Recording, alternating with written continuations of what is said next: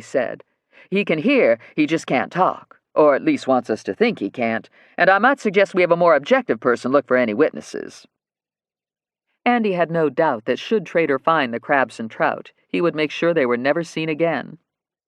The fat, mendacious pirate press secretary would probably boil them alive and eat them, Andy thought with disgust, as he anticipated the governor's reaction when he read the essay he intended to post as soon as he could find a computer. He gave Trader a harsh, threatening look. "Stay away from the crabs and trout," Andy warned him.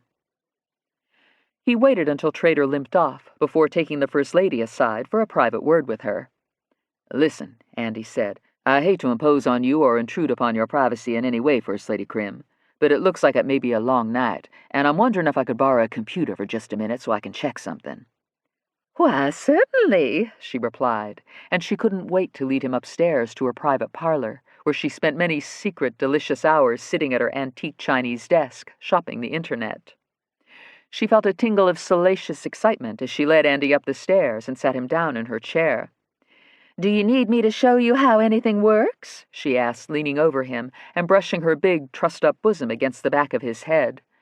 "No, thank you," Andy said, as her perfume excited an allergic reaction, and he began to sneeze. "If you can just leave me for a moment, I'm afraid this is classified police work, and for my eyes only, ma'am." He sneezed 3 more times. "What are they doing up there?" the governor jealously asked, looking in the direction of upstairs. "What in thunder are they up to? Who's sneezing?" he demanded as his wife smeared her lipstick a bit and mussed up her stiff hair as she made her way back downstairs. Andy posted his next essay, which he had finished early that morning. The timing could not be better, and he got up from the desk just as Regina lumbered into the parlor and demanded to know what he was doing. "Mama's all messed up like you two are making out," she delicately offered, "and it's just a good thing Papa can't see what she looks like." "She wasn't messed up a minute ago," Andy replied. "She just showed me to the computer and left, and she looked exactly as she did when we were all at the dinner table." "What are you doing in here?" Regina's tiny eyes were bright with suspicion. "I bet you're Trooper Truth, aren't you?" "What a thing to think," Andy said. "Prove you're not." "It's rather difficult to prove a negative," Andy replied, as Regina squeezed her way past him and sat before the keyboard. She logged on to the Trooper Truth website and made a startled sound when she noticed there was a brand new essay. She clicked on it immediately. "See?" Andy said. "You tell me. Is it possible Trooper Truth could be off writing a new essay and yet be here with the first family for a light supper at the same time?" "Well, I guess you're right," Regina said as she eagerly began to read. A word about Anne Bonny, the most notorious female pirate who ever lived. Note: many authorities on pirates differ in their accounts of Anne Bonny. By Trooper Truth. Her story begins with her birth in County Cork, Ireland, on March 8, 1700, the illegitimate daughter of a successful Irish lawyer named William Cormac and his wife's maid, whose name never made it into the records. When the scandalous tryst was revealed, William had no choice but to flee from Ireland with his new family and settle in Charleston, South Carolina, where he no doubt befriended Blackbeard and corrupt politicians. Soon enough, William became a very wealthy merchant and lived on a plantation just outside the city. Not much is known about Anne as a child, except that she was a beautiful redhead with a ferocious temper that prompted her to kill one of the servant women with a carving knife after the two of them squabbled. By the time Anne was old enough to pick out her own clothes, she began to dress like a man, and many male admirers began to call on her. Uninvited sexual advances were met with such violence that one suitor ended up bedridden for weeks. Note: I pause here to emphasize to you, the reader, that Anne's behavior almost from the start would indicate that she was a sociopath with bad genetic wiring that unfortunately she would pass down through the generations to present-day Virginia, where one of her direct descendants is currently employed in a position of great influence and power. When Anne was 16, she continued on her blighted path by getting tangled up with a poor, worthless sailor named James "Jim" Bonny, who was determined to have her family's plantation for himself. He decided the easiest way to do this was to marry Anne, whose attire he either didn't notice or didn't seem to mind. Anne's father did not approve of Jim Bonny, and the newlywed couple did not get the plantation or even a decent room should they have wished to stay with Anne's family. The young couple left Charleston in a huff and sailed off to New Providence in the Bahamas, where Anne soon became fond of a local establishment called the Pirate's Lair, which was exactly what the name implied. Jim was a weak, pitiful example of manhood and courage, and he began to rat on various sailors he didn't like, accusing them of being pirates, even if they weren't, while his dissatisfied, psychopathic wife spent increasingly long hours at the lair. Many of the rough seamen who became her drinking buddies were ex-pirates and bored. One day Anne, who the ex-pirates thought was a man, was slugging down rum and complaining about the nasty, mean-spirited sister-in-law of Jamaican Governor Laws, who had told Anne she wasn't worth knowing. What isn't clear from the records is whether the woman made this rude comment when Anne was disguised as a man or dressed normally. But it is well documented that Anne's response was to knock out 2 of her teeth, which was much more serious in the 18th century than now, since there were no dentists or prosthodontists to speak of, and a gap-toothed smile was irreversible. "I should have knocked out all her teeth," Anne boasted to the ex-pirates as they drank in the lair, then tied her to a tree and gave her neither bread nor water, and let a myriad of fiery, stinging ants swarm over her naked body. "Yea, ye should have," Pirate Captain Calico Jack nodded in agreement. "Would ye have her all naked, including her privities?" "All naked," Anne replied. "'Tis better not to cover her privities, making the stings of the ants more fiercely painful." "Yea, 'tis better." Anne and Calico got very friendly with each other, and she finally made certain he knew she was a woman by unbuttoning her man's shirt one day. He offered to buy her from her spineless husband Jim, who instantly snitched on both of them to South Carolina Governor Rogers. Anne was ordered to show up for a flogging and then return to her rightful husband. So she and Calico decided they would slip into the harbor, both of them dressed like men, and steal a sloop, and begin their lives together as a pirate couple. Over the next few months, Anne and Calico Jack raided many ships and shore installations. Her gender remained a secret to all but him, until they captured a Dutch merchant ship and recruited a number of its sailors from the crew, including a strikingly handsome, blue-eyed, blonde young man. Anne took a liking to him and unbuttoned her shirt to reveal her true identity. The man then unbuttoned his shirt and showed that he was Mary Reed. It is not known if both women were disappointed to discover that neither of them was a man, but they became a pirate duo, skilled with rapiers and pistols, and fought bravely whenever their boarding crew stormed onto unsuspecting merchant ships. Anne and Mary loved being pirates and became well-respected, bloodthirsty buccaneers who swung their blades and boarded ships with more daring than any man. They became pregnant at the same time, and in 1720 suffered a stunning defeat when a pirate-turned-pirate hunter raided them while the crew was drunk and hiding below deck, leaving only Mary and Anne to fight furiously in thick cannon fire. "If there's a man among ye, ye will come out and fight like the men ye're thought to be," Anne shouted as she furiously swung her cutlass and fired her pistols. The men below did not answer back, and all were captured and hanged, except for the 2 pregnant pirates, who went to jail. Mary died of a fever inside her tiny damp cell, and Anne is believed to have been granted a pardon. She disappeared from the seas and historical records. My theory of what became of Anne Bonny is based on reviewing written accounts of her life, and then reaching a conclusion that is within the realm of possibility. We can be certain that Anne would not have been welcome back in the West Indies, nor was she likely to return to her husband or to the life of an active pirate. I suspect she had her child and decided on a compromise of breaking the law while avoiding the traditional life of a woman, and doing so in a place that was a safe harbor and agreeable to her need for adventure.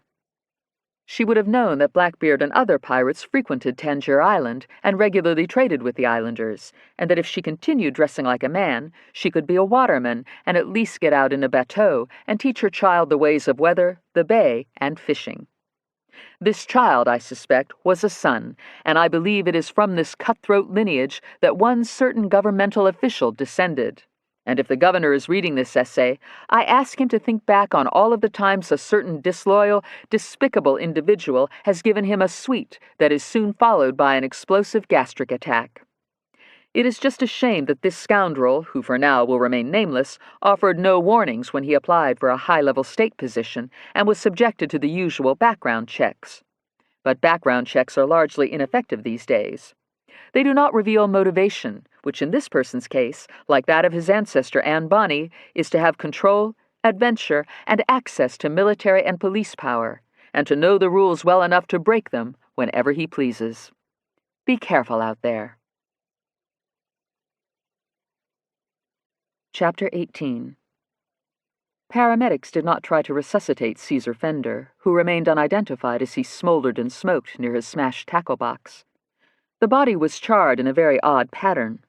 Only the chest had burned, and there was no evidence of a fire in the local vicinity that might account for his appalling death. "It's like his heart caught on fire," Detective Slipper said. "Or maybe his lungs. Could smoking do that?" "You mean if you was smoking and somehow your lungs caught on fire?" said Trita Bibb, who had been driving an ambulance for 15 years and had never seen anything like this. "No." Bibb then answered her own question upon reflection.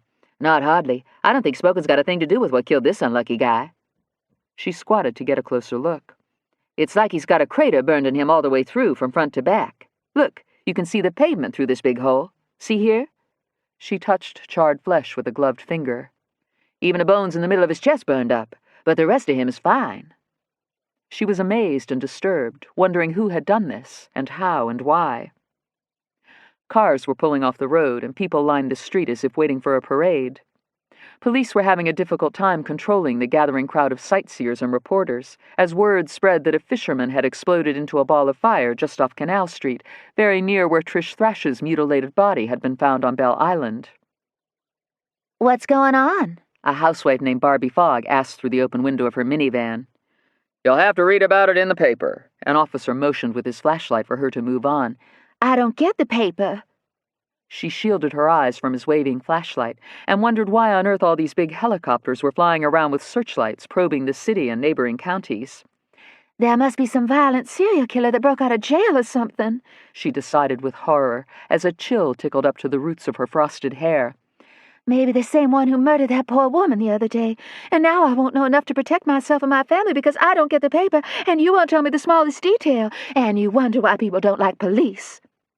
She sped off, and another car stopped, this one occupied by an old woman whose night vision wasn't what it used to be. "Excuse me, I'm trying to find the downtown expressway," the old woman, whose name was Lamonia, said to the officer with the flashlight. "I'm late for choir practice. What's all that racket up there?" Lamonia peered up at Black Hawk helicopters she couldn't see, but there was nothing wrong with her hearing. "Sounds like a war going on." "Just a little situation, but we're handling it, ma'am," the officer said. "The downtown expressway's over there." He pointed the flashlight. "Turn left on 8th and it will run you right into it." "I've run into it before," Lamonia said with a pained, humiliated catch in her voice. "Last year, I hit the guardrail. To tell you the truth, officer, I probably shouldn't be driving at night. I can't see at night, but if I keep missing choir practice, they'll kick me out, and it's really all I have left in my life. You know, my husband passed on 2 years ago, and then my cat died when I accidentally backed the car over him." "Maybe you'd better pull over." Lamonia stared blindly to her left and right, and thought she detected a speck of light that reminded her of those eye tests that required her to center her face in a machine and push a clicker every time she saw a little light in her peripheral vision. Last week, she had hit the clicker randomly and often in hopes she could fool the eye doctor again. "I know exactly what you're doing," the eye doctor had said as he put drops in Lamonia's pupils. "Don't think you're the first one who's tried," he added. "What about laser surgery again?" According to the eye doctor, there was no hope for Lamonia's bad night vision. She had been managing all alone only because she had a pretty good memory and knew how many steps led up to the porch and exactly where the furniture was. She could tell by feel which skirt or dress she was putting on in the dark, but driving at night was another matter. The city streets had not changed, but memory could not help Lamonia when cars switched lanes or stopped in front of her, or pedestrians decided to cross to the other side. She was explaining all this to the police officer, who was no longer there. "So if you can just point your flashlight, I'll follow it and pull over," Lamonia said, as another helicopter thundered into a low hover, and its searchlight blazed on the crime scene. She detected an illumination and headed toward it, bumping over a curb, and then something that crunched under a tire. "Now what was that?" she muttered as she hit a stretcher and sent it sailing into the river right before she rear-ended the ambulance. "Stop! Stop!" Voices all around her dodged darts screamed. Lamonia slammed on the brakes, even though she was already stopped. Confused and frightened, she shoved the car into reverse and backed up through a perimeter of crime scene tape and felt another bump under her right rear tire. "Stop!" The shouting voices were more urgent. "Stop!" End of Side 6. Side 7. Hooter shook, sensed something urgent was going on when Trooper Makovich showed up with a trunk full of traffic cones and flares. "Hey, what you doing closing off all these lanes?" Hooter called out to him as he arranged the blaze-orange cones that always reminded her of the cap-the-hat game she used to play as a child. "Setting up a checkpoint," Makovich informed her as he dropped hissing, lit flares across 150 North, a busy four-lane interstate that led in and out of the city. Hooter watched with interest and a little anxiety as Makovich barricaded every lane with a wall of blaze-orange plastic and fire, leaving only her exact change lane open, forcing all northbound motorists by her window, where they would directly place money in her glove. She was a senior toll booth operator for the city and remembered the days when she didn't have to wear surgical gloves that were always getting punctured by her artificial nails.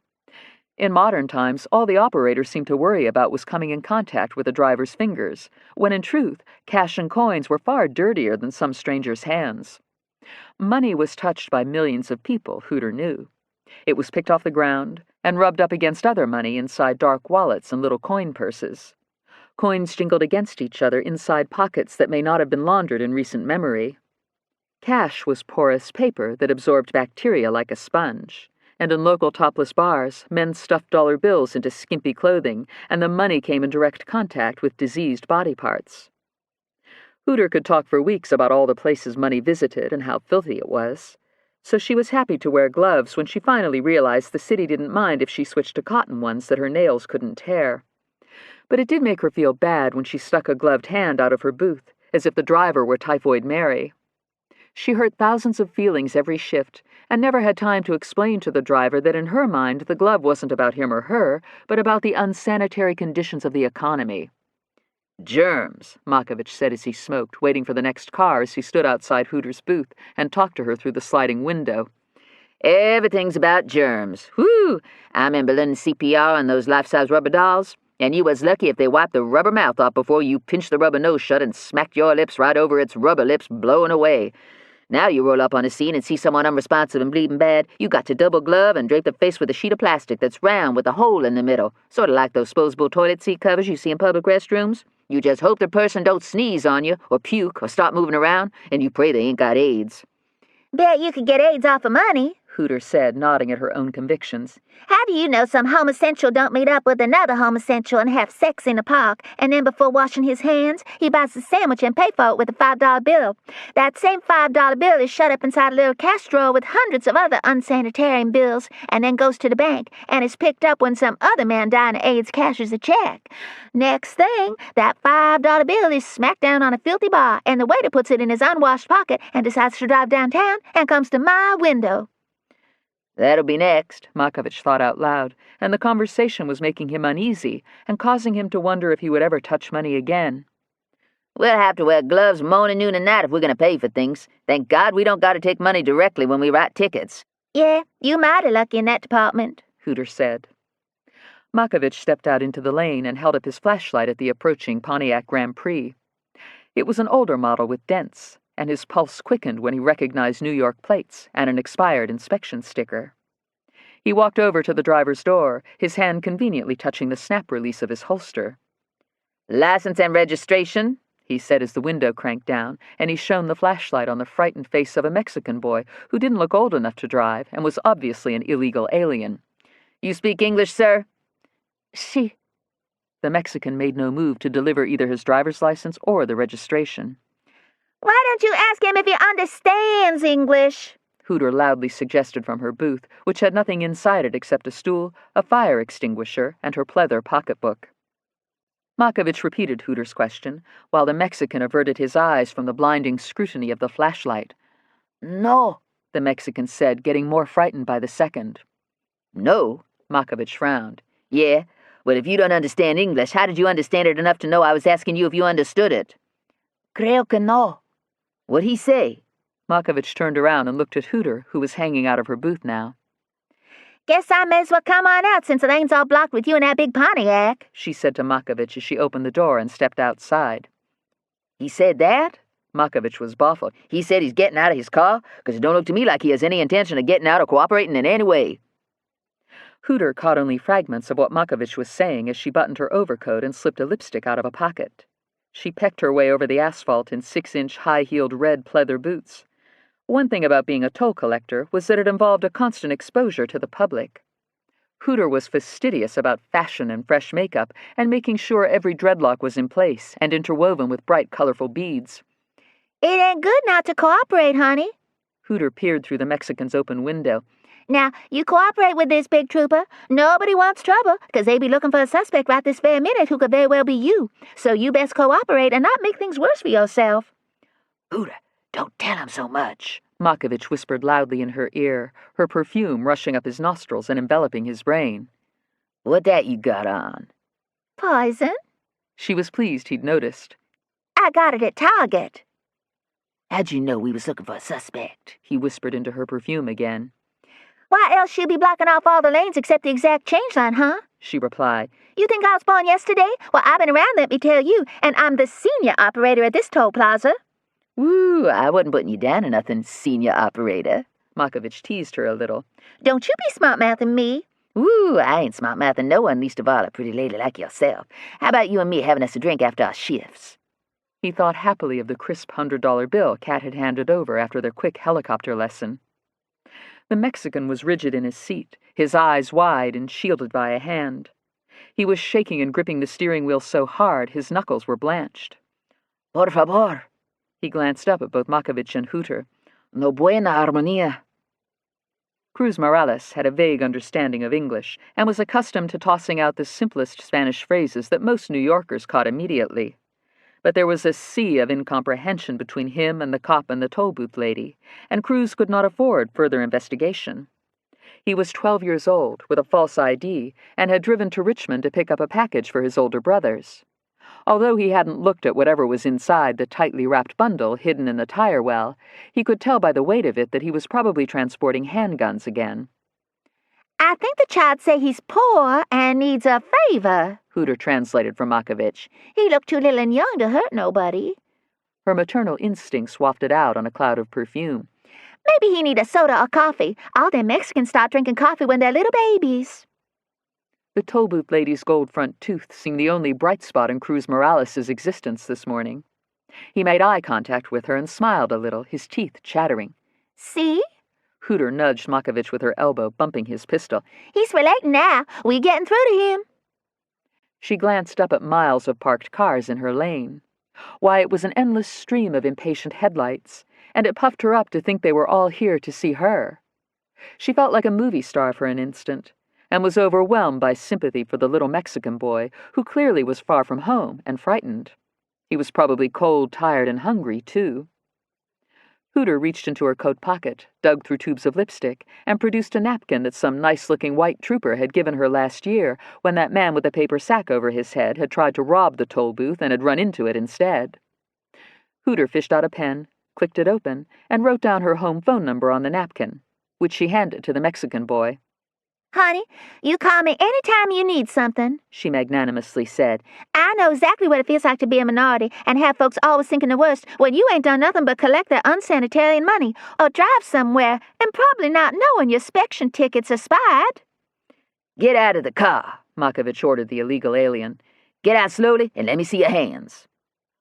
Cruz Morales smashed the accelerator to the floor and squealed rubber, flying through the toll lane as lights flashed and alarms screamed because he didn't have time to toss 3/4 into the bin. Shit, Makovich exclaimed, patting around his duty belt, looking for his keys as he ran to his unmarked car and jumped in. He flipped on his lights and sirens and flew down the interstate, reminding Hooter of a screaming, flashing Christmas tree. She returned to her custom-fabricated aluminum booth with its vandal-resistant stainless steel coin basket and shut the extender door. The endless river of headlights began to move sluggishly toward her, and she hoped people wouldn't be grumpy after the delay. What the hell's going on? The first driver asked from the high seat of his pickup truck. If I sat here much longer, I was going to turn into a skeleton. Then that pretty lady friend I'm sure you got waiting at home for you won't have as much of you to love. Hooter teased him with a flash of a smile. I sure do like that rainbow bumper sticker. She nodded at his windshield. You know, I've been seeing more and more of them lately. Like maybe people is looking for the bright side and feeling hope. I might just get me one of them rainbows and stick it on my toll booth. The driver leaned over and popped open his glove box. Here. He handed her a stack of rainbow bumper stickers. Be my guest, girlfriend. See? Hooter said to the next driver as the pickup truck with the rainbow stickers sped off. If you're nice to folks, it's contagious just like germs is, only being nice don't make you sick. She reached out a gloved hand and took a $1 bill from Barbie Fogg. I know why all these cars are stopped, Barbie said. You heard about that man who got blown up over there by the river? It's all over the radio. Oh, my.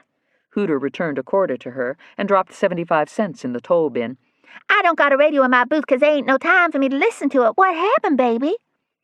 Cars began to honk, turning the interstate into an endless flock of migrating Canada geese. The police won't say, but it will be in the paper in the morning, Barbie replied. Problem is, I don't get the paper, so I'll never know what happened. You just drive through my booth tomorrow, Hooter said with importance. I always read the paper before I go to work. I tell you all about it. What's your name, baby? They exchanged names, and Hooter handed her a rainbow bumper sticker.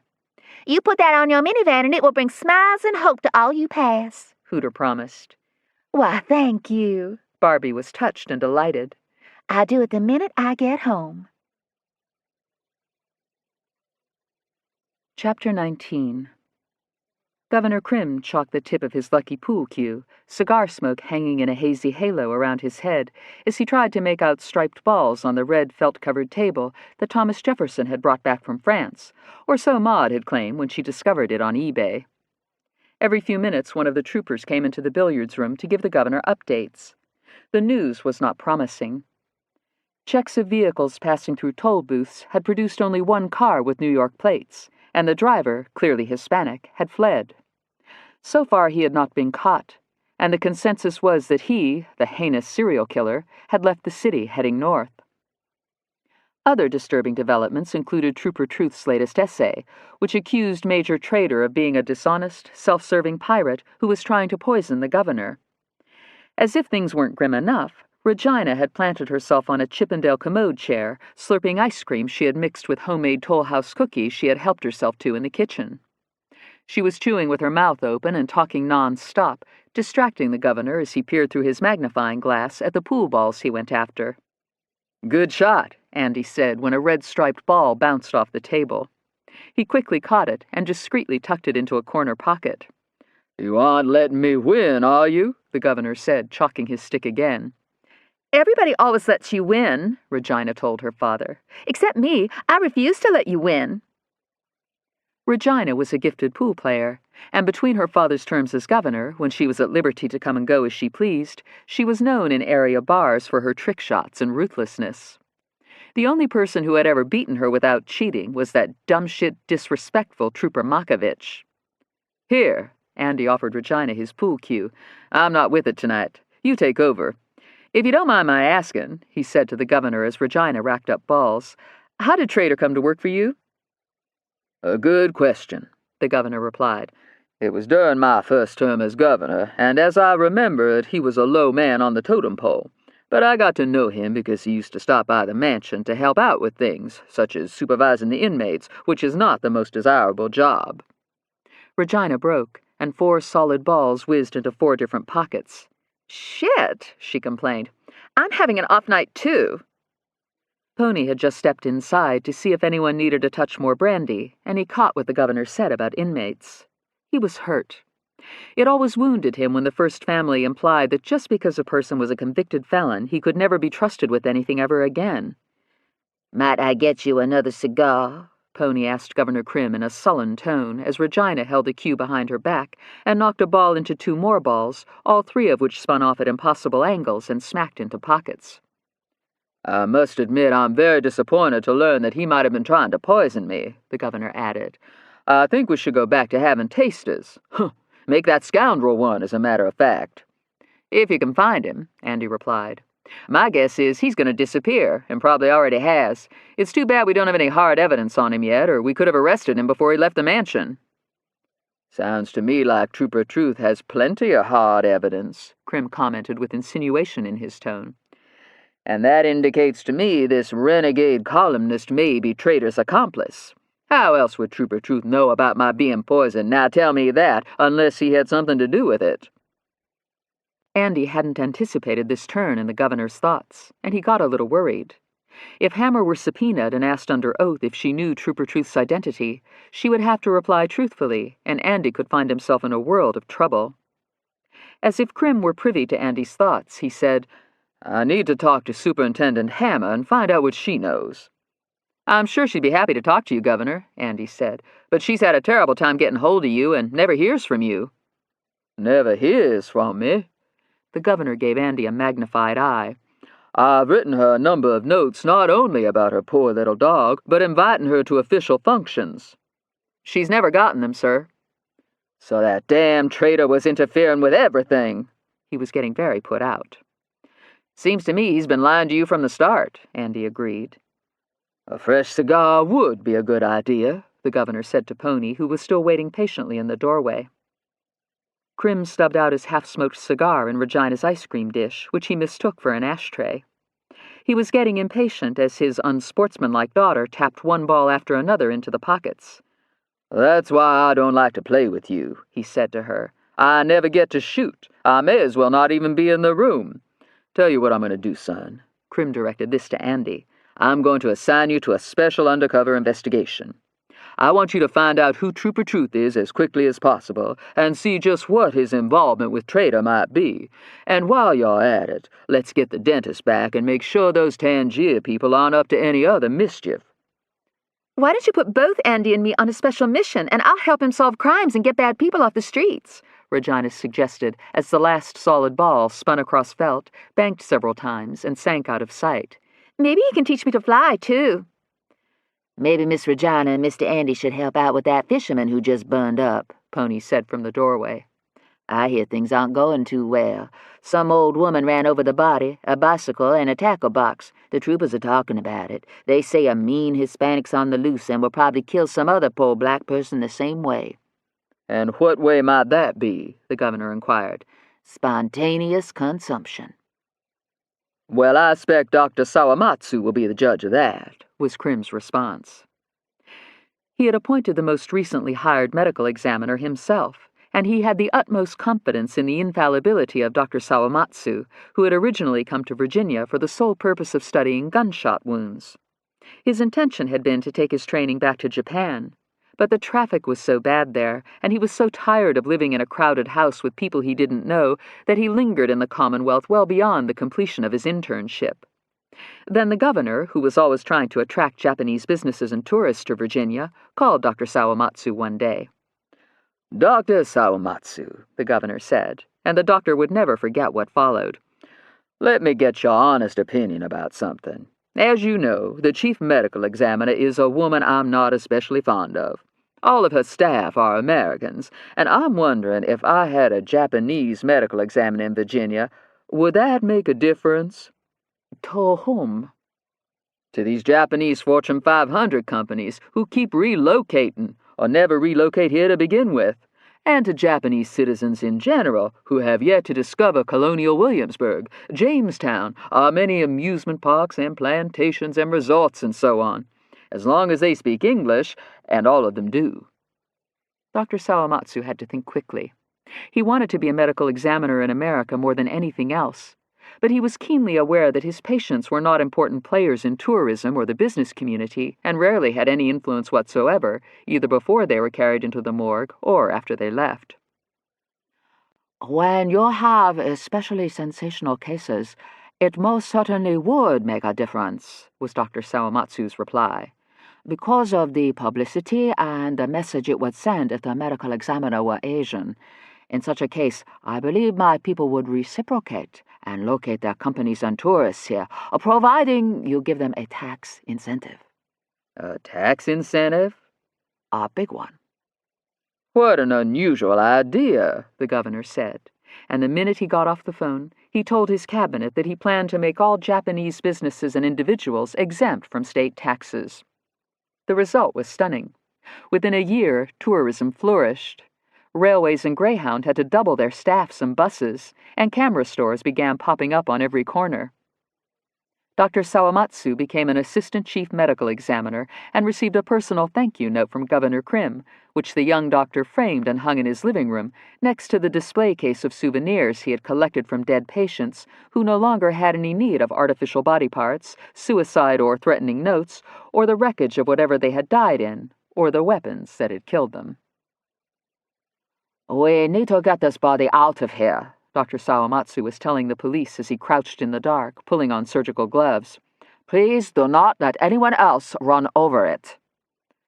"Where's the chief?" asked Detective Slipper, who did not share the governor's high opinion of Dr. Sawamatsu. "Why isn't Dr. Scarpetta here? She almost always responds personally to complicated, sensational crime scenes." "She went to court in Halifax and will not be back until very late," Dr. Sawamatsu replied rather testily. "Now, we must get this body to the morgue right now." "I'm not sure we can retrieve the stretcher out of the river," Detective Slipper hated to tell him. "We'd have to bring in divers." "No time. We wrap him in sheets and carry him to the ambulance," Dr. Sawamatsu ordered. "I look at him in the morning. I can't see anything out here." "Glad I'm not the only one," Lamonia grumpily agreed. She was in handcuffs and standing by her dented Dodge Dart, not sure what she had done to irritate everybody so much. Trader, of course, was not put out with Lamonia in the least.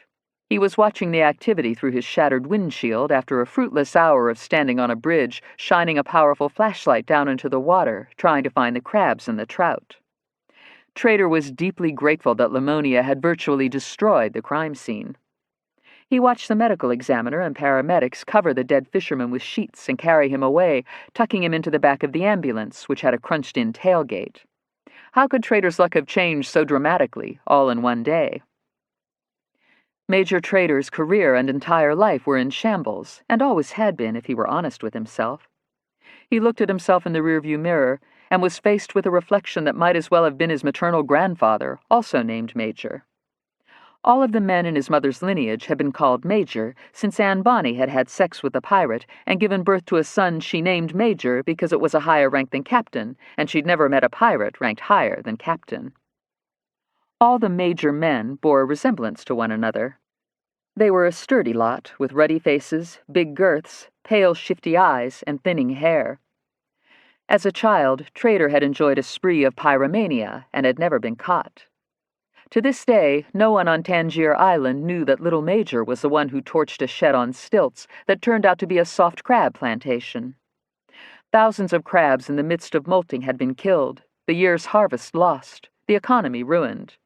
To make matters worse, the fire could not be contained and spread up several creeks, incinerating scores of bateaux before the blaze was finally extinguished, alarmingly close to Hilda Crockett's Chesapeake house, known for its long family-style tables, crab cakes, clam fritters, home-baked bread, ham, and more.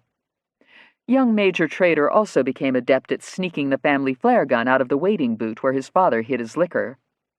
By experimenting with lighter fluid, gasoline, and bourbon, Major realized he could torch places from a distance by filling a milk jug with a flammable liquid and, when nobody was looking, fire a flare at the jug and cause a small explosion, much like what he had done to the fisherman.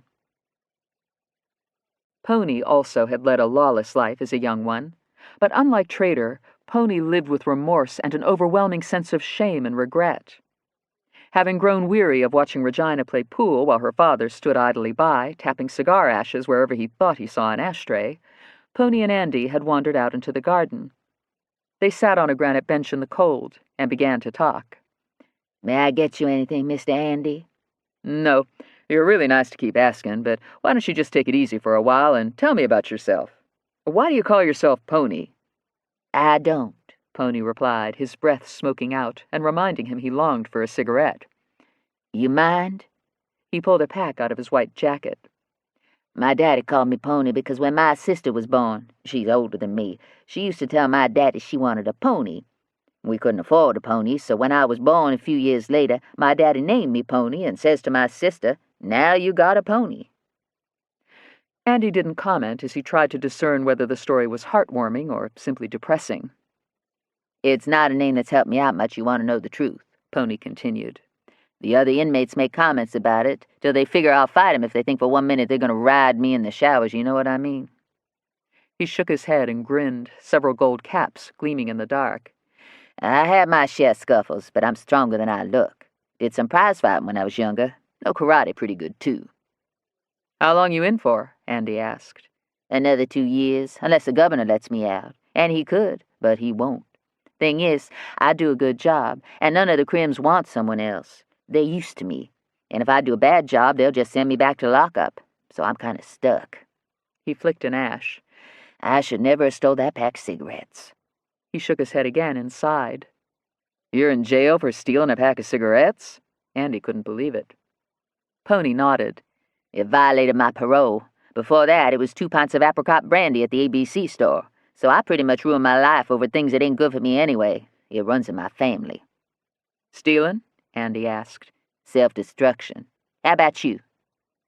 It was rare anyone asked about Andy's life, and he had always been cautious about what he revealed. Tell me about yourself, Mr. Andy. Pony encouraged him to talk. What about a girl? You got someone special?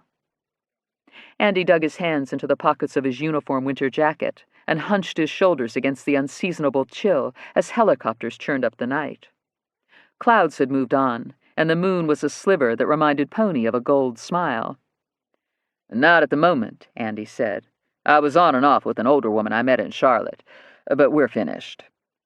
I guess she's still in Charlotte? I don't know where she is. I want her to be friends, but she's not that way.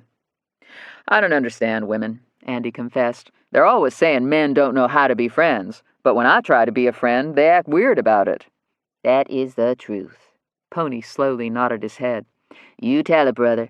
Women never say what they want and mean what they say or admit to even wanting, unless it's something they don't want or they want you to think they do or don't want, so they can play, you know what I mean?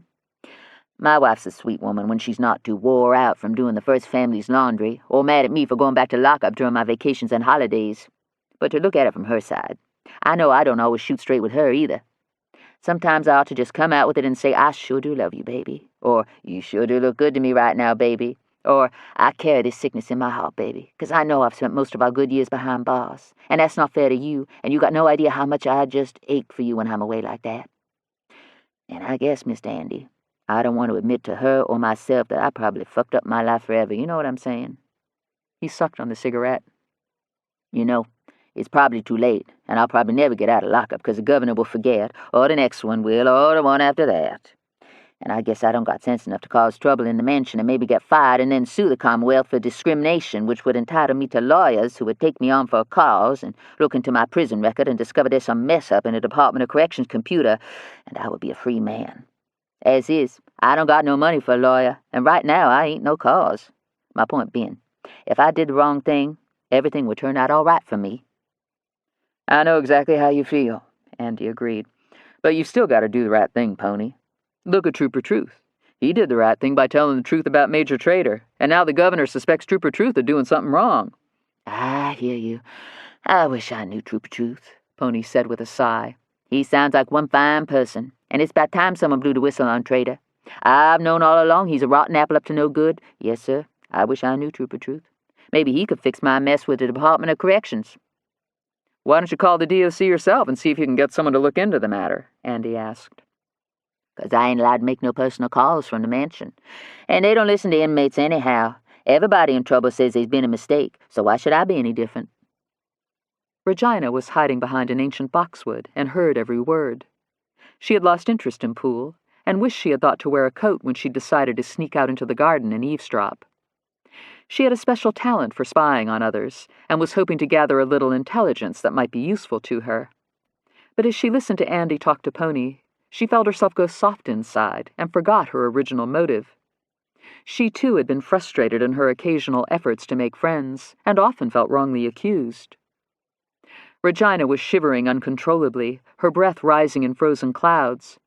Her stomach was feeling funny, too, and her intestines were tacking this way and that as they filled with an ominous wind that seemed to have gusted up from the sewer. If I were you, Andy was saying to Pony, I'd send Trooper Truth an email and see if he can get to the truth of why you're still in lockup. You think he'd do that for me? Pony noticed that a boxwood was shaking and smoke was rising from it. It can't hurt to ask. Well, I don't got access to email either. Pony watched the shaking, smoking boxwood with growing alarm. He thought of the fisherman and panicked. I think that boxwood over there's about to blow up, he exclaimed, as a loud, dull detonation sounded from behind the shrubs. Andy sprang from the stone bench and raced over to the smoking, foul-smelling bush as Regina gave up her cover and rose like a mountain. "What are you doing?" Andy demanded. "Practicing investigative techniques," she replied as she clutched her huge, quivering gut. Well, don't you be hiding behind things and looking like you might explode, Miss Virginia, Pony said, weak with relief. Lord, you had me going for a minute. Thought that crazy man had planted a pipe bomb in the garden and we was all going to burn up. "It's time for me to go," Andy said. "Pick me up first thing in the morning so we can start working this case," Regina said. Even when she wasn't feeling well, she had a manner of making suggestions as if she were ordering an airstrike. "I'll be waiting for you early." "Not possible," Andy replied. "I need to go to the morgue first thing to check on what the medical examiner finds in the case of the man who was killed at the river. You certainly don't want to see something like that. It's very unpleasant." "Of course I want to see it," Regina said with inappropriate enthusiasm. "It's very, very unpleasant and upsetting," Andy tried to dissuade her. "You ever smelled a dead animal that has flies all over it? Well, it's much worse than that, and the stench has a way of clinging deep up in your sinuses so that every time you get around food, the smell wakes up and makes you feel quite nauseous, not to mention the sights and sounds in the morgue." "I'm going." Regina would not take no for an answer. Andy's mood was very dark as he drove through downtown. He was beginning to wish he had never met the Crims at the steakhouse the night before. There was no one he would have avoided more arduously than Regina, and now it appeared that he was going to have to be around her constantly. Not to mention, the governor was contemplating that Trooper Truth might be Trader's poisonous accomplice, on top of some psychos carving Trooper Truth into a dead body and then leaving evidence at Andy's house. "I've gotten myself into quite a situation," he said over the car phone to Judy Hammer. "Andy, do you have any idea what time it is?" said Hammer, who had been sound asleep when her phone had startled her back into this world. "You sound very discouraged. What happened?" Once again, Andy happened to be close to Hammer's Churchill neighborhood, and she suggested that he drop by, at the precise moment Fonny Boy decided to drop by the clinic and check on Dr. Sherman Foe, who was shivering blindly in the folding chair. "Lord, I ask you for a miracle. Not a big one, just one tiny miracle," Dr. Foe was praying. "Maybe a spare angel could drop by and get me out of here. I promise I'll move quickly and not take unnecessary time, because I know there are so many people and animals who need your help far more than I do. But I can't do anybody any good as long as I'm tied up here on this island, and I'm stiff and getting sore in this metal chair. So just one angel, that's all I ask, for maybe an hour or two, however long it takes to get me back to the mainland." Fonny Boy listened attentively without being detected, because he had known since birth not to make sudden movements that might alert fish and crabs that they were about to be caught. Crabs especially were very wily and had excellent vision. If one didn't keep the wire pot perfectly clean, then the crab wouldn't be able to see all the way through it, and would get suspicious as to why a piece of rotten fish was inside a box-shaped tangle of eelgrass. Fonny Boy kept the family crab pots impeccably clean, and could be as silent as a butterfly when necessary. He would make the dentist think that God was intervening and answering his prayer, when the truth was Fonny Boy wanted to take Dr. Foe up on his offer of employment on the mainland. Fonny Boy got up and made not a sound as he left the storeroom, then turned around and walked back inside and shut the door so the dentist could hear him enter. "Who's there?" Dr. Foe said with hope. "That you, Fonny Boy?" Yes. "Oh, thank God. I'm cold and need to go home, Fonny Boy. How's your tooth? The lidocaine wear off?" Yes. "What about the cotton you swallowed? Any problems with that?" Yeah. He talked backward, meaning he'd had no problem yet. "I'll carry you ashore," he added. "There's neither time to get the spyglass and searchlight off for my daddy, and it's right Irish out, and you don't have a coat. But we need to scud along now afore all the bateaus head out to fish up the pots." "I don't care about a coat, and we can certainly make do without binoculars or a flashlight," the dentist exclaimed with joy. He had tears in his eyes, although Fonny Boy could not see them because of the brackish-smelling bandana that was still tied around the dentist's head. All these years the dentist had been reimbursed for working or pretending to work on that boy's mouth, and never once had it occurred to Dr. Foe that Fonny Boy was an angel. "God bless you, son," Dr. Foe whispered as they silently made their way out of the clinic. "Shh," Bonnie Boy warned him. "Keep quiet." The island streets were deserted and dark, and there wasn't a light on in a single house, as every islander slept soundly and golf carts recharged. But Bonnie Boy knew that soon enough it would be 3 a.m., and the watermen would be heading out to their bateaus, so he and the dentist had best hurry along. If Bonnie Boy got caught rescuing Dr. Foe, there would be trouble. For sure, Bonnie Boy's mother would march him straight away to Swain Memorial United Methodist Church, and she would rat on him to Reverend Crockett. Bonnie Boy had been in trouble with Reverend Crockett before, and was sick and tired of memorizing scripture to pay for his sins. The family bateau was docked only several blocks from the church, and with every step, the silhouette of the church steeple seemed to watch Bonnie Boy and follow him. The people of Tangier were God-fearing, and disobedience to one's parents was not tolerated. Although Bonnie Boy might be an angel to Dr. Foe, Bonnie Boy was openly disobeying his father and mother by sneaking out of the house and letting the dentist go. Furthermore, when Bonnie Boy's father arrived to putter out to the crab pots, he would have no means of doing so, and would be extremely out of sorts because of his missing bateau. As Bonnie Boy and the dentist descended rickety wooden steps leading down to the bateaus, Bonnie Boy worried aloud and non-stop. He was having second thoughts, and was terrified to go down that last step, which would surely lead to an entirely new, scary world. The dentist tried to comfort Bonnie Boy by telling him that he was feeling the same way the men and boys had felt in December 1606, as they'd filed down the Blackwall stairs on the Isle of Dogs and boarded the ships. Little Richard Mutton of St. Bride, London, was only 14, the same age as Bonnie Boy, and no doubt froze on the bottom step, too. "His family, was they with him?" Bonnie Boy whispered. "Little Richard was the only Mutton on the list of settlers, at least that we know of." "Then what for did he do it?" Bonnie Boy whispered, as he imagined Richard Mutton all alone and shivering in the dark as he stared out at the 3 tiny ships that were going to sail all the way across the Atlantic Ocean to an unknown, dangerous world. "Gold," Dr. Foe replied. "The little Mutton boy, like most of our country's first settlers, felt sure they would find gold or at least silver, just like the Spanish were in the West Indies, and of course they would be assigned great parcels of land so they could begin farming." "Who learned you all this?" Bonnie Boy asked in awe. "Some of it was in Trooper Truth the morning before you kidnapped me, and I've always loved Virginia history."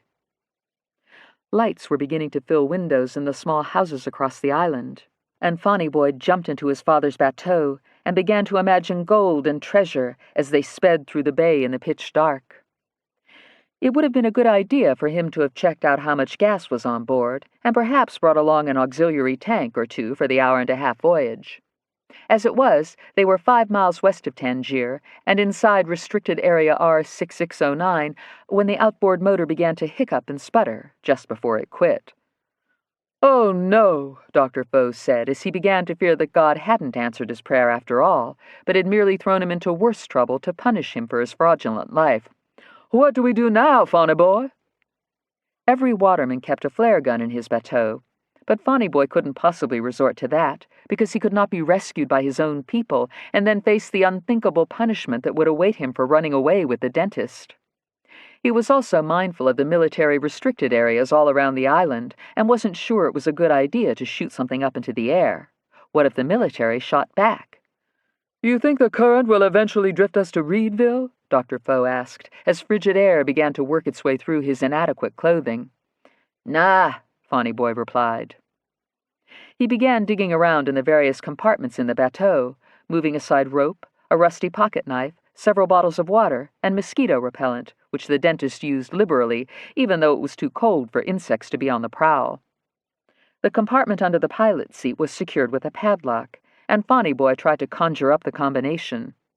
Anything of true value, including the flare gun, would be inside that compartment, and although he wasn't certain, he was hopeful that his father might have left the handheld radio in there, instead of taking it home. Chapter 20. Cruz Morales evaded state troopers by cutting through a series of alleyways and parked by a dumpster behind Freckles, just off Patterson Avenue. He sat in the dark, breathing hard, listening, his eyes nervously jumping everywhere.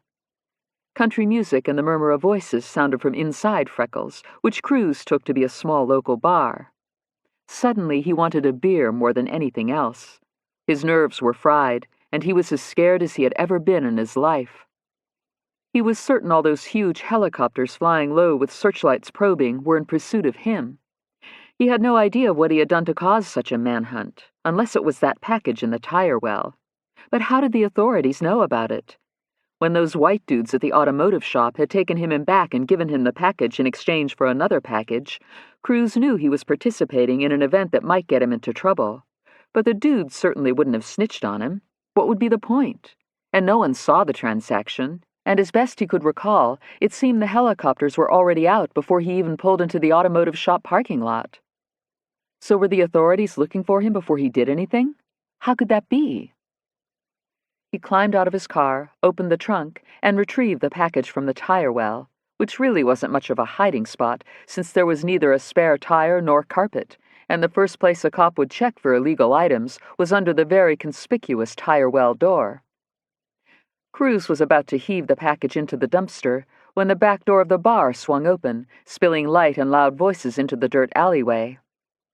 Major Trader was drunk and feeling macho and decided to pee outside, even though Freckles had perfectly adequate restrooms. But relieving himself in the great outdoors returned him to his roots, and pirates and watermen were quite skilled at adapting to inconvenience. Bateaus, for example, did not have heads, and when Trader was coming along, his family had had an outhouse, which he rarely used, unless he had more serious business than peeing to manage. Trader staggered a bit as he struggled with his fly, and stubborn zipper teeth bit into the cloth of his ill-fitting pants and held on for dear life. "Shit!" Trader swore like a pirate, yanking hard. "Damnation seize my soul!" The harder he tugged, the deeper the zipper sunk in its teeth. Now he was in a bind all right, because the zipper was stuck exactly midway, and the more he fought with the zipper, the more his bladder wanted to surrender. He clamped a hand between his legs while he danced and stumbled about, cursing the zipper and trying to rip its metal teeth apart. Cruz lurked in deep shadows behind the dumpster, peering out and watching all this in amazement. He had never seen such a display. And what the hell was the language flying out of that fat man's mouth? And why was he hopping on one foot and then the other and holding his privates?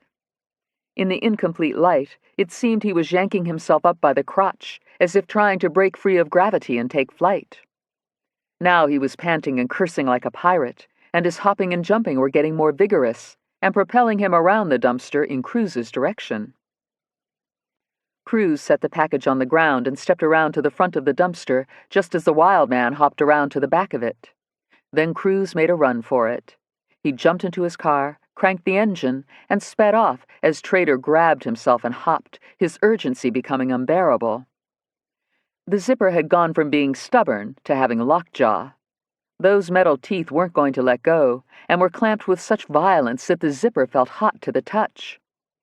Trader yanked on the zipper and moaned in excruciating discomfort, feeling as if someone had attached a bicycle pump to his bladder, and was seeing how many pounds of pressure could be squeezed in before it blew up and went flat with relief and shame. Pirates did not pee on themselves, not even as infants. It was one thing to pee on property and others, but you did not soil yourself, not even if you were in the middle of raiding a ship or torching a crab plantation. Trader was out of breath and exhausted from hopping when he happened to notice a package on the ground and sat on it with his legs tightly crossed. "God damn it," he muttered repeatedly as the back door of Freckles opened, casting Trader in a stripe of light and making him squint. Hooter Shook had just ended her shift at the toll booth and had dropped by Freckles for a little male company and refreshment. She had been having such a good time with that big Trooper Makovich that her head had begun to spin. And then, unfortunately, they had gotten into a disagreement. "Don't believe in getting married," Makovich told her as he threw back his fourth beer, "'cause I don't want no bunch of kids jumping on me the minute I walk in the door and then all my money going out the window. I've been saving for a Corvette." What? Hooter was a bit looped herself, and beer and her basic disposition weren't a good mix. You just like all the rest. She accused him as she clacked her amazingly long acrylic nails on the Formica tabletop. Uh-huh. I work my ass off and come home to you, and you just be out there polishing that vet of yours while the babies are in the house squalling with dirty diapers and nothing to eat. Then you expect sex from me while you drink a beer, and you don't even ask me about my day. Woo, you skipping to the end of the movie, babe. We ain't even held hands yet, and already we's married with babies. Why don't we just drink beer and chill, you know? She clacked her nails so loudly and erratically that they sounded like ice skates in a hockey game. I never did understand why you women got to have these nails 3 inches long, he confessed. How you even pick up a penny or a postage stamp? I don't pick up no pennies without gloves, she said indignantly. You know how I feel about dirt and things unsanitarian. This worried him considerably. If she felt that way about money, what kind of exchanges could he ever hope to have with her? For all he knew, she wore a biological hazard suit to bed, and those nails of hers could cause him damage in tender places. Ooh, he thought, what if she dug them nails into his horsey? Why did she wear a perfume called Poison, too? He ought to know better than to pick up somebody at the toll booth. Last time he picked up a woman he knew nothing about, the situation had been similar. Letitia Sweet worked in the Shell Quick Mart not far from headquarters, and Makovich was minding his own business one afternoon when he popped in for a coffee and popcorn. Letitia was built like an old Cadillac and probably had just as many miles and layers of paint. But Makovich was in a mood because of that pool shark Krim girl. What you got on? He asked Letitia when he stepped up to the counter and impressed her by pulling out a $20 bill. What you mean, what I got on? She gave him a smirk as she bent over the cash drawer in a way that exposed her bullet-like headlights. He had to give her credit. That woman was a handful no matter which way he grabbed her, even though their first date was their last. Who you think you are? Letitia yelled at him in the car. What you think you're doing grabbing at me like that? You think I ain't got no nerves beneath all that flesh? How you like it if I grabbed and twist you like a rag I'm wringing out when I clean up the nacho bin at the end of the day? She demonstrated, and Makovich had to admit that he didn't like it a bit. So why did he go from her to Hooter? He was lost in the space of his own dysfunction and bad experiences, and decided it was best not to protest when Hooter said she needed air, and if he was lucky, would talk to him briefly next time he came through her exact change lane. Typically, she ended the date in a forsaken place and had no ride home, and she was feeling a little sorry for herself when she emerged in the alleyway and spied a fat white man sitting on a package by the dumpster. For a minute, she forgot her own problems. Why, honey, you look like you ain't feeling too good, Hooter said, making her way to him on her wobbly heels. What you doing out here in this cold alleyway? Want me to call the ambulance? My zipper's stoppered shut, Trader told her, squeezing himself and yanking the slide to no avail. Damnation! I had that happen sometimes. Hooter sympathized with him, coming closer and getting a good look at him to make sure he wasn't some crazy person. I tell you, it's a whole lot worse when it's in back. She indicated the back of an imaginary long evening gown. I had that happen one time when I went to this fancy New Year's Eve ball at the Holiday Inn, and I couldn't get my dress zipped up, and was afraid if I yanked too hard, I'd rip that beautiful thing for sure. She went on to explain in detail how she had finally waited out in the hallway of the motel until some nice Arab man had passed by and helped her unzip her dress so she could start all over again and zip it up without getting snagged on chiffon. But the Arab man hadn't wanted her to zip the dress back up, and in fact had insisted that she take it off, along with everything under it, so she had had no choice but to beat him up. Hooter lit a cigarette caught up in the memory as Trader held himself and begged the zipper to deliver him from captivity. Please let me free! Please let me free! He begged near tears in a dialect Hooter was unfamiliar with. Why, sure, baby. She bent over and lit a cigarette for him. You can have all the smokes you want, and I won't charge you a cent, because I don't touch pennies anyhow. I think it's a sin to let someone bum a cigarette and then charge him for it, don't you? What's that you sitting on, baby? Trader was suddenly aware of the hard, lumpy package he was perched on beside the dumpster. He felt for it with his free hand and began to rip off the paper wrapping as he pitched the fresh cigarette in the dirt. Guns, he declared, and then he further realized that maybe he could use one to shoot off his stuck zipper, as long as he was careful. Oh, my, Hooter exclaimed. What'd she be sitting on guns for? That's mighty dangerous. And why you have them to begin with all wrapped up in UPS paper? Trader snatched out a 9mm pistol and dropped out the magazine, happy that it was fully loaded, even if he was unfamiliar with firearms unless it was a flare gun. He tugged and played around with the slide until he figured it was possible a round might very well be chambered. He spread his knees wide and carefully fired. "God Almighty!" he yelled when the bullet pinged off the brass zipper slide and ricocheted into the dumpster with a loud thunk. "You insane?" Hooter screamed, backing up a few steps and almost falling. "What you trying to shoot your privates for?" Trader lined up the zipper slide in the sights again and squeezed the trigger, furious when the bullet ricocheted off the slide and whizzed straight up, knocking out the streetlight. The zipper was indestructible, clenching its teeth in a death grip while Trader fired again and again, ejected cartridge cases sailing and clinking in the dirt, as Hooter ran through the alleyway screeching for the police and waving her arms at the big helicopters flying overhead. "Help! Help!" she hollered up at the Blackhawks. "Get down here and stop this crazy man. He's trying to shoot his privates off and keep missing, but soon enough he's gonna hit something. Help! Help!" Andy was parking in front of Judy Hammer's house when the call came over the radio. "Promiscuous shooting in the 5000 block of Patterson Avenue. Any officer in the area. Report of shots fired in the alleyway." Hammer appeared on the front porch, wondering why Andy wasn't getting out of his car. She came down the steps to investigate. "What are you doing?" Hammer asked as Andy rolled down his window. "There's a shooting and nobody's responding," he said, getting excited. "I guess all the city units must be tied up on other shootings and looking for the Hispanic." "Let's go," she said without hesitation, climbing in. They roared off with the blue grill lights and siren going full tilt, while the city police dispatcher continued trying to raise an officer to respond to Patterson Avenue. 3:30, Andy said over the radio, using his former unit number from his days with the Richmond Police Department. 3:30, the dispatcher came back and sounded slightly confused because she remembered Andy's pleasant voice and knew he didn't work for the city any longer. "Responding to Patterson Avenue," Andy said. 10-4, former Unit 330. "Do you know exactly where in the alleyway?" he asked into the mic. 10-10, 330, which was the city's way of saying, "Negative, Officer Brazil," or whoever is riding around pretending to be Officer Brazil. Dispatcher Betty Freakley turned around to the 911 operator sitting behind her and shrugged. "I thought he'd gone and signed up with the state police. What's he doing riding around in the city again?" she asked.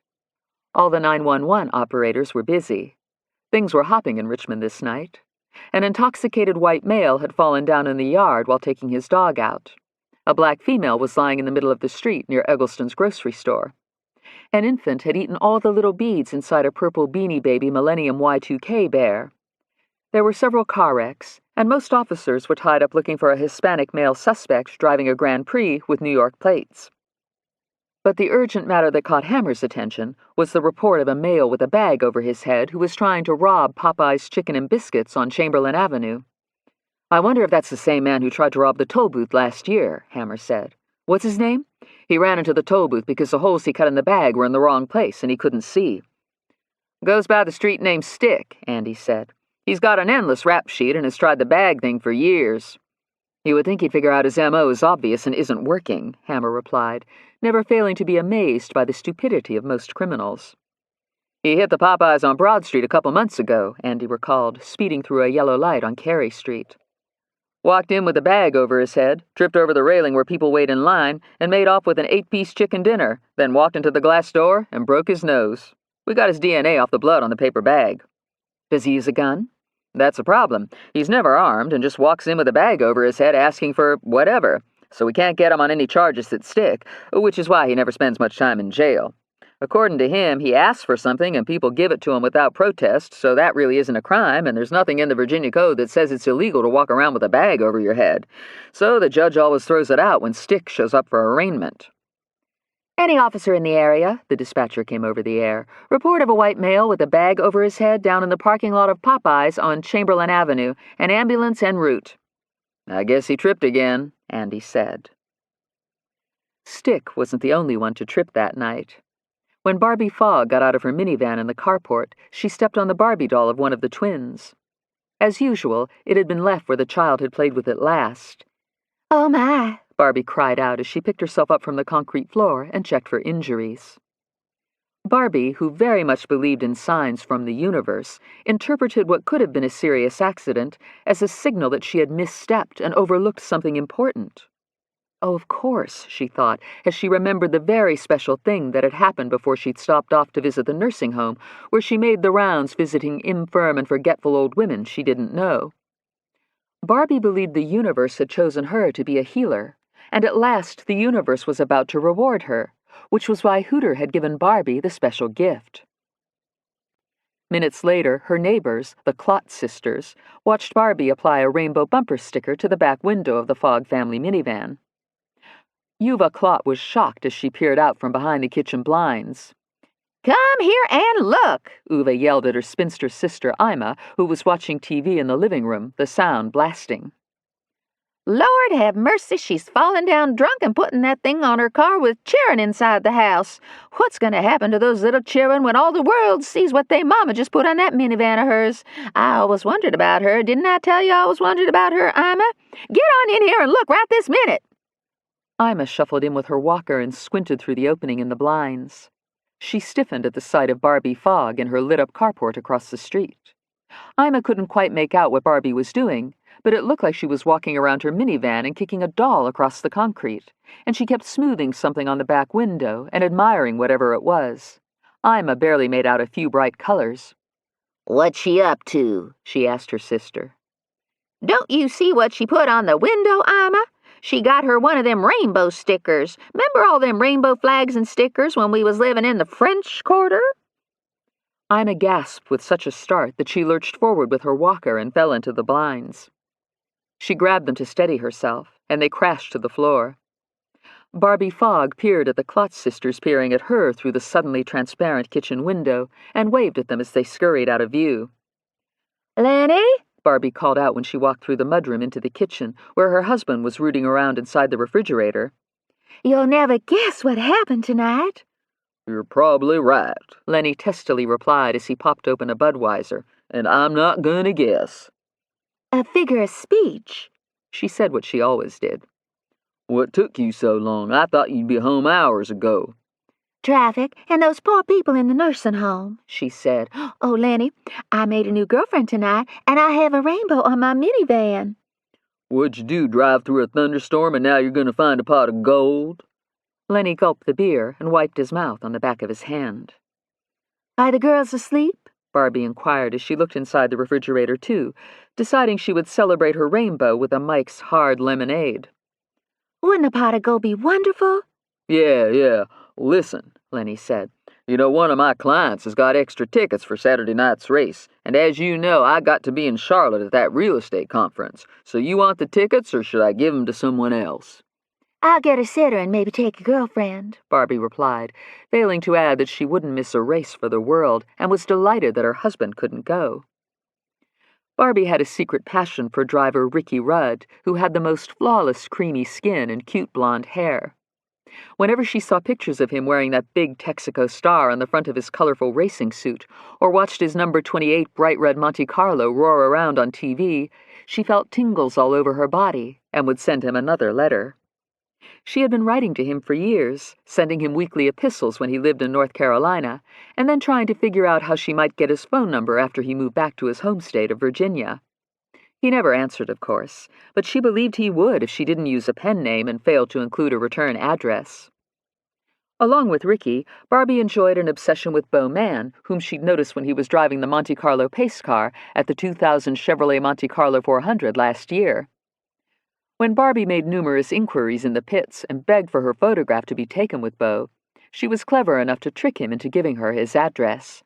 "If I send you the photo with a stamped return envelope, will you autograph it?" she had said to Beau as they posed together in front of the pace car after the race. "Sign the envelope or the picture?" he had asked, and oh, how Barbie loved a man with a sense of humor. "I heard a man got blowed up by the river tonight," Lenny was saying. "I guess that means there's another psycho on the loose. Let's go to bed and have sex." The lemonade was mounting straight to Barbie's head. "Oh, dear," she sighed. "I don't think I'm up for it tonight, Lenny. I've got rainbows on the brain and just want to relax a little and bask in it if you don't mind." Lenny did mind. Frustrated, he finished the beer and got out another one. He popped the top and eyed his wife's trim figure. She spent so much time taking care of herself, But then she didn't want him to snatch her clothes off and explore what she worked so hard to maintain. It didn't make sense. Why does a woman bother looking good if she doesn't want sex? I think I need to check on the girls and go to bed, Barbie announced. Oh my, this lemonade's making me swoon. Glad something does, he muttered, as he thought of how seldom he complained about his wife's shopping sprees, or what she spent on cosmetic surgery and injections and God knows what all she did when she visited that doctor of hers once a month. Lenny was good about sending her flowers, too, even when there was no special occasion, and he never complained about babysitting the twins, Mandy and Missy, who were almost 5. He just wanted his wife to let him touch her, and at least pretend she liked it, or didn't mind. Lenny got her another lemonade and helped himself to another beer. Getting her drunk used to work, but now all it did was make her groggy and distant. I can't keep on living like this, he said. I work my ass off selling real estate, and half the time come home and babysit while you visit with invalids or your lady friends up and down the street. Then you're too damn tired for me. Or maybe you're just tired of me. A girl needs her girlfriends, you know. Barbie was having a hard time enunciating. I don't think men understand about our need for girlfriends. How many extra tickets did you get? Yeah, well, maybe I need a girlfriend too, he said in a sharper tone. Barbie began to cry. She simply could not endure his temper or ugliness, and she wilted in the heat of his fury. I don't know, she sobbed. I'm sorry, Lenny. I try so hard to please you, honey, but ever since I turned 40, I just haven't felt like it, like doing it at all. It's not your fault. I'm sure it can't be your fault. Maybe I need to see someone and talk about it. Oh, God, Lenny rolled his eyes. Now I'm going to pay for a therapist, I guess. And what sense does that make? Here you are, a volunteer counselor. Why can't you talk to yourself? She cried harder, and he felt awful. Lenny hugged her and begged her to be happy. You need to talk to someone, Sweet Pea. You go right ahead, he softly assured her. I got 2 tickets and could probably get a few more from that General Motors executive who just retired down here and bought that big house on the river. Andy and Hammer turned into the alleyway behind Freckles and noticed that all the streetlights were out. Trader, covered in filth, was sitting on a package by a dumpster that was spilling over with sour-smelling garbage. Trader was out of ammunition and still fighting with his zipper, near hysterics and desperate to pee. For God's sake, Hammer said to her least favorite government official. What the hell are you doing sitting out here on a package and firing a gun? And why is your suit so dirty? My zipper stoppered shut, Trader exploded in rage. Hammer bent over to inspect the problem as Andy noticed a woman lurking in the shadows a safe distance away. That's because you've managed to zip your underwear in it, Hammer said. How'd the little slide get all dented up? I've been trying to shit it off. Now settle down, Hammer ordered. Let me see what I can do. She touched Trader's zipper slide, careful not to touch anything else. Within seconds, she had unsnagged Trader's underwear, and the zipper smiled open. Trader darted behind the dumpster and began to pee like a horse. Jesus Christ, Andy said in disgust. He inspected the package and shook his head as he counted 5 high-powered pistols and several boxes of ammunition. Looks like he's got all kinds of little businesses on the side, Andy said. Huh, Hammer remarked angrily. What a disgrace. Hey, Andy called out to the woman hanging back in the shadows, unable to make out anything except a silhouette of dreadlocks and high heels. Come here. Hooter wobbled through the dirt, a little nervous that she might be in trouble too, but not sure for what. Oh, I recognize you two, Hooter said in surprise. You that woman police chief, only you ain't the chief no more 'cause you took over the troopers. And you the nice trooper who tried to help me when that man with the bag on his head tried to stick me up at the toll booth last year, she declared to Andy. What do you know about this? Andy nodded in the direction of Trader, who was still relieving himself. I just know I come out the bar, and he was hopping around in the alleyway and then sat himself on a package. Oh, my Lord, look at all them guns. Why he was out here sitting on guns by a dumpster, I never know. I told him it was dangerous, but he wouldn't get off the package and was holding himself. So I don't know nothing more than that, except all of a sudden he started shooting all over the place, and I ran for cover and yelled for help. What were you doing out here in the alleyway? Andy asked. Getting a little air. If you were getting a little air, then you must have been inside someplace that didn't have much air. So where were you before you walked out here?" Andy inquired. Having me a little drink. She nodded at Freckles. It was mighty smoky in there, especially 'cause that big trooper never puts one out without lighting up another one. Andy immediately thought of Makovich. So did Hammer. "Check to see if he's still in there," Hammer said to Andy. He trotted around to the front of the small old neighborhood bar, and scores of bleary eyes turned on him as he walked through the door. Makovich was sitting in a booth by himself, drunk and sucking on another cigarette. Andy slid into the seat across from him. "We just picked up Major Trader in the alleyway," he said. "Didn't you hear all those gunshots?" Thought they was car backfires, Makovich slurred through a cloud of smoke. And I'm off duty, he sullenly added. I know Trader was in the area, though, 'cause he was sitting up there at the bar for a long time drinking beers all by himself. Now, I didn't speak to him or draw no attention to myself. Did you notice him interacting with anyone or talking on the cell phone? Anything that might give you reason to believe he was here to meet someone and maybe buy a package of guns?" Ooh, ain't nothing but trouble these days, Makovich said, turning a beer bottle in little circles on the table. Much as I don't like that man, I can't say I saw him up to nothing. "Then we can't prove he had anything to do with those guns," Andy said, disappointed. "At least not at the moment. And it's really not our jurisdiction to charge him with promiscuous shooting. The city police will have to do that if they are so inclined. Were you in here with Hooter?" Ooh, that was a mistake. She don't hold her beer worth a damn and got nasty. That's what I get for picking up a toll lady. Makovich tried to act as if he didn't care at all for Hooter. She was beneath him, a lowly toll booth operator. So what if she got ugly and stormed out? He could find women every minute of the day, and he sure didn't need a toll booth operator, senior or not. Guess I better give her a ride home, Makovich said. She don't have a car. "I think a better solution is for me to call both of you a cab," Andy replied. "But she may have some explaining to do to the police." End of Side 7. Side 8. Hammer was asking Hooter about the police even as Andy said this. "Are you the one who called them?" Hammer inquired. "Because somebody must have." I yelled up at all them helichoppers. Hooter looked up at a black hawk thundering overhead. So I reckon one of them radioed for help. "It's not possible that people in a helicopter heard you yelling down here," Hammer pointed out, as Trader continued to splash the alleyway behind the dumpster. Well, all I know is I was yelling up at them and waving my arms, so it had to be the helichoppers who called the police, 'cause I didn't call nobody. I never heard nobody pee that long before either. She stared off in the direction of the noise. That one strange man. I think you better check him out. Bet he done other things that ain't right, you ask me. Maybe he's a homosexual, too, 'cause he was trying to shoot his privates off like he hate his manhood. So that probably mean he got AIDS and lots of dirty money in his pockets. I wouldn't touch him without gloves, you want my advice. I got a pair in my purse, you want to borrow 'em? She offered Hammer. I figure you're going to have to lock him up, she added, as Andy emerged from the back of Freckles. "Trader was inside drinking," Andy told Hammer. "Makovich saw him. Did you?" he asked Hooter. I didn't notice him if he was in there, Hooter replied. There was too much smoke hanging over the table. "I'll call the city police and see what they want to do," Andy said to Hammer. "But I don't think this is our case at the moment.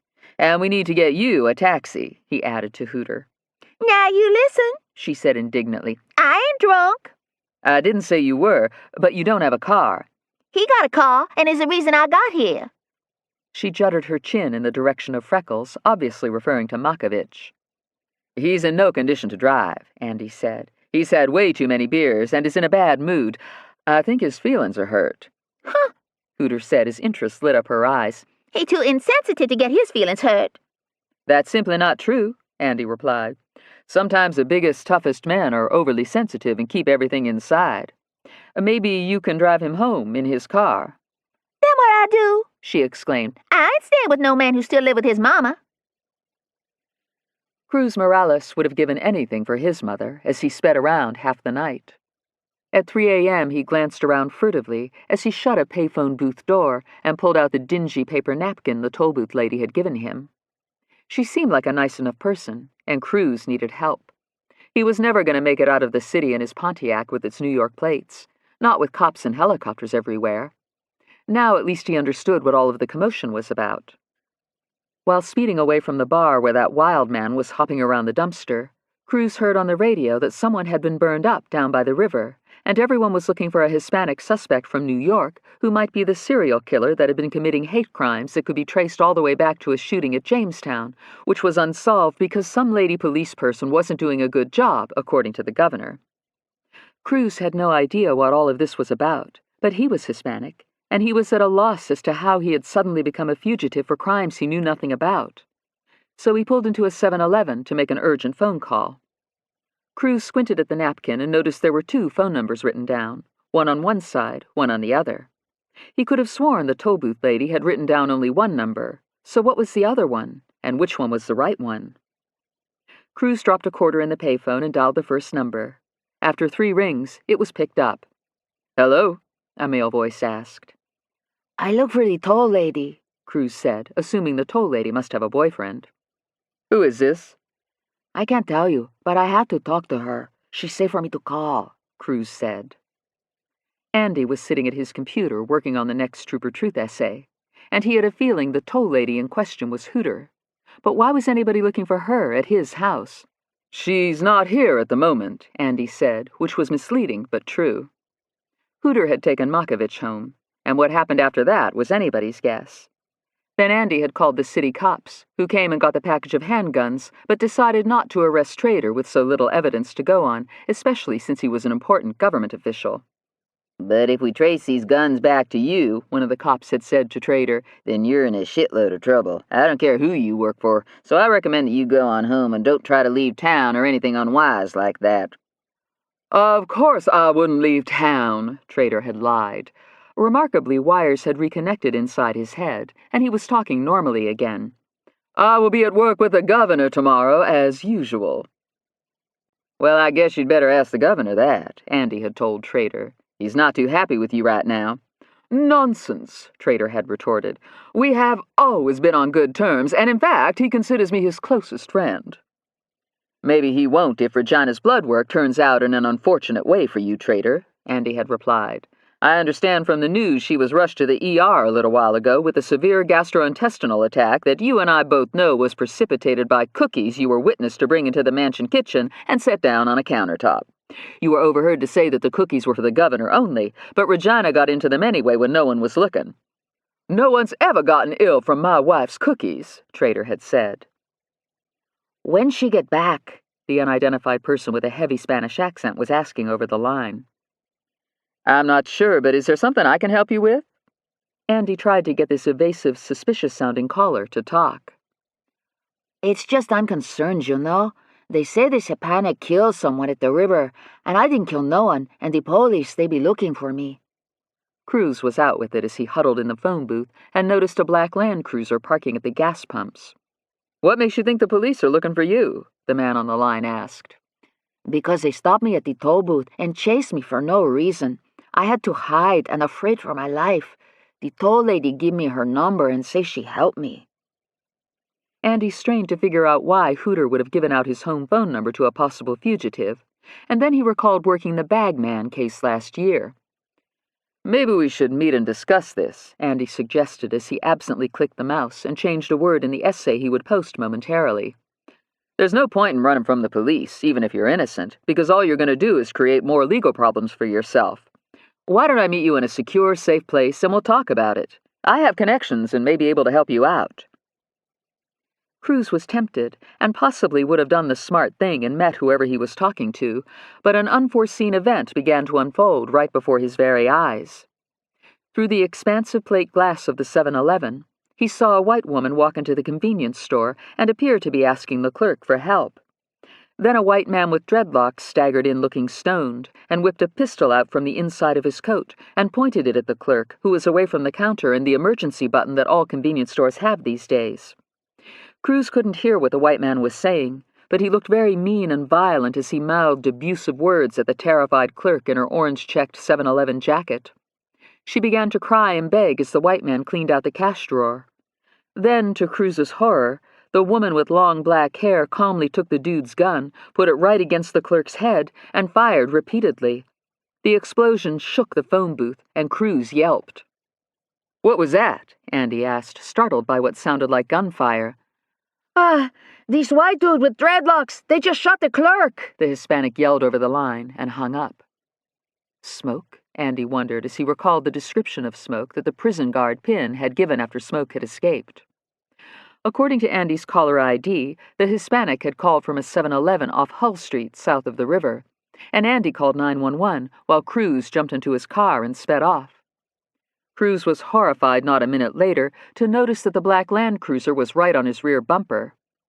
He had learned to drive in New York City and swung into several alleyways, gunned through a side street, then another, and roared across a median, and threaded his car precariously through others until he ended up on 3 Chopped Road in the parking lot of what looked like a huge mansion with tennis courts. A Brief History of Zippers by Trooper Truth. A zipper, for those of you who may never have given the subject much thought, is also called a slide fastener, and is a simple device for binding the edges of an opening, such as a fly, the back of a dress, or a freezer bag, although the latter is actually sealed by a zip lock that is more like gums rather than teeth clamping shut. The zipper device of interest to us consists of 2 strips of cloth, each with a row of metal or plastic teeth that interlock rather much like a railroad track when one pulls up the sliding piece. This railroad track then separates when one pulls down the sliding piece, unless the zipper gets off track or stubborn, which is what happened to that poisonous lying Major Trader last night. The first slide fastener recorded in history was exhibited in 1893 by Whitcomb L. Judson at the World's Fair in Chicago. Mr. Judson called his awkward arrangement of hooks and eyes a clasp locker. Within a few years, Gideon Sundback, a Swedish immigrant and electrical engineer, improved the device by substituting spring clips for the hooks and eyes, and in 1913 produced the hookless No. 2, although it wasn't called a zipper until B.F. Goodrich coined the name in 1923 when the company manufactured zip-up overshoes. It goes without saying that if we happened upon a zipper in what we thought was a colonial grave at Jamestown, then we could at least conclude with some assurance that the human remains were post-1913. Just to linger with this scenario another moment, let's assume that while I was uncovering a grave at the archaeological site, I had indeed unearthed a zipper in the pelvic area of the skeletal remains. I would have immediately pointed this out to one of the archaeologists, preferably Dr. Bill Kelso, who is Jamestown's chief archaeologist and an expert on colonial artifacts, including buttons. "Dr. Kelso," I probably would have said, "look, a green stain in the dirt that is shaped exactly like a zipper. It's my interpretation that the green indicates a brass zipper that has eroded with time." The esteemed archaeologist most likely would agree with me, and point out that as brass and copper shroud pins erode, they also leave a green stain, but a pin leaves a pin-shaped stain that is easily distinguishable from a zipper shape. He would go on to tell me that the medieval pin might be made of iron topped by a pewter head that was occasionally inlaid with glass or a semi-precious stone. But most pins found at historical sites are made of drawn brass wire with a conical head that is another piece of wire turned 3 to 5 times at the top of the shank and then flattened by a blow. This method of making pins continued until 1824, when Lemuel W. Wright patented a solid-headed pin that was stamped out in a single process. If we found a pin that was at least 5 inches long, then we would suspect we had a hairpin on our hands, and the person in the grave most likely was a female. If we found a safety pin, then the grave was post-1857. If we found a shroud pin, then the person in the grave had been reverently wrapped in a winding cloth when he or she was buried. Should we find brass wire fasteners for cloaks, then the grave may very well be 17th century. As for needles, Dr. Kelso would probably mention, we hardly ever find them, because they rust, unless they are made of bone, in which case we might conclude the remains were those of a rug maker. "What about thimbles?" I might ask Dr. Kelso as I gently brush soil away from the zipper stain in my grave. "It varies," he could very well reply, "depending on their usage." Thimbles of the 1500s and early 1600s were squat and heavy as a rule, and rarely decorative. Should I uncover a very tall thimble, most likely the grave was mid-17th century, and if a thimble had a hole punched in it, very possibly it had been traded to a Plains Indian who had hung it on a thong as a tinkler to spruce up clothing and pouches. The early Native Americans had a great sense of style and very much enjoyed wearing beads, bits of copper, household implements, and heads and body parts of wooden dolls. Most doll parts available to the Native Americans were cast in pipe clay from a 2-piece mold.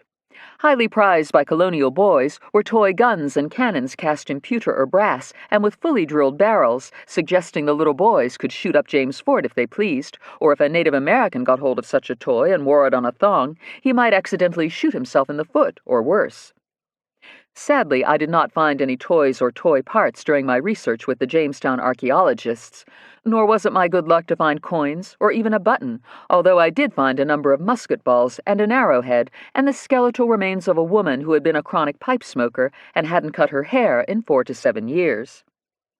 In keeping with being a truthful narrator, I will state for the record that I did not find a zipper while excavating at Jamestown. But if I had, I most certainly would have recognized it on the spot and gathered abundant information from it. To return to that scoundrel Major Trader, he is at large and unremorseful. He was last seen shooting a pistol behind Freckles, and quite likely is still in the city, going about his nefarious business as usual. If you click on the small jail icon in the upper right-hand corner, you can view a recent photograph of him with Governor Krim, who is the gentleman on the left holding a magnifying glass. Please do not confuse the two. The governor is a law-abiding man, and I would like to take this opportunity to say the following to him. I know it is a delicate subject, sir, but you really must do something about your eyesight, and I'd like to suggest either a guide dog or a guide horse. I actually think the latter is the best way to go, because the wait for a mini horse is not as long. They live much longer than a dog, and you already have a dog who might take exception to another dog. I have taken the liberty to inquire as to how you might get a mini horse, and I found that one is available this very minute. He is housebroken and at ease in sneakers so he doesn't slip on smooth surfaces. He enjoys traveling in the back of the car or van, likes other pets and children, and his name is Trip because he loves to travel. I have taken the liberty of emailing the breeders to hold little Trip for you and call your office with the information, which they have promised to do immediately. On another subject, sir, someone should look into your butler's situation with the Department of Corrections. It has been brought to my attention that there may be a computer error, and it is past time for your butler to be released from the prison system and work for you as a civilian instead of an inmate. And if I were you, I would look into Moses Custer's condition, too, and make sure he is in protective custody so his assailants don't hurt him again, or worse. It is possible these same violent offenders struck again early this morning when a convenience store clerk was murdered, and they may even be connected to the brutal slaying of Trish Thrash. Governor Krim, it is time for you to show Virginians that you personally care about them and have no agenda other than what is best for the Commonwealth. Be careful out there. Chapter 21. Possum read the latest Trooper Truth essay several times and felt certain that the anonymous web crusader suspected that the assailants he mentioned were Smoke and the road dogs. Why wouldn't he figure it out? Possum whispered to Popeye, who was snoring on the bed. Everybody knows Smoke's broke out of jail and is up to no good, 'cause he ain't capable of being up to anything else. Oh, Lord, Popeye, what if the police somehow find our RV and haul us away, or Smoke gets in a shootout with them and all of us end up dead? Popeye instantly woke up. It ain't fair, Possum went on, getting angrier. What'd they have to go and kill that 7-Eleven lady for? Now there's a description of Smoke on the news 'cause somebody saw the shooting. Possum took a deep breath and glanced back at the closed door several times. Well, it's time I did something, he whispered to Popeye. And I'm going to do it and just hope Smoke don't find out. Possum typed an email. Dear Trooper Truth, that traitor man you just wrote about is a pirate on the web who calls himself Captain Bonnie. I figured it out 'cause of what you said the other day on your web about Trader being relations with that woman pirate who I guess must be dead now. I think you could trap Captain Bonnie by sending him an email and setting him up. Just say you will leave him a waterproof suitcase full of what he's got coming to him, and when he shows up, get him. Make up a screen name that's the same as mine so he thinks the email's from me. P.S. There is a score plan that has to do with Popeye. That traitor man is the one who set her up to be stolt. Possum clicked on Send Now and glanced at the closed door with relief. Thank God neither Smoke nor any of the other road dogs had seen what Possum had just done. Smoke would kill him for sure if he caught Possum sending an email to Trooper Truth and turning in a source. Smoke would stomp, kick, and beat on Possum, leaving him for dead, just like Smoke had done to that innocent man Moses Custer, who, even as Possum was thinking all this, was being handed the telephone inside his hospital room. "It's the governor," Nurse Carlos said in a blaring voice as the cuff of her nurse's uniform knocked over a cup on Moses's food tray and spilled orange juice all over the front of his hospital gown. "You sure?"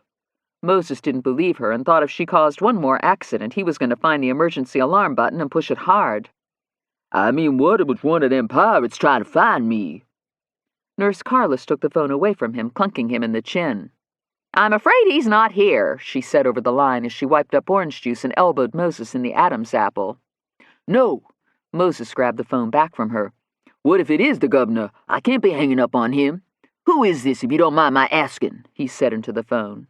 "Before we go looking around room to room for Moses, assuming he's even in this hospital or still alive, we need to make sure who wants to know." "This is Governor Krim." "Which Governor Krim?" Moses asked, still unconvinced. "Governor Bedford Krim IV. There is no other Governor Krim, because each time there's been one, it's always been me. I've been the governor of Virginia 3 times now, or is it 4? "We're still looking for this Moses person," Moses said, not ready to trust the familiar voice quite yet. "But while I got you on the line, you mind if I ask the names of your mama, wife, children, and any pets, and their ages and shoe sizes?" "I most certainly do mind your asking that and anything else personal," the governor replied, deeply offended. Okay, hold on a second." Moses put his hand over the phone, and his heart began beating hard. It was the governor, all right, because no governor was going to answer personal questions like that, and a pirate trying to trick Moses into thinking it was the governor on the phone would have made up the answers. "Hello," Moses said in a slightly higher-pitched voice. "Moses Custer speaking." Yes, Krim said with a touch of impatience as he sat in his upstairs mansion office, dimly staring out at the fine view of the circular drive and guard booth. "Things seem very disorganized at your hospital, and whoever answers the phone is very rude." "I tell you, it's a mess here," the strange, squeaky voice replied over the line. "Ouch," he said to someone. "You caught on my cat tube. Don't you be accidentally tugging that out again. It hurts like hell when you stick it back in."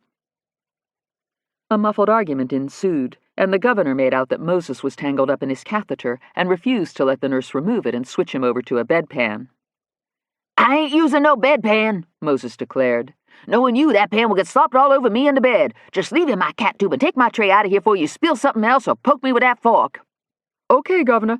I sure am sorry about that, but something wrong with that nurse. I tell you, she got some kind of condition like Parkinson's or muscular dysentery, and every time she get near me, I get banged up as bad as I was after them pirates beat on me and stole my truck full of pumpkins." "Well, I certainly make sure I never go to that particular hospital," the governor said as he scanned the latest Trooper Truth essay with his magnifying glass. "Oh, no, sir. You should never even drive past this place, and for sure don't never come inside. It is my heartfelt hope, Governor, that you don't ever need no hospital. I pray daily for your good health and prosperation." "What?" The governor returned to the advice Trooper Truth had directed personally to him. "What's that about perspiration?" "Why, I don't know," Moses puzzled as Krim assumed that the poor man must be heavily sedated. "Now listen here." Krim got to the point. "The terrible attack on you has come to my attention, and I wanted to see how you're doing and let you know that I have a personal interest in your condition and intend to make sure that you are protected when you leave the hospital." "You do?"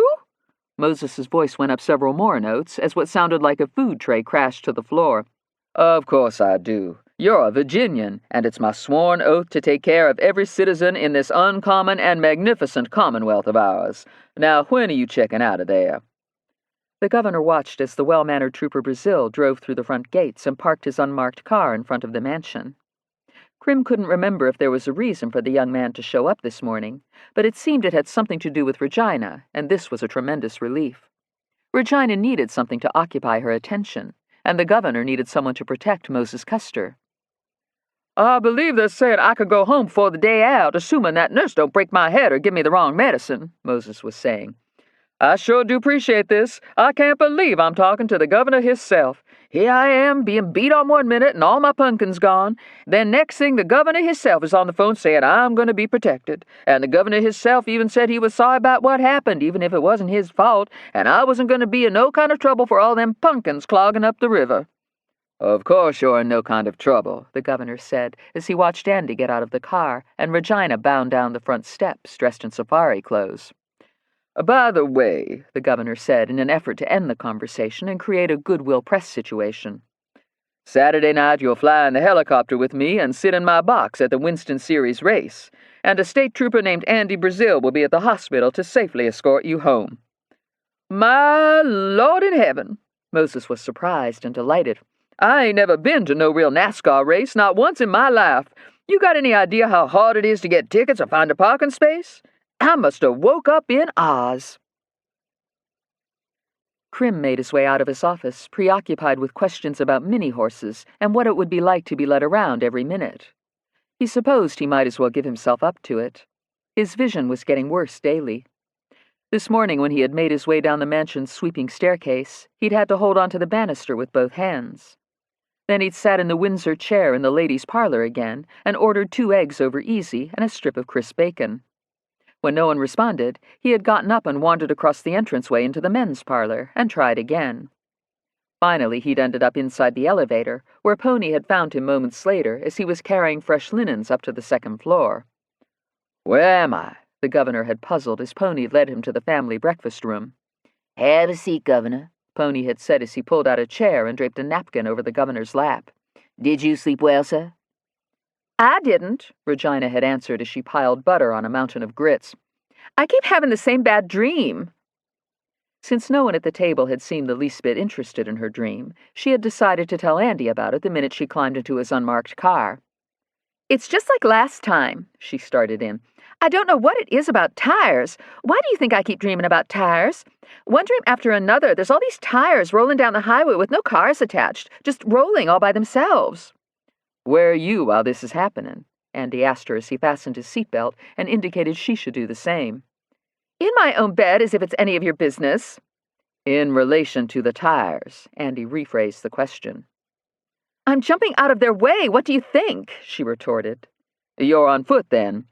"Of course I am. None of us are allowed to drive while Papa's governor. We have to be driven around everywhere, and I'm sick and tired of it." "I think it's pretty apparent why you're having tire dreams," Andy said. "You feel like you aren't going anywhere. You're like a car with no tires, or tires with no car, and in either case you are stuck on life's highway, helpless and threatened and frustrated and feeling that the world is passing you by." The governor and the First Lady watched Regina and Andy through the window. "They seem to be arguing," the First Lady observed. "We can't have another dog," the governor decided. "Who said anything about another dog, dearest?" "I can't get a CNI dog," the governor said. "Trooper Truth's right. It wouldn't be fair to Frisky to have another dog in the mansion. Maybe a cat, but I don't think they have CNI cats, and I hate cats." "I'm sure they can't train cats that way, dearest," Mrs. Krim said. "I would think they would jump up on things and crawl under other things or simply do nothing, and that would be pretty tricky if a cat did all that while you were tied to it." "They don't tie you to the animals," Faith said as she walked in on the conversation and jealously watched her dreadful younger sister leaving with the handsome trooper. "You hold on to a little handle, and I just read in Trooper Truth that they have CNI horses, too, and he wants you to get one immediately. I don't think Frisky would mind a horse, Papa." "Well, we most certainly can't have a horse in the mansion," Mrs. Krim protested. "I want one," the governor decided. "Today." "I'm not sure how I feel about Regina going to the morgue," Mrs. Krim worried as Andy and Regina drove out of sight.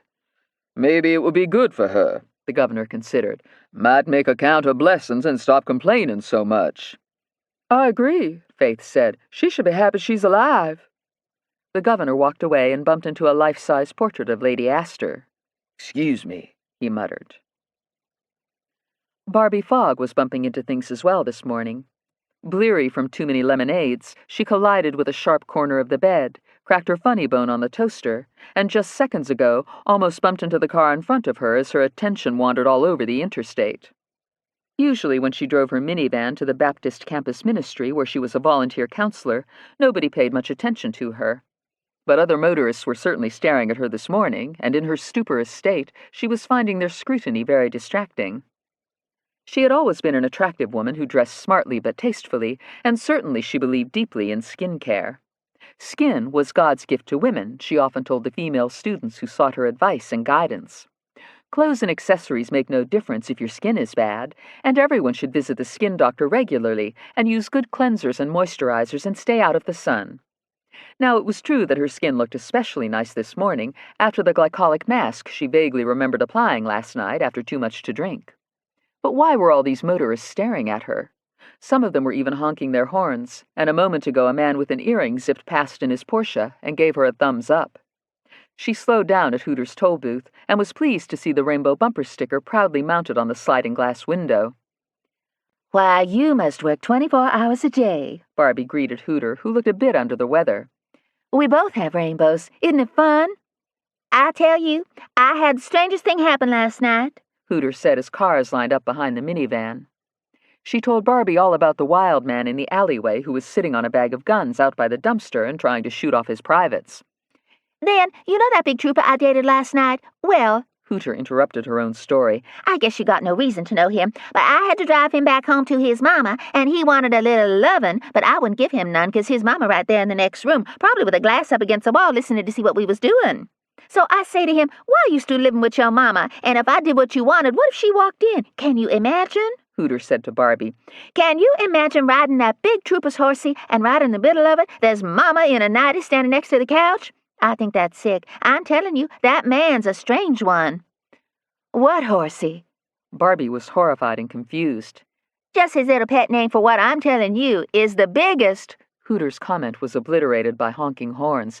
Ever saw, girlfriend, only I ain't exactly seen it in person yet. But based on the commotion it was making as it tried to bust out of its stall, you get what I'm saying? Uh-huh. That's one big... More horns blared. "Well, you would think I'm causing a lot of commotion myself," Barbie confided. "All these people are just staring at me and honking and nearly running me off the road," she added as a huge pickup truck with mud flaps swerved to another line, and Bubba Loving flipped a bird and yelled something at Barbie's minivan. "How does he know my name?" she exclaimed to Hooter. "I've never seen that man before in my life, and he just yelled my name. I'm good at reading lips." You don't say, Hooter remarked, staring after the pickup truck. I sure do hate it when they got them Confederate flags on their windshield and Bubba on the vanity plate. Good thing he went over to the smart tag line, 'cause I don't like Confederate money whether I got gloves on or not. I won't touch it if I got a choice, I don't think he say your name, though. Hooter was reluctant to tell her. Fact is, I doubt he know your name. I'm pretty sure he said Fog. Nuh-uh, he say something else that wasn't the least bit nice, girlfriend. I think that Bubba redneck call you a fag. Well, now, if that doesn't take the cake. Barbie was mystified. You positive he didn't say Fog? I ain't gonna ask him. He's a mean redneck and probably got a hood in his closet, you know what I'm saying? Barbie didn't know what she meant. You know, a white sheet? Hooter explained. He probably some cross-burning Grand Dragon for the Ku Klux Klan. Anyone who burns a cross will go straight to hell, Barbie said with pious indignation. I don't care where people like him go after they's dead. I just don't want them stopping at my toll booth and maybe trying to find out where I live so they can shoot out my windows and burn a cross in my yard. Except I don't have a yard. I guess they could burn a cross in the parking lot, though. So many crazy people. Barbie was getting discouraged. The world just gets worse every day. Ever since the new mill minimum, everything's worse. Don't see how they could get worser. Hooter could not have agreed with Barbie Fogg more. Andy didn't see how things could get much worse either as he turned off 9th Street, bound for the morgue with Regina sitting in the passenger seat smacking gum and playing with the scanner. How do you turn on the lights and siren in this thing? She asked. We're not turning on the lights and siren, he told her. Why not? You're responding to a murder, aren't you? Seems to me you could turn them on if you wanted to. No, I couldn't. We're not pursuing anyone or in a hurry. He worked hard to keep his irritation to himself. Well, aren't we in a pissy mood today? Regina commented as she stared out the window at people aimlessly searching for parking places and waiting in the cold to cross the street. She did not have to subject herself to common inconveniences, and for the first time in years, she was happy. She could not believe she had escaped the EPU at last and was inside a brand-new state police car on her way to the morgue with Andy. I will make a very good partner for you, she went on.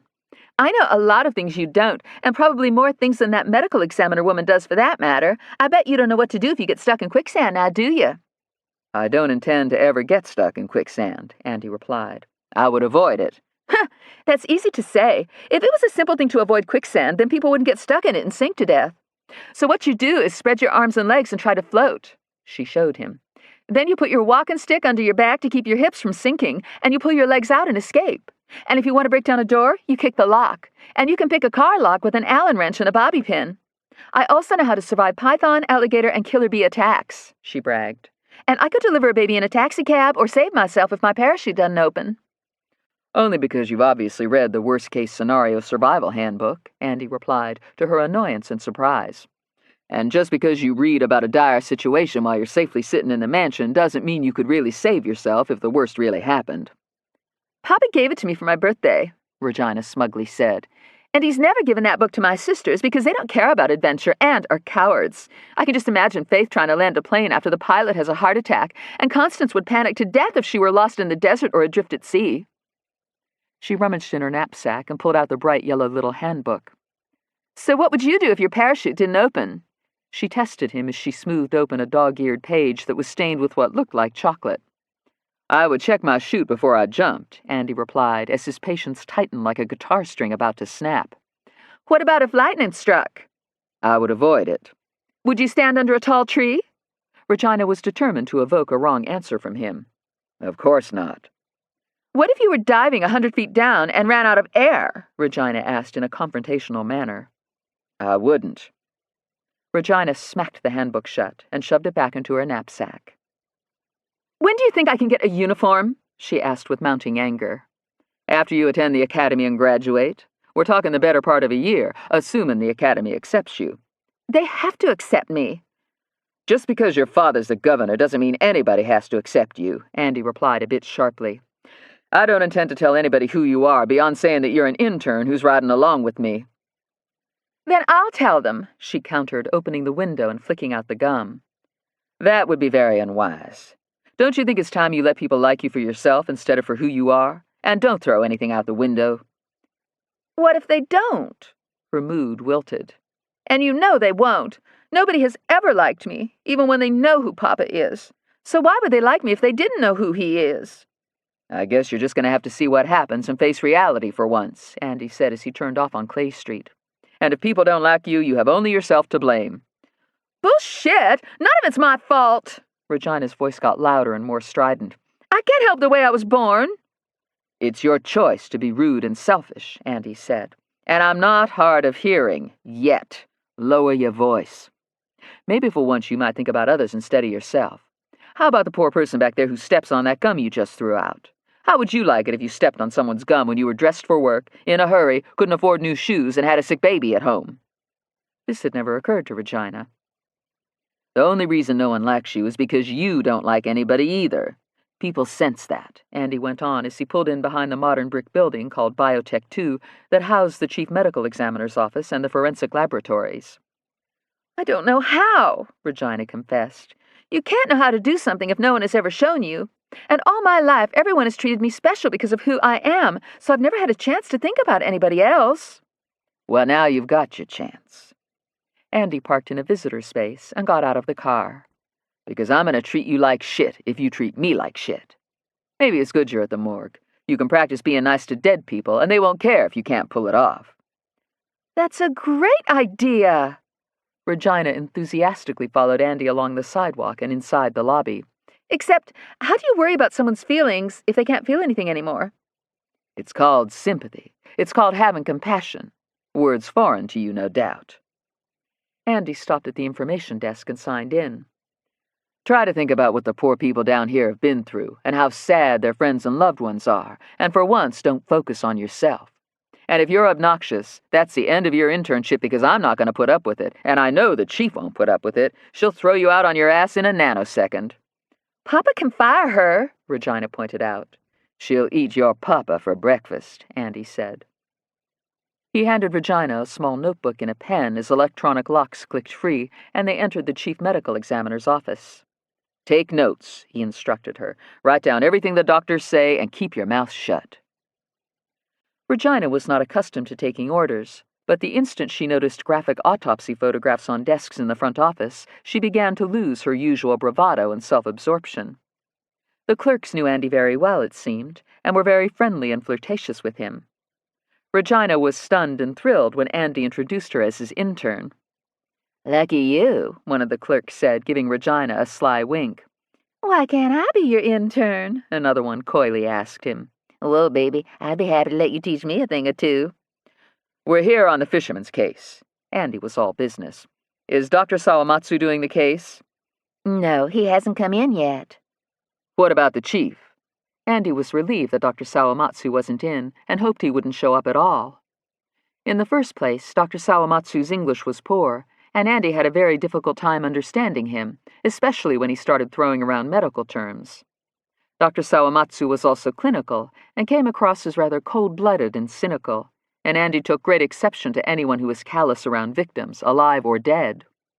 Worst of all, Sawamatsu had repeatedly bragged to Andy about a secret collection of souvenirs that included artificial joints, breast and penile implants, a glass eye, pieces and parts from plane crashes and other disasters, and Andy doubted that the chief knew about her assistant's unseemly hobby, because the collection was at his home and not at the office.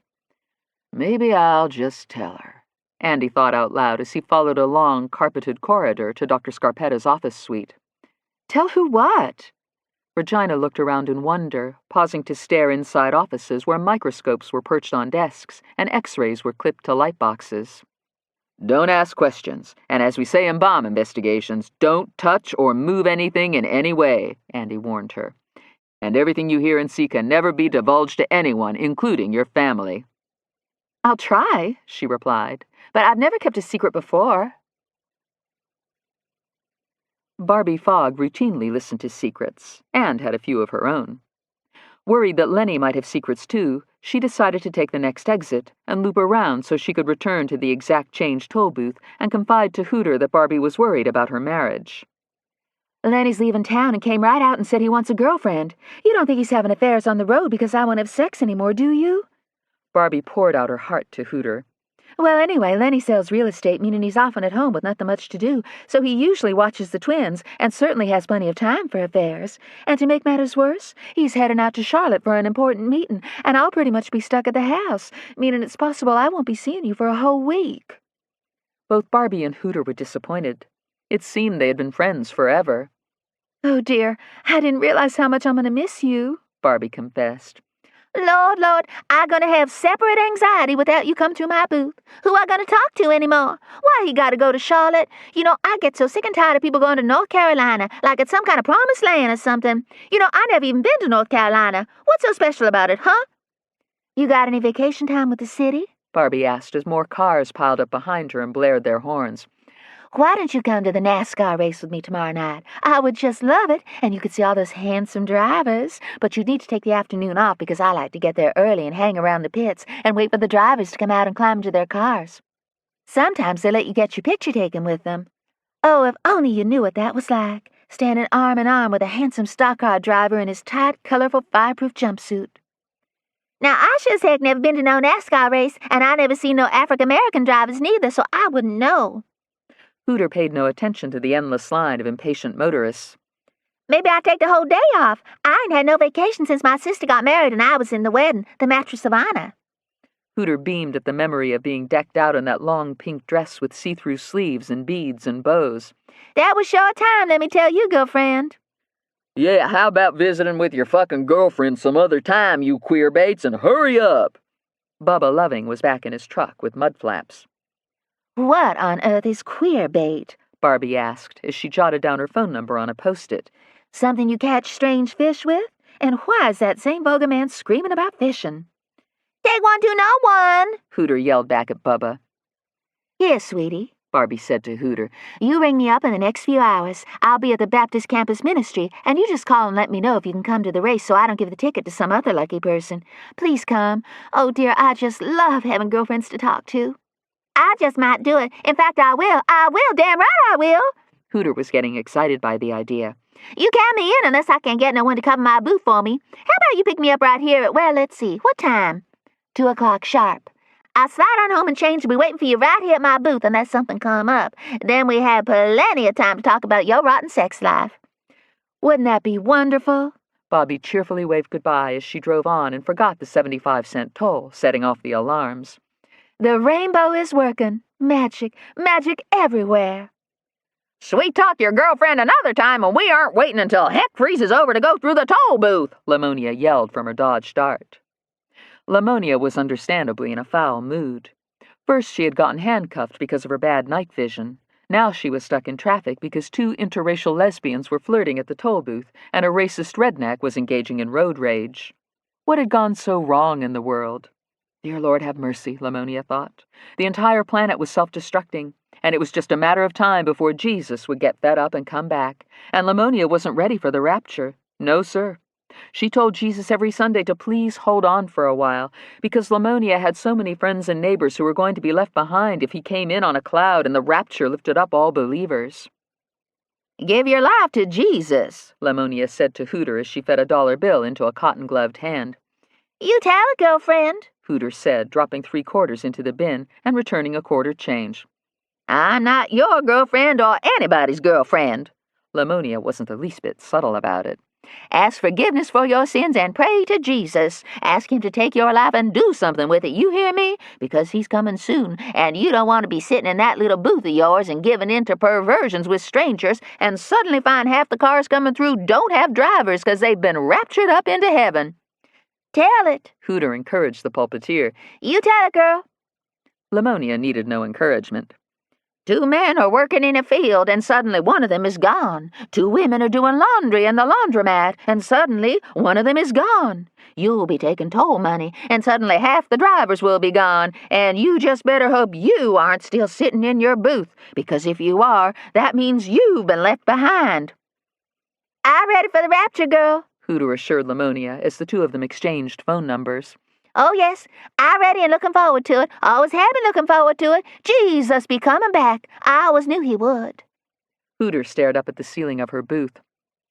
You come on now, Jesus. You just come right on. I'll be waiting for you, and I won't even charge you no toll when you float down on your cloud. No, Lamonia protested. Don't tell him to come now. There's too much work to do, you silly woman. Look out there at all them sinners. Just miles and miles of them. Pray for them first, child.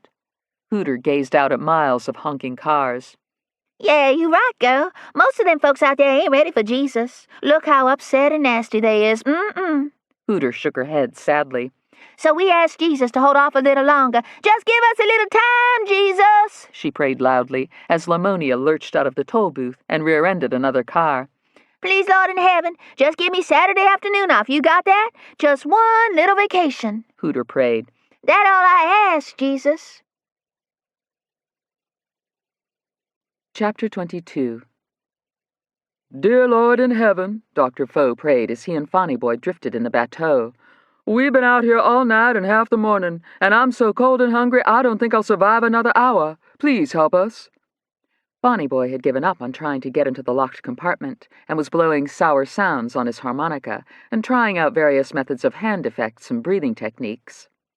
He was on the verge of wishing that he and the dentist would be captured and returned to the storeroom, and regretted he had not bothered to carry sodas and food on board. But then he had assumed they would reach the mainland long before supplies became an issue. Lord o' mercy, I reckon the current's taken us clean back to the island, he told Dr. Foe. I don't see land at all, not anywhere, Fonny Boy, and if we were near the island we would have been spotted by now and maybe blindfolded and forced to walk the plank. I think we might just have drifted into the sanctuary, and if so, no watermen will be in the area, and we will languish and die out here. Nah, Fonny Boy replied. You can make out the current. He pointed out gentle ripples of moving water. But nigh as peace they'll figure we made off in the bateau, and if we don't make a hurry now, they'll be on us and we'll have to cite the Bible. Unless they figure we're on the mainland, and you know they won't look for us there. You sure you can't remember the combination to that damn padlock? Maybe there's a flare gun in that compartment, or even a mirror for sending signals. Fonny Boy had known the combination at one time, and he was terribly frustrated as he strained to recall it. He had tried every birthday in his family, Tangier's zip code, and several telephone numbers, all to no avail. He rapped the harmonica on the side of the bateau to knock out excess spit, and tried a little straight harp, playing a melody in the key of C, and as usual starting with hole 4. Think hard, Fonny Boy, Dr. Foe tried to encourage him. Usually people use tricks to remember things, so my guess is your dad used some sort of association to come up with a combination that he wouldn't forget. Are there any other numbers that might be important to your dad? What about your parents' anniversary? Fonny Boy couldn't remember that either. He drew on the low end of the harmonica, trying a little blues jamming, like his hero, Dan Aykroyd. Now I know some of the watermen use compasses, the dentist kept trying, Possible there is a compass hidden your father routinely uses when he comes out to check the crab pots?"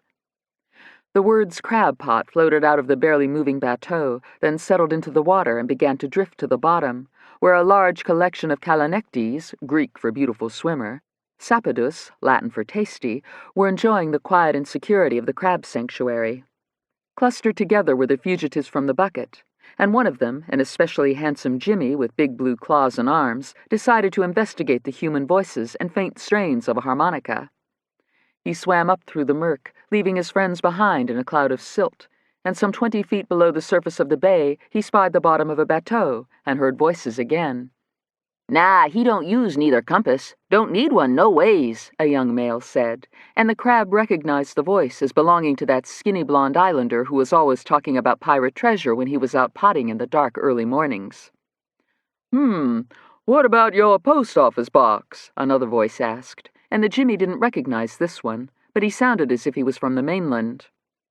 Bonnie Boy tried that number, but the padlock wasn't interested.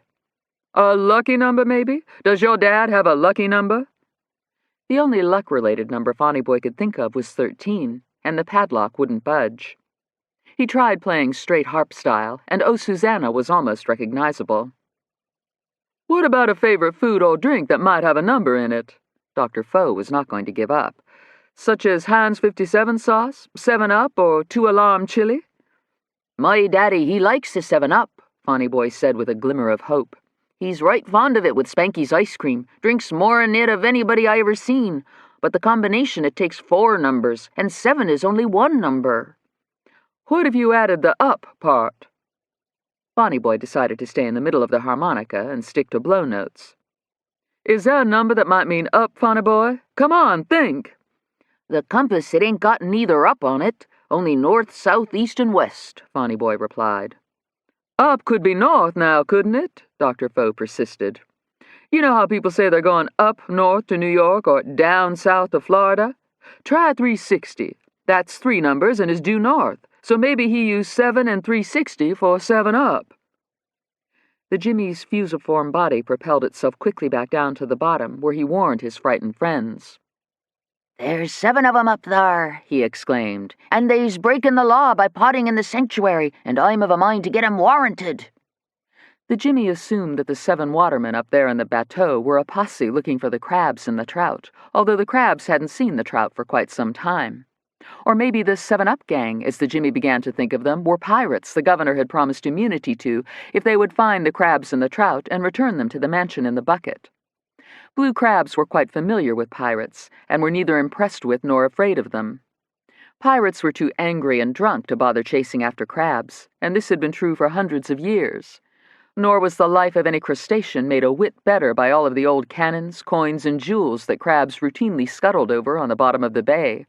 Crabs, frankly, didn't give a damn about treasure. But that blonde islander named Bonnie Boy certainly did, the Jimmy thought as he scuttled through billowing silt to a shelf in the bay floor where the wreckage of a sloop appeared in the murk.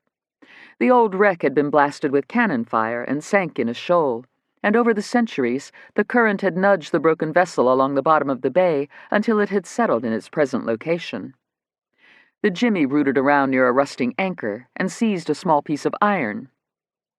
He paddled furiously with his swimming legs and sculled back up to the bateau, climbed on the small outboard motor, and tossed the piece of iron up in the air.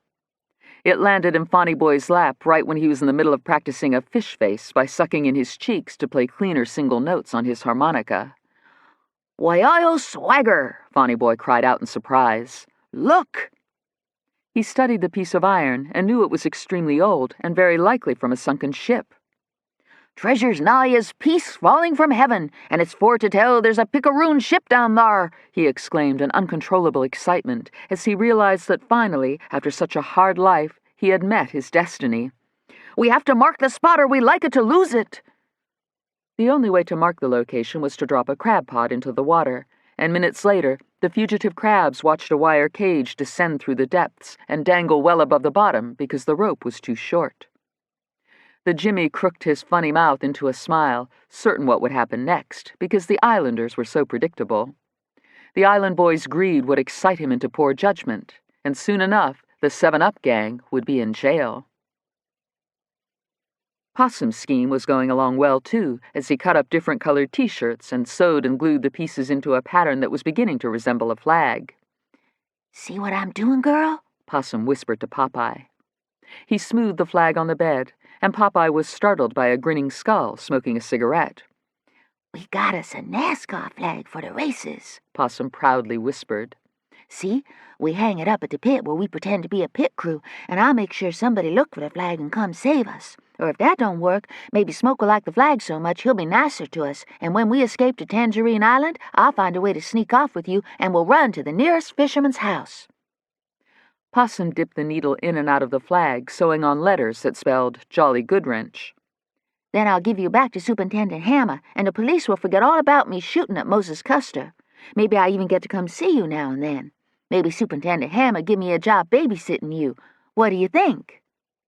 Popeye thought this was a wonderful idea. Possum continued to piece together the flag with T-shirt scraps, needle and thread, and superglue.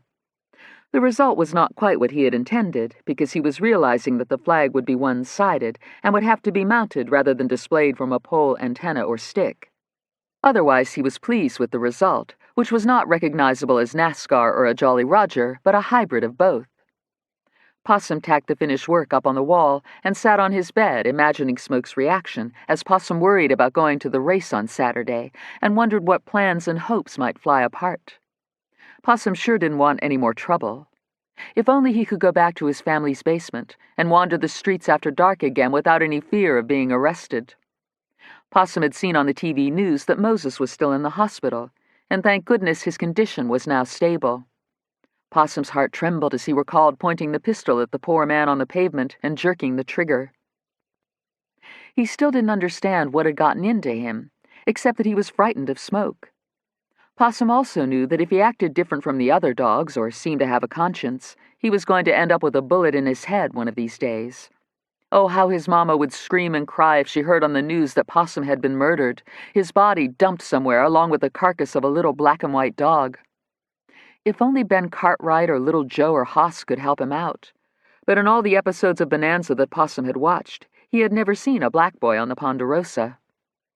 "Maybe he don't like blacks," Possum talked to himself as he envisioned Ben Cartwright with his leather vest and snow-white hair. "Blacks was slaves, so who am I fooling thinking anybody on a horse is going to ride in to rescue me? At least the Cartwrights don't fly no Confederate flag, though." Possum gazed at his Jolly Goodwrench flag displayed behind the TV. "Never seen no Confederate flag or slaves on the Ponderosa neither. Just Hop Sing, and he's Chinese and could come and go as he pleased, long as he cooked and cleaned." Possum wondered if there might be something he could do to make it up to the Cartwrights, who certainly must be terribly disappointed in his recent run of criminal behavior. "I's sorry about Moses." Possum was talking to Hoss now. "Well, little buddy, what you did was wrong," Hoss answered. "Believe me, I know, Hoss, but I was scared and Smoke would have killed me or beat me bad and maybe drowned Popeye if I hadn't pulled the trigger. I wish I could do it over and run away before it was too late. But it is too late, and here I am in the clubhouse." "You gotta make it right, little buddy," Hoss said from beneath his white 10-gallon hat. "What's done is done, but it ain't too late to make it right." "How?" Possum asked Ben this. Ben was sitting high on his horse, ready to ride off to Carson City on an errand. He looked down at Possum and smiled a little. "Why don't you start with calling Moses and apologizing?" he suggested, flicking the reins. "Then you're probably going to need to turn yourself in to Sheriff Coffee," he added as he galloped off. Possum sat in the dark and slowly flipped open his cell phone. His heart thudded, and he strained to make sure no one was stirring inside the RV. He heard not a sound, and called directory assistance, and for 50 cents was connected to the hospital where he'd heard on the news Moses Custer was a patient. "Moses Custer, please," Possum said quietly. "What's your name? He's only taking calls from people on his list." Possum groped for a way to trick the lady. "I'm number 3 on his list, ma'am." He heard her checking and hoped Dale Earnhardt's number would prove lucky. It did, sort of. "It says Mr. and Mrs. Brutus Custer, so which are you?" Possum had a high-pitched, soft voice that could easily pass for a woman's. He was a bit offended, but knew he didn't sound like a Brutus. "This is Mrs. Custer," he said. "I's so worried about my daddy-in-law, I can't sleep or eat. Tell him if he don't feel up to talking, I'll try another time." Possum had given the receptionist an out and was getting cold feet himself. Then Ben Cartwright turned around in the saddle and looked sternly at Possum. "Hold on," the receptionist said. "Hello?" A male voice was on the line. "This Jessie. How you doing, baby? Why ain't you come to see me yet? I'm going home today." "Mr. Custer, this ain't Jessie, but I just got to talk to you, so please don't hang up." Possum's heart was beating so hard he thought it might break his ribs. "Who is this?" Moses was instantly suspicious. "I can't tell you except to say I'm so sorry for what happened to you. It was wrong, and I didn't mean it, but I was forced." "Who is this?" Moses demanded in an upset voice. "Why you be messing with me? You one of them pirates, ain't you?" "Yes, but I don't want to be," Possum confessed. "The hell you don't want to be. I knew quick enough you wasn't Jessie, 'cause you don't sound like her." Possum took a deep breath. "I can't talk long, but I just wanted to tell you I'm sorry for what I've done, and if I can find a way to make it up to you, I promise I will, Mr. Custer. And you be sure to keep lots of police around, 'cause them road dogs is already talking about finding you and finishing you off. Their leader's name is Smoke, and his girlfriend's Unique, and shot that poor 7-Eleven lady last night, and Smoke say he'd kill me if I didn't shoot at you when we took your truck and a reefer at the pumpkin stand." "Sons of bitches. Let 'em show their asses, and they'll see what trouble's all about." "I do my best to talk him out of it." "You? Who the hell is this?" Moses was yelling, and Possum, beginning to panic, ended the call. "What the fuck's going on in here?" Smoke suddenly swung open Possum's bedroom door. "Who you talking to?"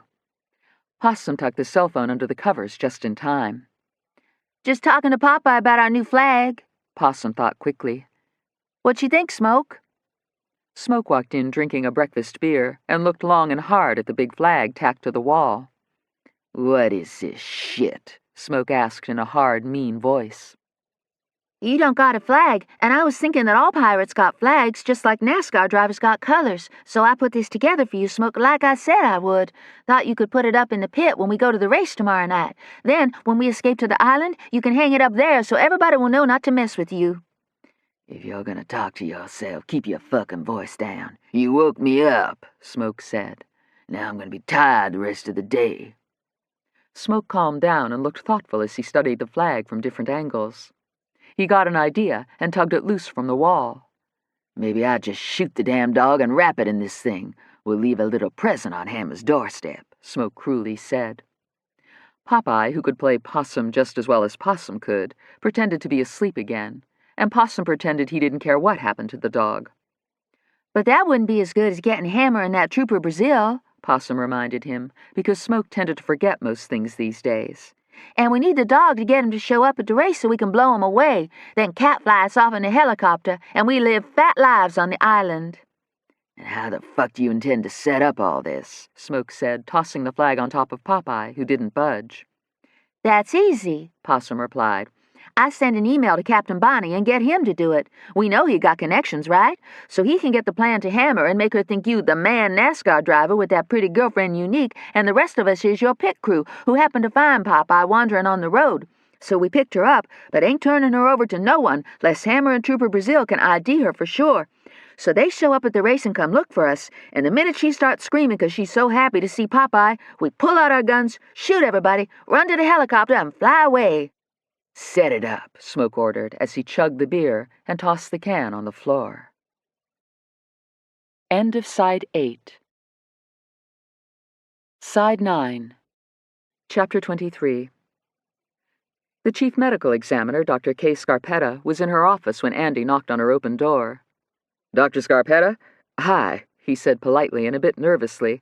"If this isn't a bad time, I'd like to talk to you about the unidentified man who burned up on Canal Street last night." "Come in."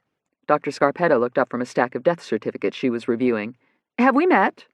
No, ma'am, but I've worked with Dr. Sawamatsu before." Andy introduced himself, and then explained that Regina was an intern with the state police, although he did not refer to her by name. "And your name is?" Scarpetta inquired of her. Regina stared at her, wide-eyed and tongue-tied. Regina had never met such a powerful woman before, and she was completely taken aback. Dr. Scarpetta was a very handsome blonde, maybe in her mid-40s, and was dressed in a sharp pinstriped suit. Why would someone who has everything going for her want to work with dead patients for a living? What should Regina say to explain herself without giving away her identity and causing a stink? "Reggie," Regina blurted out. Officer Reggie, Dr. Scarpetta said with a nod from her judge's chair behind her big desk. And you'll vouch for her? She said as a bit of a warning to Andy. I don't routinely have police interns down here. I'll take full responsibility, Andy said, giving Regina a sharp glance. Oh, don't worry, Regina eagerly spoke for herself. I won't talk about anything I see or hear and won't touch or move anything in any way. A very good idea, Dr. Scarpetta replied, and she directed her attention to Andy. The man has been identified by fingerprints. His name is Caesar Fender, a 41-year-old black male from Richmond, and we have a full house this morning, I'm sorry to say. Have you ever seen an autopsy? She asked Regina. No, but not because I didn't want to. Regina was desperate to impress this legendary woman doctor. I see. When I took high school biology, I was the only one in my group who didn't mind dissecting a frog, Regina boasted. Guts have never bothered me at all.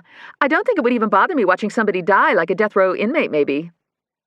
Well, I didn't like dissecting things in high school, Dr. Scarpetta replied, much to Regina's surprise. I felt very sorry for the frog. I did too, Andy replied. Mine was alive, and I didn't think it was right to kill it. It still bothers me. And I certainly am bothered when I've watched people die, inmates or otherwise. I guess you've never spent any time at scenes or in the ER, Dr. Scarpetta said, and she thought Andy's name seemed familiar as she shuffled through the papers on her desk and pulled out a report. Sure enough, the name of the officer who had submitted the poison chocolates to the labs was Trooper Andy Brazil. I have something to discuss with you, she said to him. I think we need a moment of privacy. It was her way of politely ordering Regina out of the office. Please step out for a minute, Andy said to her. We'll be right with you. How can I be an intern if you're always making me leave? Regina said, a hint of her generally obnoxious personality creeping into her voice. I'm not always making you leave, Andy replied, showing her to the door and pretty much pushing her out. Stay, he said, as if she were frisky. He shut the door and returned to Dr. Scarpetta's desk, pulling out a chair and seating himself. I just got the lab report for the chocolates, the chief began. This is serious enough that Dr. Pond wanted it brought to my attention immediately, because I'm quite familiar with poisonings by laxatives. I had a case several years ago of a woman whose kids laced her hot chocolate with X-Lax, supposedly as a joke. The woman developed multiple organ failure, pulmonary edema, and went into a coma and died. She handed Andy the report as she went on to explain it. Tests were conducted with high-performance liquid chromatography, and the chocolates in question are, in fact, positive for phenolphthalein, or PT, in various concentrations. Normal straight X-Lax, if taken in the proper doses, contains approximately 90 milligrams of PT, but just one of the chocolates in the box she submitted contains in excess of 200 milligrams, which at the very least would, if ingested, cause fluid and electrolyte loss, which is very dangerous, especially if the victim is older and not enjoying good health. Well, that sums up the governor, Andy said with growing concern. What about the fingerprints? Did the labs find anything on the paper the box was wrapped in? And was the handwritten note really written by the governor? Dr. Scarpetta sorted through several other reports. They did recover a latent by using the Lumelite and fluorescing dyes, and the print was run through APHIS, she informed him. They got a hit, and here is the identification number, which you can check yourself with the state police computer. She wrote it down for him. As for a documents examination, an exemplar of the governor's handwriting was inconsistent with the note that accompanied the chocolates. So the note is a forgery. Andy wasn't surprised. That's inconclusive because we need to get an official exemplar.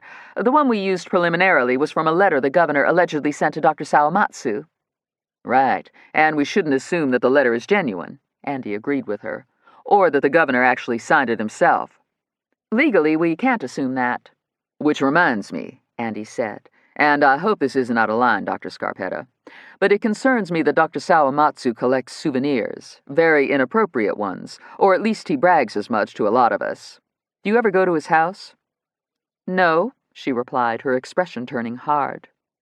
One thing she absolutely would not tolerate was disrespect toward the dead. Nor was any member of her staff allowed to even think about collecting mementos, money, personal effects, weapons, drugs, or alcohol from a body or a crime scene. Maybe you should drop by unannounced to see him sometime, Andy suggested, at his house. Don't worry, she answered. I will. I'll get on the poison chocolates case right away, Andy promised. And I suppose the documents examiner needs an exemplar of the suspect's handwriting, too. I wasn't aware you had a suspect, she said. But yes, absolutely.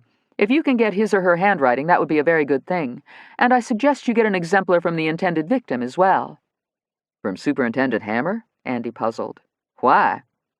To rule out Munchausen syndrome, Dr. Scarpetta matter-of-factly stated. Poisoning with X-lax most often occurs when an individual chronically ingests it to get attention, for example, to gain sympathy from a parent or spouse. You're saying it's possible Superintendent Hammer wanted us to think the governor or someone pretending to be the governor sent her poisoned chocolates because she wants attention? I can't believe that for a minute. You don't know her, Andy said politely but defensively. No, I don't know her at all, Dr. Scarpetta replied.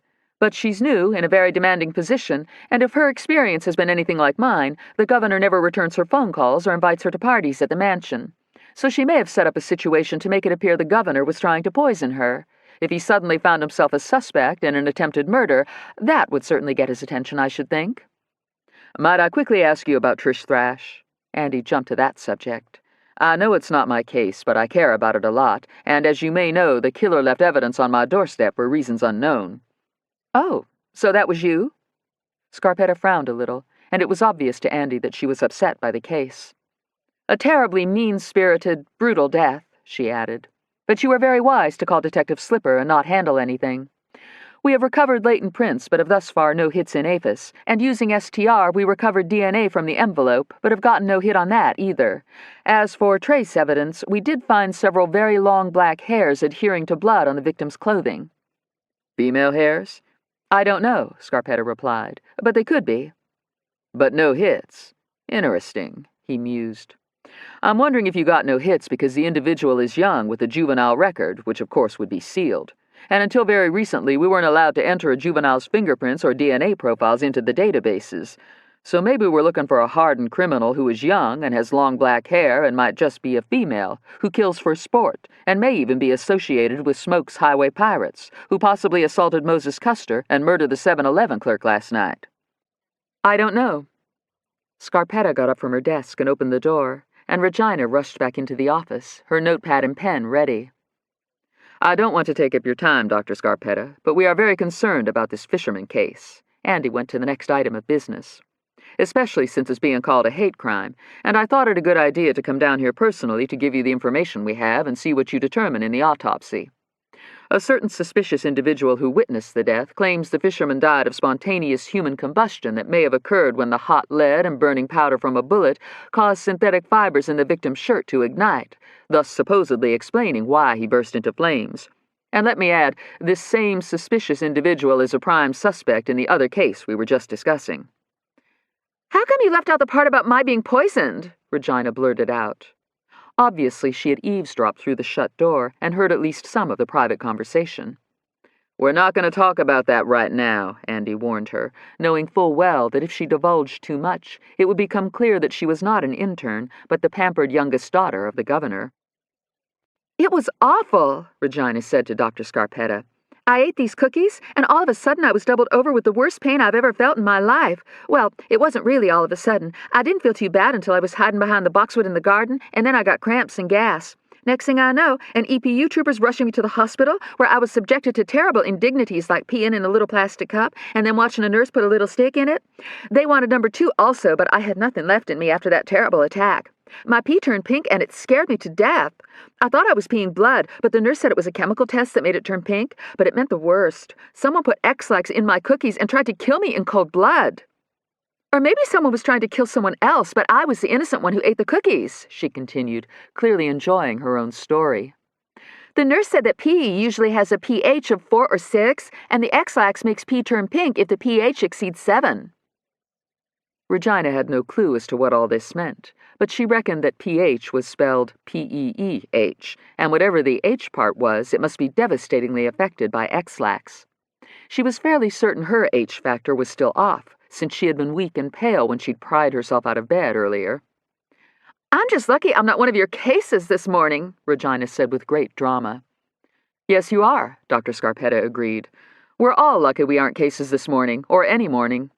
Trooper Brazil, we've x-rayed the fisherman's body already, and there is no bullet. Then what else might have caused him to burn up? Of course we'll test for accelerants and other chemicals, she said, slipping off her suit jacket and hanging it behind the door. This is one of those cases when the external examination tells us quite a lot. She put on a lab coat. For example, there is a great deal of charring that is more pronounced posteriorly, which is consistent with whatever burned him entering the body at about the midline of the chest, a little left of the midline in the area of the heart, to be precise. Andy and Regina followed Dr. Scarpetta out into the corridor. Then he didn't just burn up for no reason, not if something entered his chest, Andy said as Regina faithfully took notes. No weapon found at the scene? The chief inquired. No, ma'am. How do you spell accelerant? Regina was struggling, and the chief had not even gotten to the really big words yet. This suspicious individual who witnessed the death, did he mention to you what color the flames were or their intensity? Dr. Scarpetta asked. If they were an intense white or blue or red, for example. Is midline 1 or 2 words? Regina's voice was getting strained and petulant. No, I also wouldn't expect him to be reliable, Andy answered the chief. 1 word, she said to Regina. How do you spell posteriorly? We'll worry about that later, Andy said in a tone that suggested Regina should not butt in again to volunteer indiscretions or to question spellings. Most significant is a whitish-gray lumpy residue inside the chest cavity, which is certainly consistent with some incendiary device or other material burning inside the body. Dr. Scarpetta stopped before the ladies' locker room door. You'll have to go in through the men's room, she instructed Andy. Officer Reggie and I will meet you in the changing room, and we'll get started. In sedentary? Regina was beginning to panic, and her reaction to insecurity and fear was always unfortunate. What kind of device? What the hell's an sedentary device? Her disposition turned ugly. I can't write this fast, and it's not fair. Why should I know how to spell words like this? I'm not used to them. It's not like I hear them every day at the mansion. Dr. Scarpetta gave Regina a quizzical look. Maybe this isn't a good time for you to see your first autopsy, the chief decided. Andy got on his portable radio and raised Trooper Makovich on the air. Can you return the package to its origin? He asked in the code language of the EPU. And I need you to check out an ID number with APHIS. Damn foe, Makovich's voice came back, decidedly lacking in enthusiasm. 1025 us in the morgue bay. 10 foe, be there in 15. Now you've really done it, Andy complained to Regina minutes later as they waited inside the frigid bay, sitting in plastic chairs by the Coke machine. 2 Swifties removal service attendants were carrying a pouched body on a stretcher, making their way slowly and with difficulty down the ramp. The attendants, a man and a woman dressed in dark suits, seemed to be having a hard time getting the stretcher's legs to unfold. I didn't do a thing, Regina retorted. You're not nice to me. I told you to be quiet and mind your P's and Q's, and you didn't, Andy said. The attendants were in a bind. They couldn't open the stretcher's legs, which meant they couldn't set down the dead person, who clearly was very big, and so there wasn't a free hand to open the van's tailgate. Look at that, Regina said, pointing at the attendants. Why don't you go help those poor people instead of sitting here picking on me? As long as you stay in your chair and behave, said Andy, who didn't trust Regina for a minute. He trotted over to the van. Here, let me help you, he said to the female attendant. That's mighty nice of you, she replied, and gave him her end of the stretcher. I thought you got this thing fixed, Sammy, she irritably said to her partner as she tugged on the stuck stretcher legs. It just need oiling, Maybelline. Then why ain't it working? These legs are froze stiff, and one of the wheels was sticking the other day. Bet you didn't get that fixed neither. Sammy was silent as Andy held on with one hand and tried the van door with the other. How many times I got to tell you, don't say you getting something fixed, and then I find out you didn't? Maybelline was furious. Breaking my back doing this stinking job, and you sitting around all the time watching the TV? I think the tailgate's locked, Andy said as the stretcher fishtailed and moved around perilously. I think it's best you forget the legs and let's unlock the van. Then we can just slide the body in. We won't need to roll it. Can't roll it anyway, not with that stuck wheel Sammy couldn't bother to fix. What did you do with the keys? Maybelline yanked at the stretcher's legs.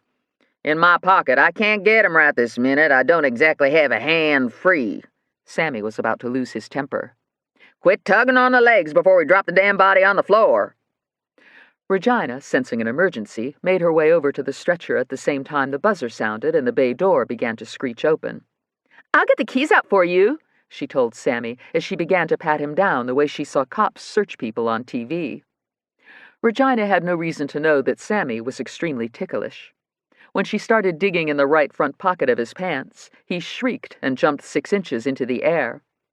What Makovich witnessed when he drove into the bay was a crazy white man in a dark suit screaming with laughter and begging that ugly Krim daughter to stop. Next, the man grabbed himself, and the end of the stretcher he had been holding crashed to the floor, and the huge black body pouch thudded on concrete. Andy, meanwhile, was shouting at Regina, and a woman attendant howled in pain as the stretcher pinched her hand and knocked her in the face, leaving her bleeding and holding her nose and a finger. Makovich thought it wise to remain inside his unmarked car and observe the altercation, which was quickly turning violent. "Let's see what the pretty white boy does about this," he unkindly thought. "That's what you get for being the teacher pet and babysitting the gov's nasty daughter. Ha, ha. Yeah, I ain't seen a good fight in a while. Wait till Doc Scapatis sees what you doing out here. She'd kick your butt to the moon and complain to Superintendent Hammer." "You idiot!" Andy shouted at Regina. "You're the idiot!" she fired back at the top of her lungs. "Now look what you did," Sammy bellowed at her. "You better hope this dead lady's family don't see her body all banged up. Wait till the funeral home find it with bruises and busted bones." "Dead bodies don't get bruises," Andy told him, "and I doubt any bones were broken." Sammy was enraged by the sight of Maybelline bleeding, and he shoved Regina against the van and snatched his keys from her.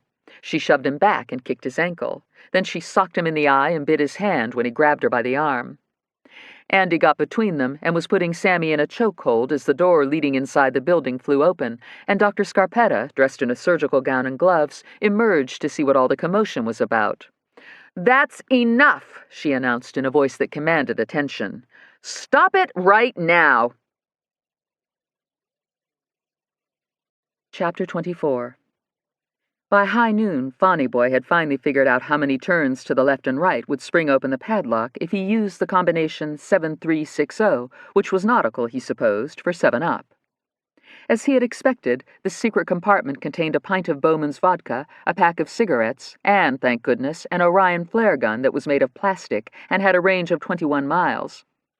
There were 3 cartridges, each with a candle power of 15,000, and Fonny Boy fired all of them straight up into the air. He and Dr. Foe held their breath for a minute as they drifted in the bateau, still out in the middle of nowhere, the crab pot doggedly following them. "You shouldn't have shot them all at once," Dr. Foe said, discouraged and peckish. "Why did you do that, Fonny Boy? It would have made more sense to fire one and wait for a while, then try a second round and eventually the last one.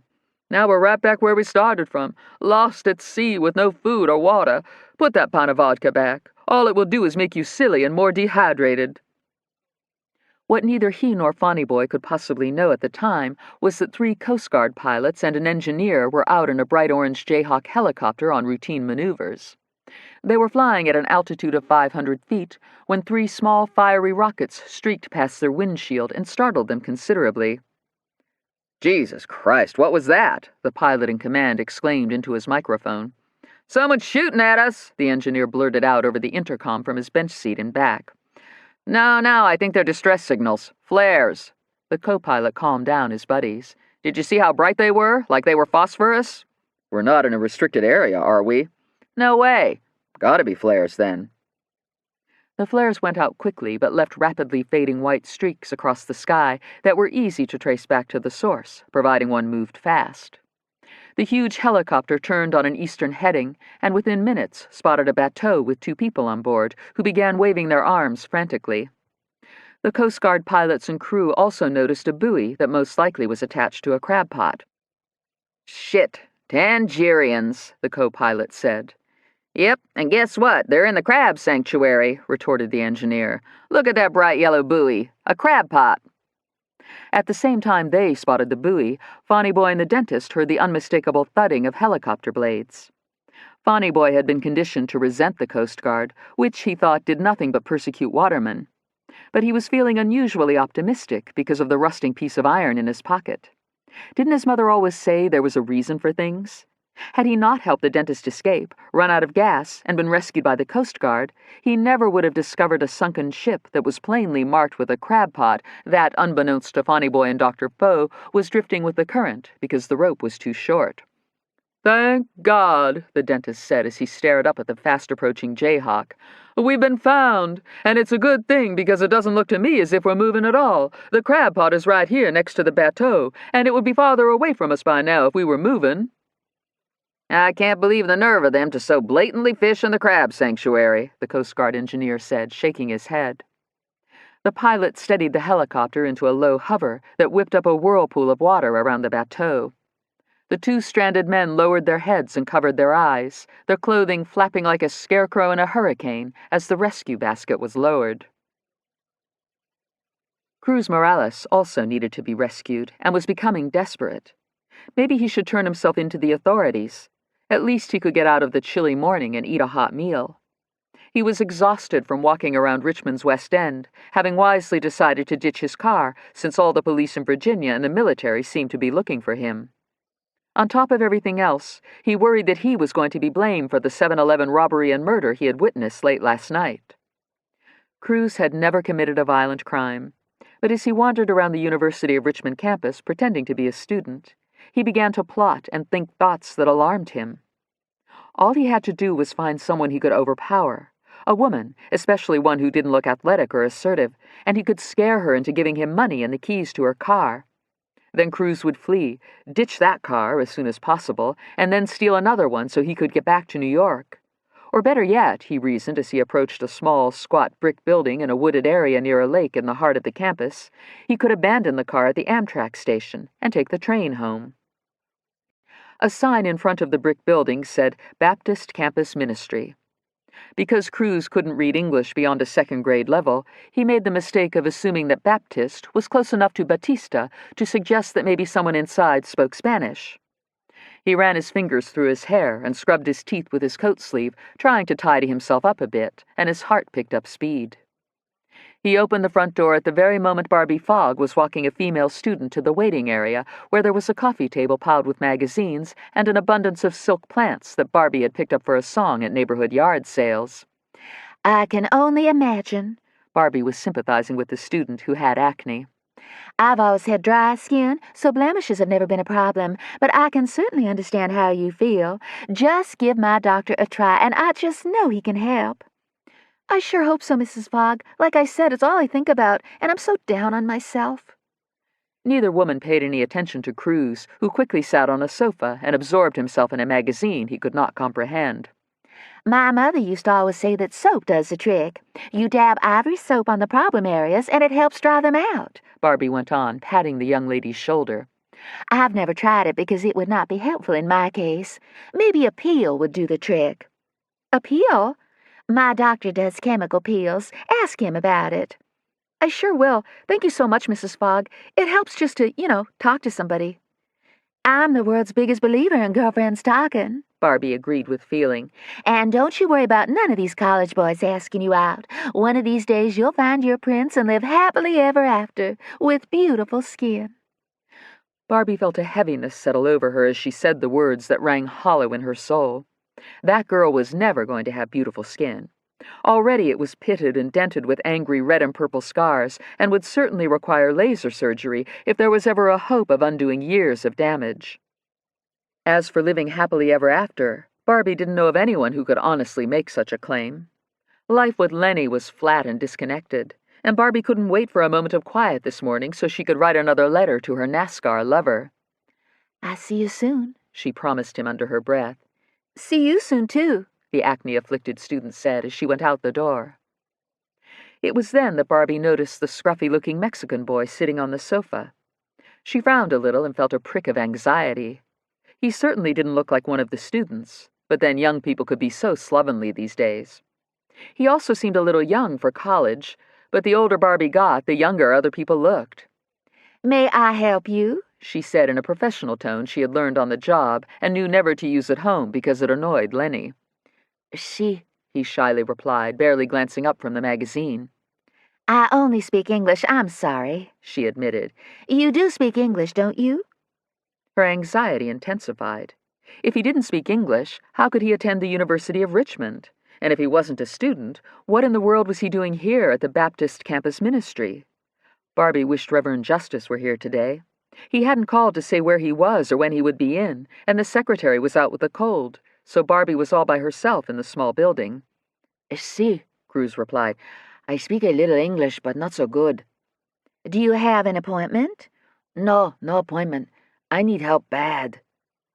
Barbie sat on the other end of the sofa, keeping her distance and realizing it would not be a good idea to take this poorly groomed Mexican boy back to her private office and shut the door. "Tell me about yourself." Barbie used the line she always began sessions with, and wished Reverend Justice would walk through the door right this minute. But the Reverend had been busy visiting that poor, beaten-up truck driver in the hospital, and there were many demands for Reverend Justice to give talks and make appearances on local television and radio shows, Barbie reminded herself. She shouldn't be so selfish as to wish he would tear himself away from truly needy people just because Barbie was a little ill at ease. "I don't got no money," Cruz told her, as his criminal intentions began to weaken. "I not from here and got no money to get home. I just in town on a job, you know, and all these things happen. I scared." "Well, there's nothing to be scared of at the campus ministry," Barbie said with conviction and a touch of pride. "We're here to help people, and you couldn't be in a safer place." "See, that good. I no felt safe, and I'm very hungry." Cruz blinked back tears. He also needed to shave the black fuzz off his upper lip, and his hair needed cutting, Barbie couldn't help noticing. And his fingernails were dirty, and he had a tattoo on the back of his right hand. This was a child who had endured a hard life, poor thing. "How did you find us?" she wondered out loud. "I see the sign and think maybe it's your family of Gustavo and Sabina, or maybe Carla." This made no sense to Barbie. "So I come in." Cruz shrugged. "You know a way I can get home?" "That depends on how you got here to begin with," Barbie said, confused. "And where might home be?" Cruz wasn't terribly bright, but he realized he had New York plates on the car he had ditched, and the cops were looking for a Hispanic from New York. So maybe it was best to leave New York out of the equation at the moment. "I just bet you're from Florida," Bobby said. "A lot of Spanish people live down there. My husband took me to the Everglades on our 2nd anniversary. You know, he just always wanted to ride in one of those airboats. And then we spent 2 nights in Miami Beach in one of the few hotels that wasn't boarded up back then, because I just love Jackie Gleason. You ever watch The Honeymooners?" Cruz frowned and scratched his head. "Well, I was just thinking, maybe you could take the bus to Florida. The campus ministry has a small discretionary fund we can draw on if a student needs to get home and can't afford it." Cruz fell into a depression. He didn't know anybody in Florida.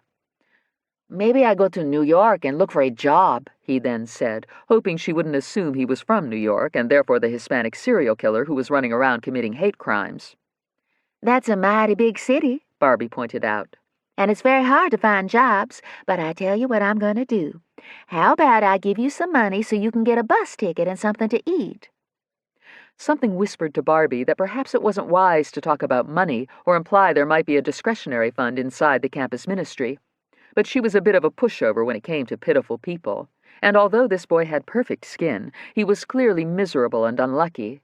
So maybe God was telling her to give him a little miracle, and she thought of her rainbow and felt happy inside.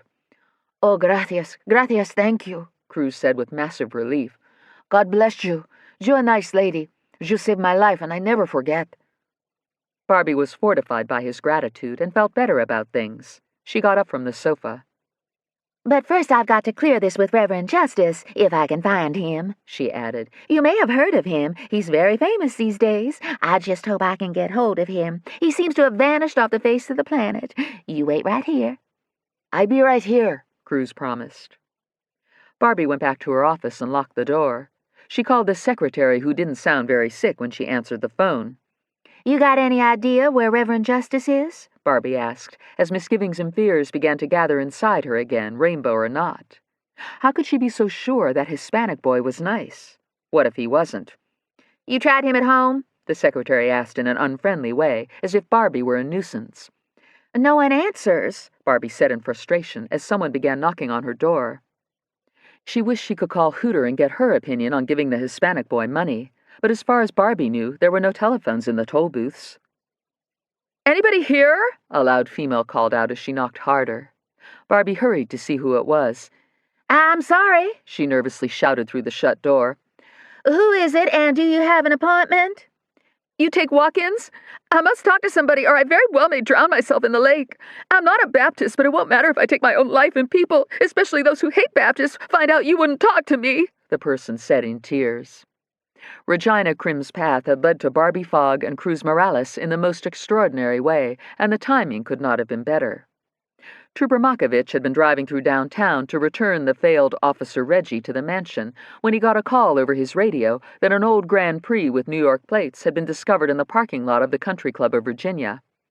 It was believed that the car had been dumped very recently because an old beat-up vehicle that did not have Virginia tags would draw immediate attention at the club, and in fact had. A woman on her way to play indoor tennis spotted the Grand Prix when she was parking her Volvo and didn't hesitate to call 911. "Sorry," Makovich said to Regina as he hit his siren and lights. "We gotta check something out. It may be that Hispanic everybody looking for." "That's fine. I promise I won't tell," Regina said, cheered by the flashing lights and whelping siren, and excited by the knowledge that it was against regulations for EPU to respond to a dangerous call while protecting the first family. "Far as I'm concerned, you still an intern right this minute," Makovich said as he sped west on Broad Street, weaving in and out of traffic. "So you get some big idea about snitching on me like you already done before when I beat you fair and square in pool. I'm gonna deny it and say you was officially riding along." "It's Papa who got mad at you," Regina retorted. "Huh, 'cause you such a sore loser and malingered me to him," Makovich roared through a yellow light. Motorists were pulling off on the shoulder, certain they were about to get a ticket for something. Traffic had slowed to 10 miles an hour, as other drivers cowered in terror and prayed they hadn't driven over a stripe on the street and their speed hadn't been checked by some helicopter, and now a trooper was after them. "The governor didn't see me beat you," Makovich irritably went on, as he did his best to cut through the barely moving cars. "So you had to snitch, and then suddenly I have to hope he don't remember me." "He doesn't remember you," Regina reminded him. "He says you all look alike, and he doesn't mean it in a way that's not nice. But Papa can't see most people, and sometimes he calls Constance Faith and the other way around, especially if they haven't put on makeup and are still in their robes." "Would you get out of my way?" Makovich yelled at the cars he was trying to pass. Within minutes, he was turning off Three Chopped Road into a long driveway that led to the stately country club with its elegant clubhouse, tennis and paddleball courts, and sprawling golf course. CCV, as the Country Club of Virginia was called, was in a very wealthy neighborhood where many of the homes were as big as the governor's mansion. Makovich was in an anxious sweat as he drove slowly over a speed bump. People around here thought all black folks looked alike too, and poor vision had nothing to do with it. "I tell you, nothing I hate more than coming over here," he muttered. "What for? Papa's been a member ever since he was governor the first time. I practically grew up in this club." Regina scanned for the Grand Prix, hoping she would spot it first. "Yeah, you a member as long as it's a family membership, but the day come you try to get in on your own when your daddy no longer the gov, then you see what happen," Makovich said, spotting the car near the indoor tennis facility. "Folk like you and me don't get accepted into places like this, in case you ain't figured that out yet. And most other governors turn down a membership even if it's free, 'cause it go against their conscience." This was news to Regina. "Why wouldn't I get in on my own? I'm white and from an old Virginia family." "You still a minority." Makovich radioed that he had found the Grand Prix and requested a backup as he lit a cigarette. He got out and checked the car, noting that the key was still in the ignition, and when he cranked the engine, he discovered that the gas tank was on empty. It also did not escape his attention that there were no personal effects inside the vehicle or the trunk. He got back on the radio. "Subject appears to have abandoned the vehicle," he informed another trooper who was minutes away. "I'm going to check the area and let you work out getting the vehicle to the city tow lot." 10-4. "What do you mean I'm a minority?" Regina resumed arguing with Makovich. "How dare you insult me like that?" "Oh, I get it." Makovich got mad inside his cloud of smoke.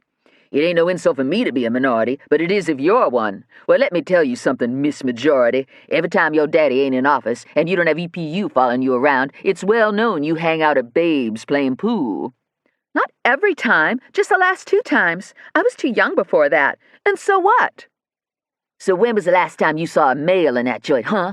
We all know why you go in there. Maybe you come out with some nice field hockey player with a shaved head and dingo boots. Or maybe you ride off on a Harley with some other sweet young thing you meet in there at the bar. Or maybe you pick up a woman doctor or a lawyer who live in a closet until it's cocktail hour and they can hide in some booth inside a nice dark place where they can meet other majorities. Woo! You live some protected life, all right, acting like you the last one to know." Regina was crushed. She always assumed that when her father was out of office and not in the news, she could live her life as she wished. All the time she had frequented the women's bar in the Carytown shopping center, it had never occurred to her that people were watching and gossiping. Mention of the field hockey player in particular conjured up terribly painful memories of yet one more heartbreaking failed romance. Regina had been desperately in love with Dee Dee, a percussionist for the City Symphony Orchestra, who had waited until Regina's birthday to announce that Dee Dee was having an affair with a tuba player and never wanted to see or talk to Regina again. "I hate my life," Regina told Makovich as he turned off into the nearby University of Richmond grounds so he could check with the campus police and see if they might have noticed anybody unusual in the area. "I can't take this anymore." Regina was more upset than Makovich had ever seen her. "You're mean. Everybody's mean to me. A person can only endure so much cruelty and humiliation." Makovich pulled into a small parking lot by the lake so he could turn around and head the other way. "I'm so unhappy I might just blow up. One of these days I think I'm just going to explode, and they'll find just a little burn spot on the floor," Regina threatened as she noticed a white minivan with a rainbow bumper sticker parked in front of a small brick building that said Baptist Campus Ministry out front. "Stop the car," she demanded. "Stop it now or I'll hold my breath until I die, and then you'll have a lot of explaining to do. They won't be able to find out what killed me, and you'll be blamed." Makovich slammed on the brakes and parked by the minivan as Regina imagined her neglected, unloved body inside a pouch at the morgue. Dr. Scarpetta would spend an inordinate amount of time on Regina and finally admit that there was no apparent cause of death. It may be that she died of a broken heart, the famous medical examiner would tell Regina's important parents.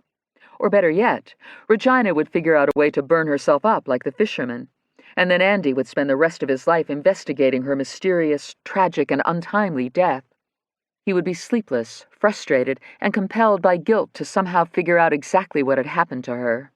He would think of her morning, noon, and night, and wish he had been nicer to her, and had not kicked her out of the very morgue where he would visit her after it was too late. Regina walked past the minivan with its rainbow bumper sticker heading to the clinic, which she assumed specialized in counseling gay Baptists. How unfair to be born a gay Baptist, and she was surprised that the University of Richmond had enough gay Baptist students to merit a clinic for them. She climbed the front steps and walked into the lobby, where what she assumed was a gay Baptist Mexican was sitting on the couch. She self-consciously averted her puffy, tear-stained face from his curious eyes as she wiped her nose again, and another wave of grief racked her massive body. Andy would be sorry. Oh, yes, he would. He would be devastated when he rushed to the morgue and begged to say goodbye to his former partner, Officer Reggie. "Please, let me have just a moment alone with her in the viewing room," he would ask Dr. Scarpetta. "This is all my fault. I was afraid to show her how much I really cared and needed her, and now it's come to this. The stress of her life and my unkindness toward her were too much, and she burst into flames." Perhaps it was a touch of clairvoyance on Regina's part, but even as she was fantasizing about spontaneous human combustion, Andy was speeding back to headquarters to post a Trooper Truth essay on that very subject. The Truth About Spontaneous Human Combustion by Trooper Truth. Although there is no evidence that people literally blow up without some mechanical or chemical assistance, it is a fact that living human beings can burn up in the absence of any external fire. I make this distinction because many of you, my readers, mistakenly believe that combust means to blow up, when it doesn't mean that at all. Now, it is true that combustion can refer to agitation or tumult, but for the purposes of this essay, when I mention combustion, or combusting, I am talking about something or someone burning up. For centuries, spontaneous human combustion, SHC, has been written about, but not always persuasively. Novelists like Melville and Dickens, for example, use SHC to demonstrate that what goes around comes around, and if you are evil and unfair to others, then it is poetic justice if you burst into flames one day while you're minding your own selfish business in your castle or house. What may perhaps surprise the reader is that there is a scientific explanation for SHC. Experiments on dead human bodies and body parts donated to the Body Farm in Knoxville, Tennessee, have shown it is possible, given certain conditions, that if a body is ignited, it can continue to burn until it is almost completely cremated. Normally, it takes 1 to 3.5 hours for a body to be reduced to bits of bone and ash, and this only occurs in an extremely hot fire or a crematorium oven. So I have to admit that when forensic anthropologist Dr. Bill Bass first mentioned to me that one of his graduate students had written her master's thesis on SHC, I thought he was joking. People don't just burst into flames, I protested as we ate barbecue at Calhoun's in Knoxville. I can't believe I'm hearing this. Not literally burst into flames, he said, drinking iced tea from a jelly jar as the setting sun played across the Tennessee River, but burn for considerably long periods of time. This strange conversation over baby back ribs occurred last spring when I happened to drop by the body farm to see if the scientists there had ever done any experimenting on mummification. I had just returned from Argentina and was still very interested in mummies, and hoped Dr. Bass might be inclined to attempt an old-style Egyptian embalming on one of the bodies donated to the farm. He saw no good purpose in this, and explained that finding an apothecary shop that sold what we needed would be very hard and probably would exceed the budget. However, Dr. Bass told me, and I sensed he hated for me to go away disappointed because he is a kind, humble man, the body farm was doing some rather unusual research on spontaneous human combustion, if I was interested.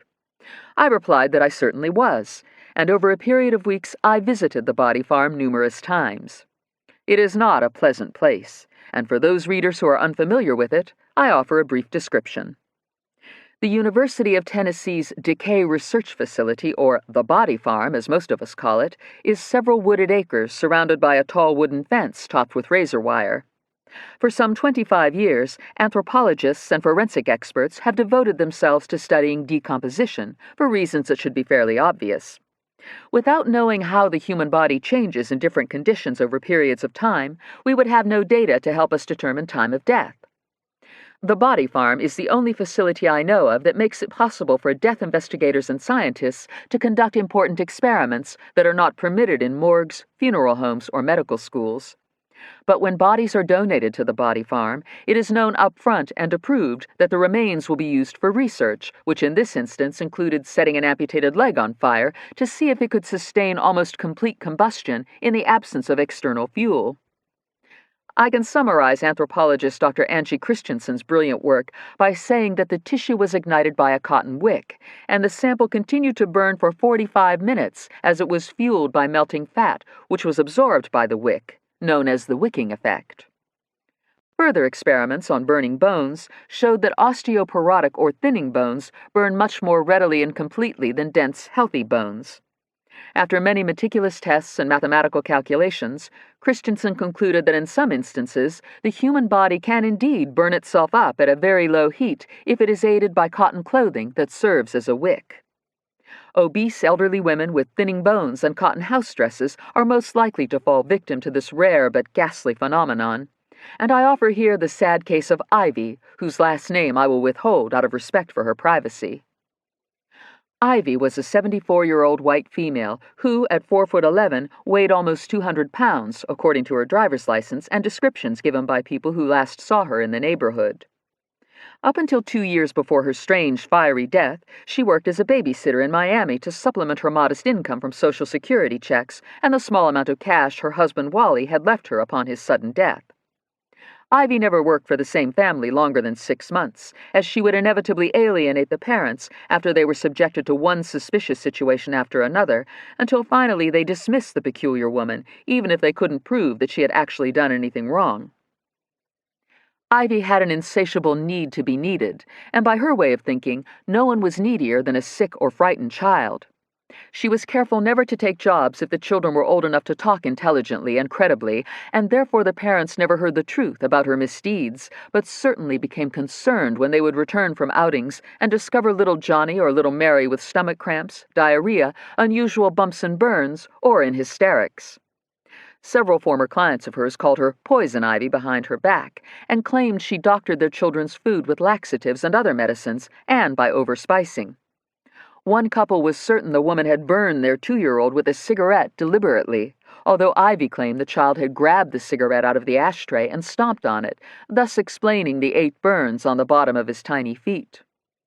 Tales and scandals swirled about Ivy, and she finally decided it was best to retire, which was when her real problems began.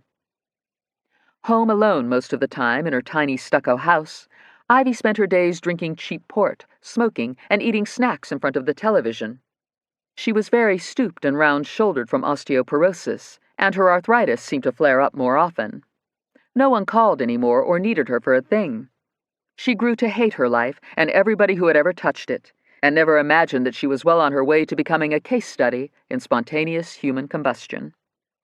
As fate would have it, Ivy was in an especially foul mood on Christmas Day, 1987, when she put on a long-sleeve cotton house dress because the weather was a bit nippy. She fixed herself a strong screwdriver after opening the deluxe box of Whitman chocolates that were a gift from her son, who lived nearby but never came to see her and rarely called. She parked herself on the vinyl couch in front of the TV and drank and smoked the morning away. It was here on this very couch that her badly burned body was discovered 2 days later when the Cuban lady who lived next door became concerned because Ivy had not picked up her newspapers. Virginia Chief Medical Examiner Dr. K. Scarpetta worked the case you, the reader, might be interested in knowing. She was beginning her career as a resident forensic pathologist at the Dade County Medical Examiner's Office and responded to the baffling scene. Fire investigators and the police had never encountered anything like this, which isn't surprising since there have only been some 200 cases of SHC reported since the 1600s. Ivy's torso was almost completely incinerated, including the bones, yet there was no sign of a fire anywhere in the house. Although not much was known about SHC at the time of Ivy's death, in retrospect it is fairly easy to reconstruct what happened. Ivy passed out drunk, and a lit cigarette dropped out of her mouth, setting her cotton house dress on fire. As her body began to burn, fat melted, and the cotton became saturated and served as a wick. Ivy sustained low-heat combustion possibly for many hours before the fire extinguished itself long after Ivy was dead. It's just lucky I did research on this rare phenomenon, because I know enough to realize 2 things about the mysterious death of fisherman Caesar Fender, whose burned body was recently discovered on Canal Street. SHC is not a paranormal event, nor does Caesar's death meet the criteria in any sense. In the first place, the grayish-white residue in his chest cavity clearly suggests an external fuel source. Also, Caesar was not very old or overweight, and it is unlikely his bones were thinning. Most significantly, he was not wearing cotton, and a wicking effect could not have occurred. Nor was there any evidence that he was smoking at the time of his death, even if a witness, who is now the main suspect, claimed there was a Bic lighter in Caesar's pocket. That alleged lighter or pieces of it were not recovered at the crime scene or in the morgue. This leads me to suspect that a flare gun was used to commit what is clearly a murder, and I have a feeling Dr. Scarpetta is thinking the same thing. This makes Caesar's death quite different from what happened to Poison Ivy, who craved getting attention at the expense of others. Her syndrome is known as Munchausen's by proxy, which simply means that someone harms another person who can't defend himself or describe what really took place. Victims are often young children or the infirm. The motivation of the perpetrator is to gain sympathy, attention, or feel needed as he rushes his victim to the doctor or the hospital. "Oh, I don't know what's wrong with my little baby," the wicked perpetrator will sob to the doctor, "but he's got terrible diarrhea again and is dehydrated and too weak to get out of bed. I'm just so distraught I don't know what to do. I love my little baby so much, and I've already lost 2 babies, and if I lose another one, I will lose my will to live." Another common reaction after the so-called caretaker has harmed someone in his or her care is to wrap the victim in his or her arms and coo and cry. "Poor little baby," the mendacious, cruel-hearted perpetrator cries out. "Oh, my poor little baby, how did you burn your little feet? Oh, don't you worry, I'll take care of you. Don't cry, please don't cry, and don't be mad at me. I didn't do anything, you poor little darling." Baby wails and shrieks, and in pain and terror clings to mommy, daddy, or the caretaker's neck as the little one is rushed to the doctor, where the parent or caretaker gets the desired attention and compassion. I think it is entirely possible that Major Trader, in addition to his pirate proclivities, suffers from Munchausen's by proxy. He poisons others to manipulate and feel needed. If any of you, my readers, run across him or know where he is, please call the police immediately. He was last seen eating a breakfast sandwich as he backed out of his driveway earlier today, and has evaded arrest, and is now considered a dangerous fugitive. If you spot him, please do not approach him, as he is violent and incapable of remorse. Nor should you accept any food from him, especially sweets. Be careful out there. Chapter 25. That's what I'm considering. Dr. Scarpetta's voice came over the speakerphone in Hammer's office shortly after Trooper Truth's latest essay rocketed through cyberspace. But I would have preferred not having any information about a flare gun or anything else pertaining to my case published on the internet.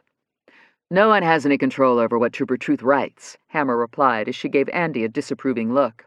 He's anonymous, assuming he's a he. How did he know about my case in Miami? Dr. Scarpetta inquired. Maybe by doing an internet search on spontaneous human combustion? It was Andy who answered. I assume there was a lot in the news about a case as sensational as that one must have been. As usual, there was. What next? Hammer asked as she paced.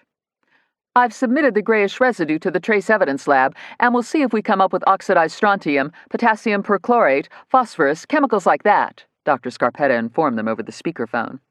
In the meantime, he's a death due to 40% body burns, and I'll have to pen the rest of it, but I think you should work him as a homicide unless we find out he had some sort of flare on his person that accidentally ignited.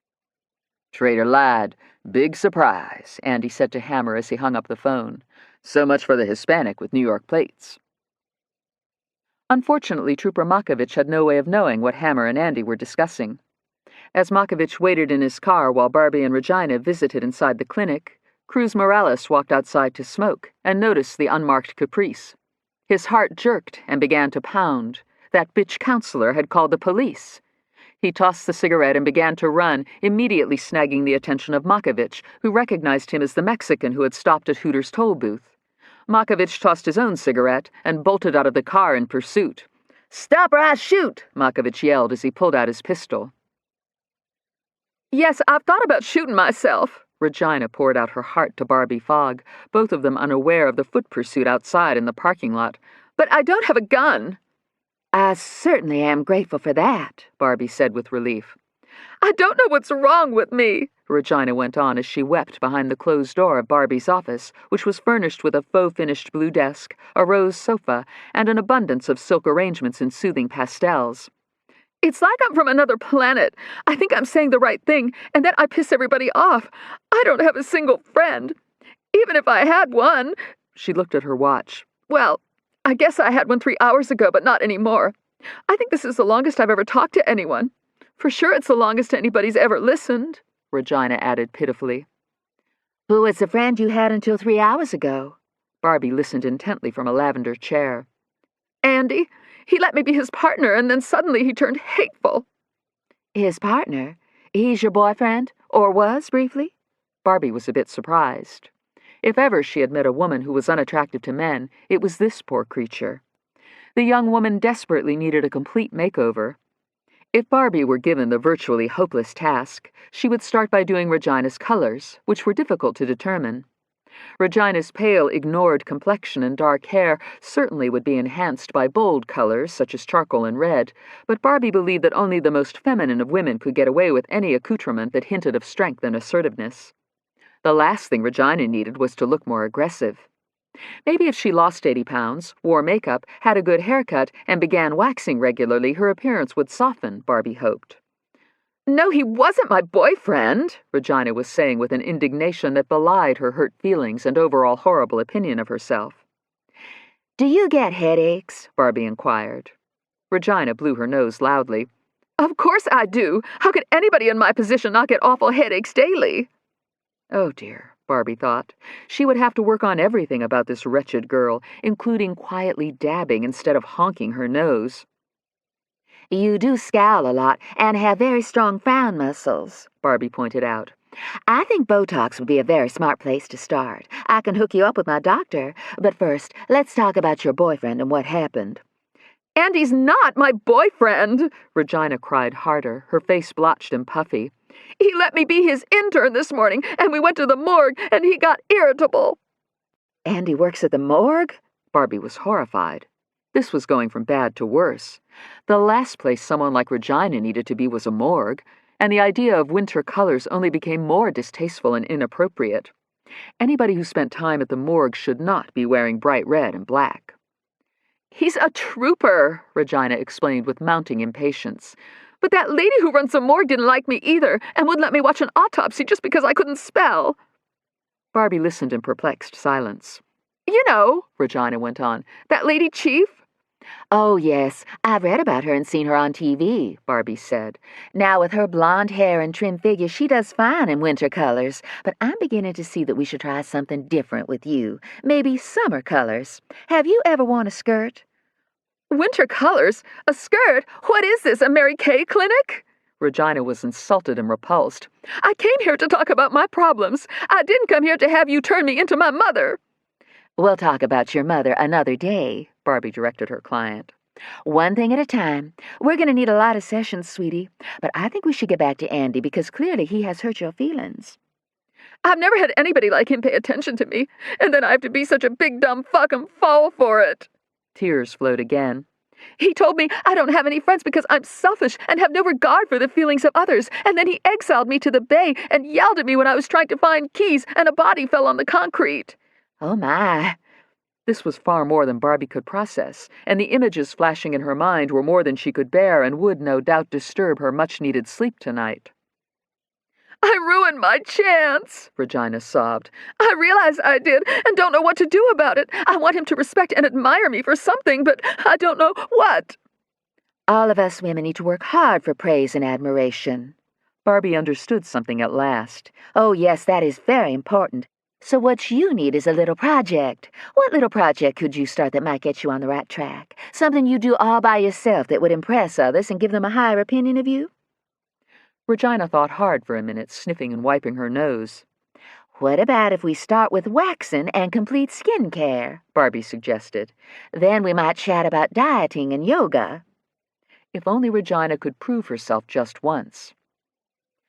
Papa needs a seeing eye horse, she said, feeling a surge of hope.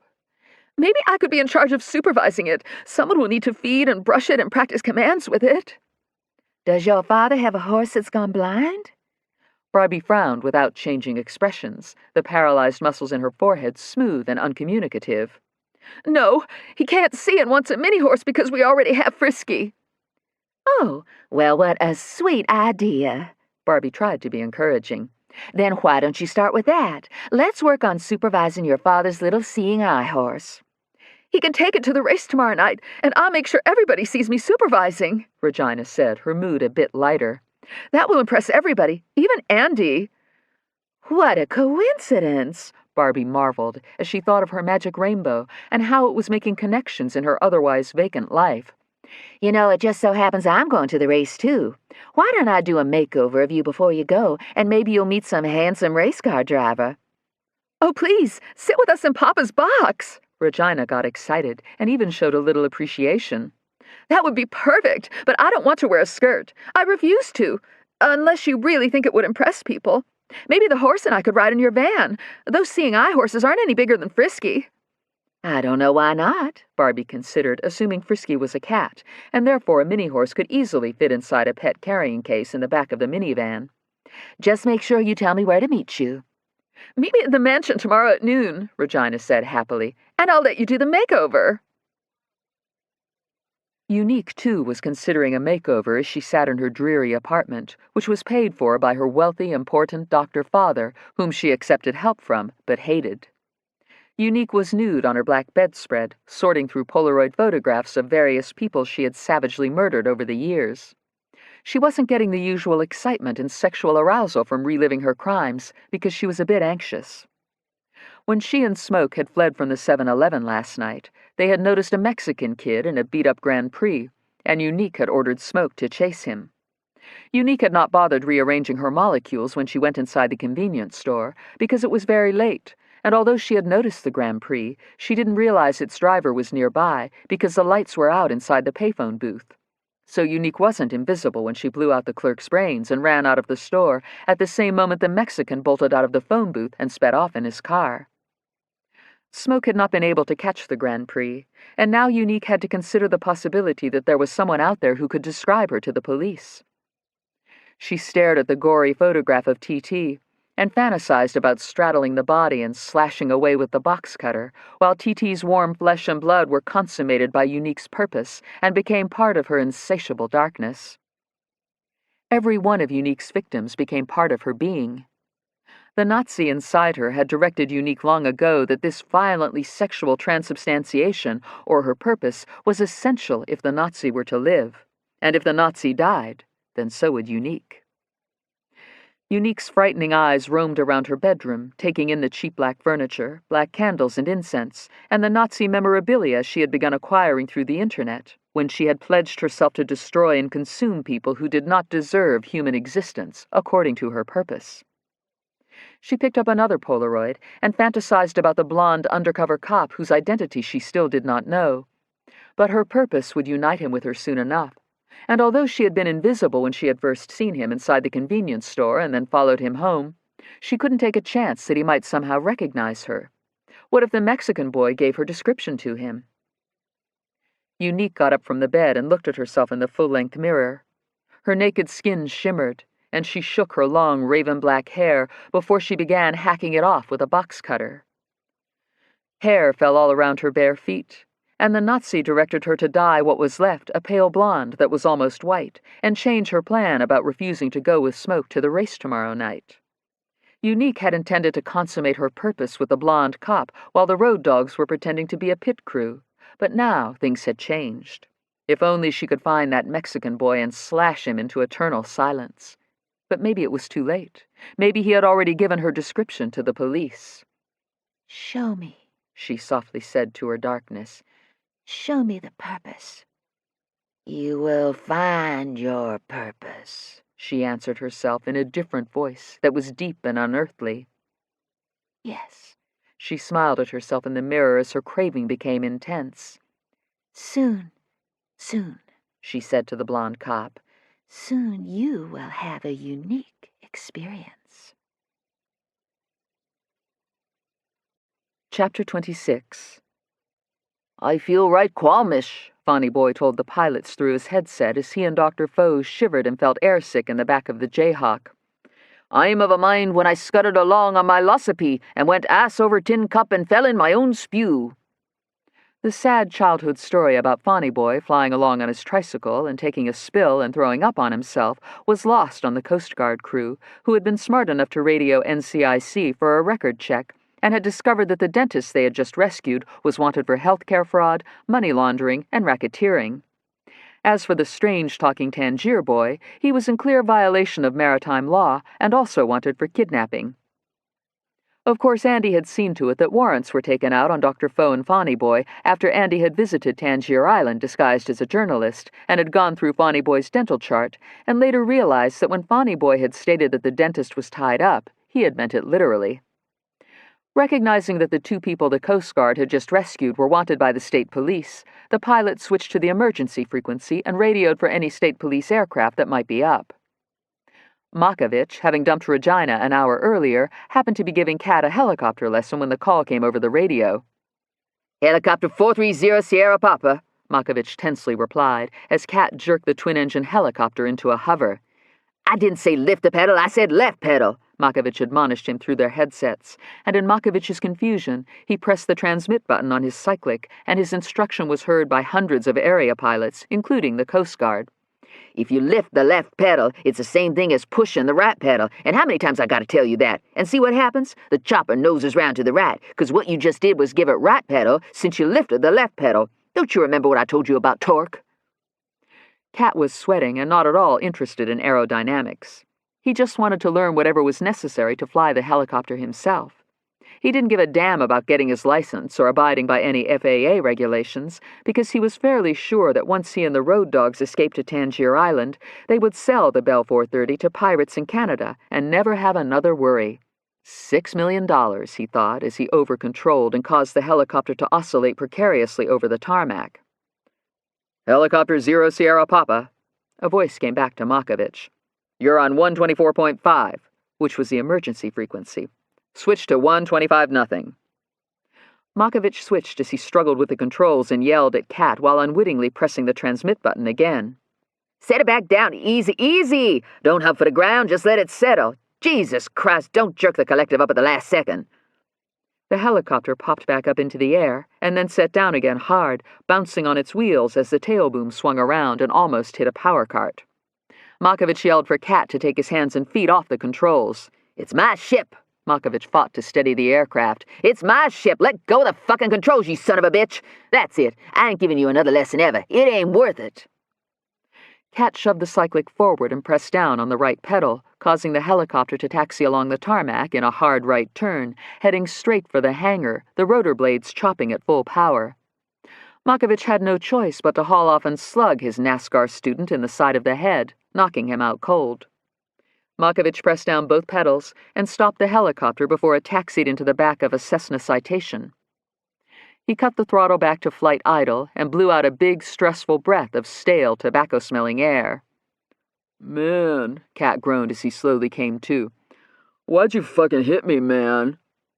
"You tell your fucking driver when he needs to go somewhere I'm flying and you can park your dangerous motherfucking ass in back," Markovich angrily said.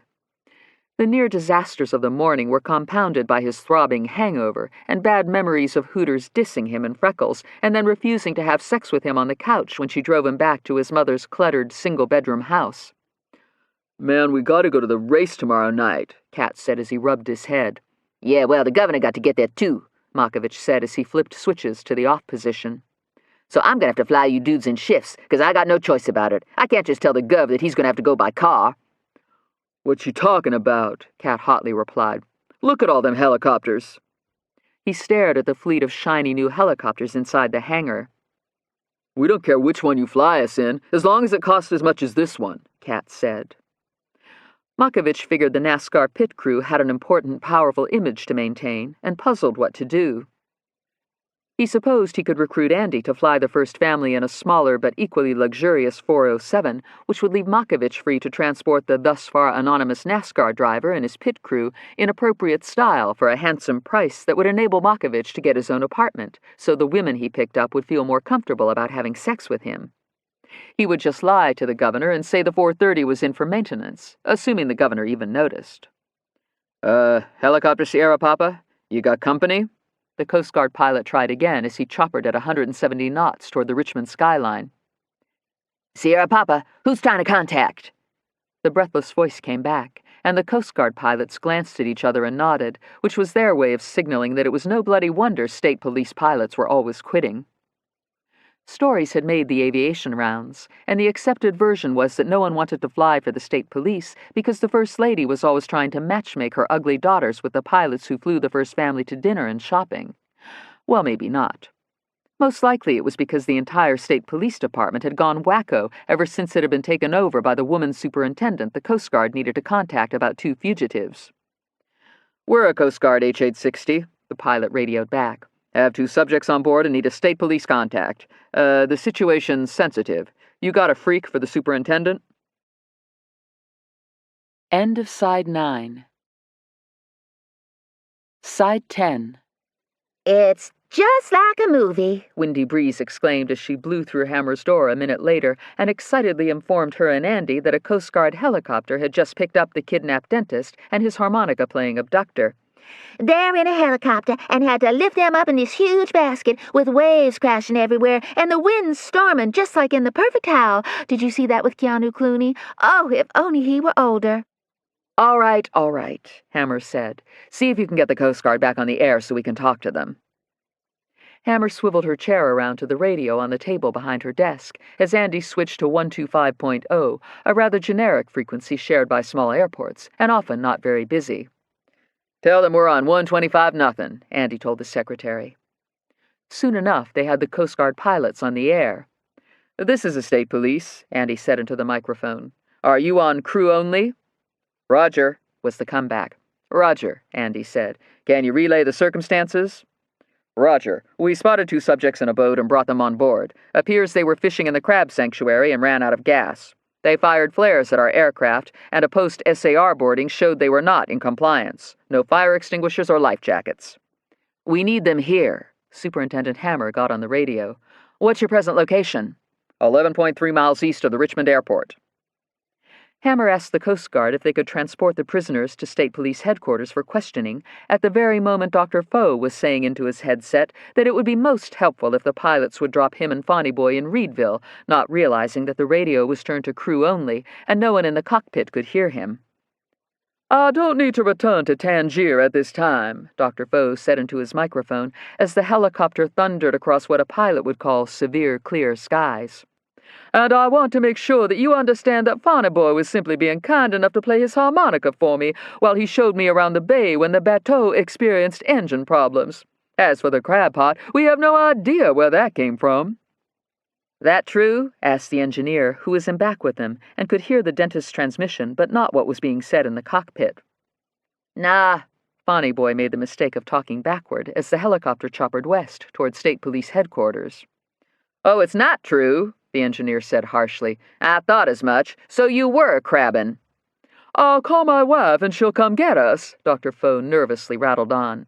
"And I sure am sorry for all the trouble, but you certainly saved our lives. If you ever need any free dental work, please call me. Here's my card."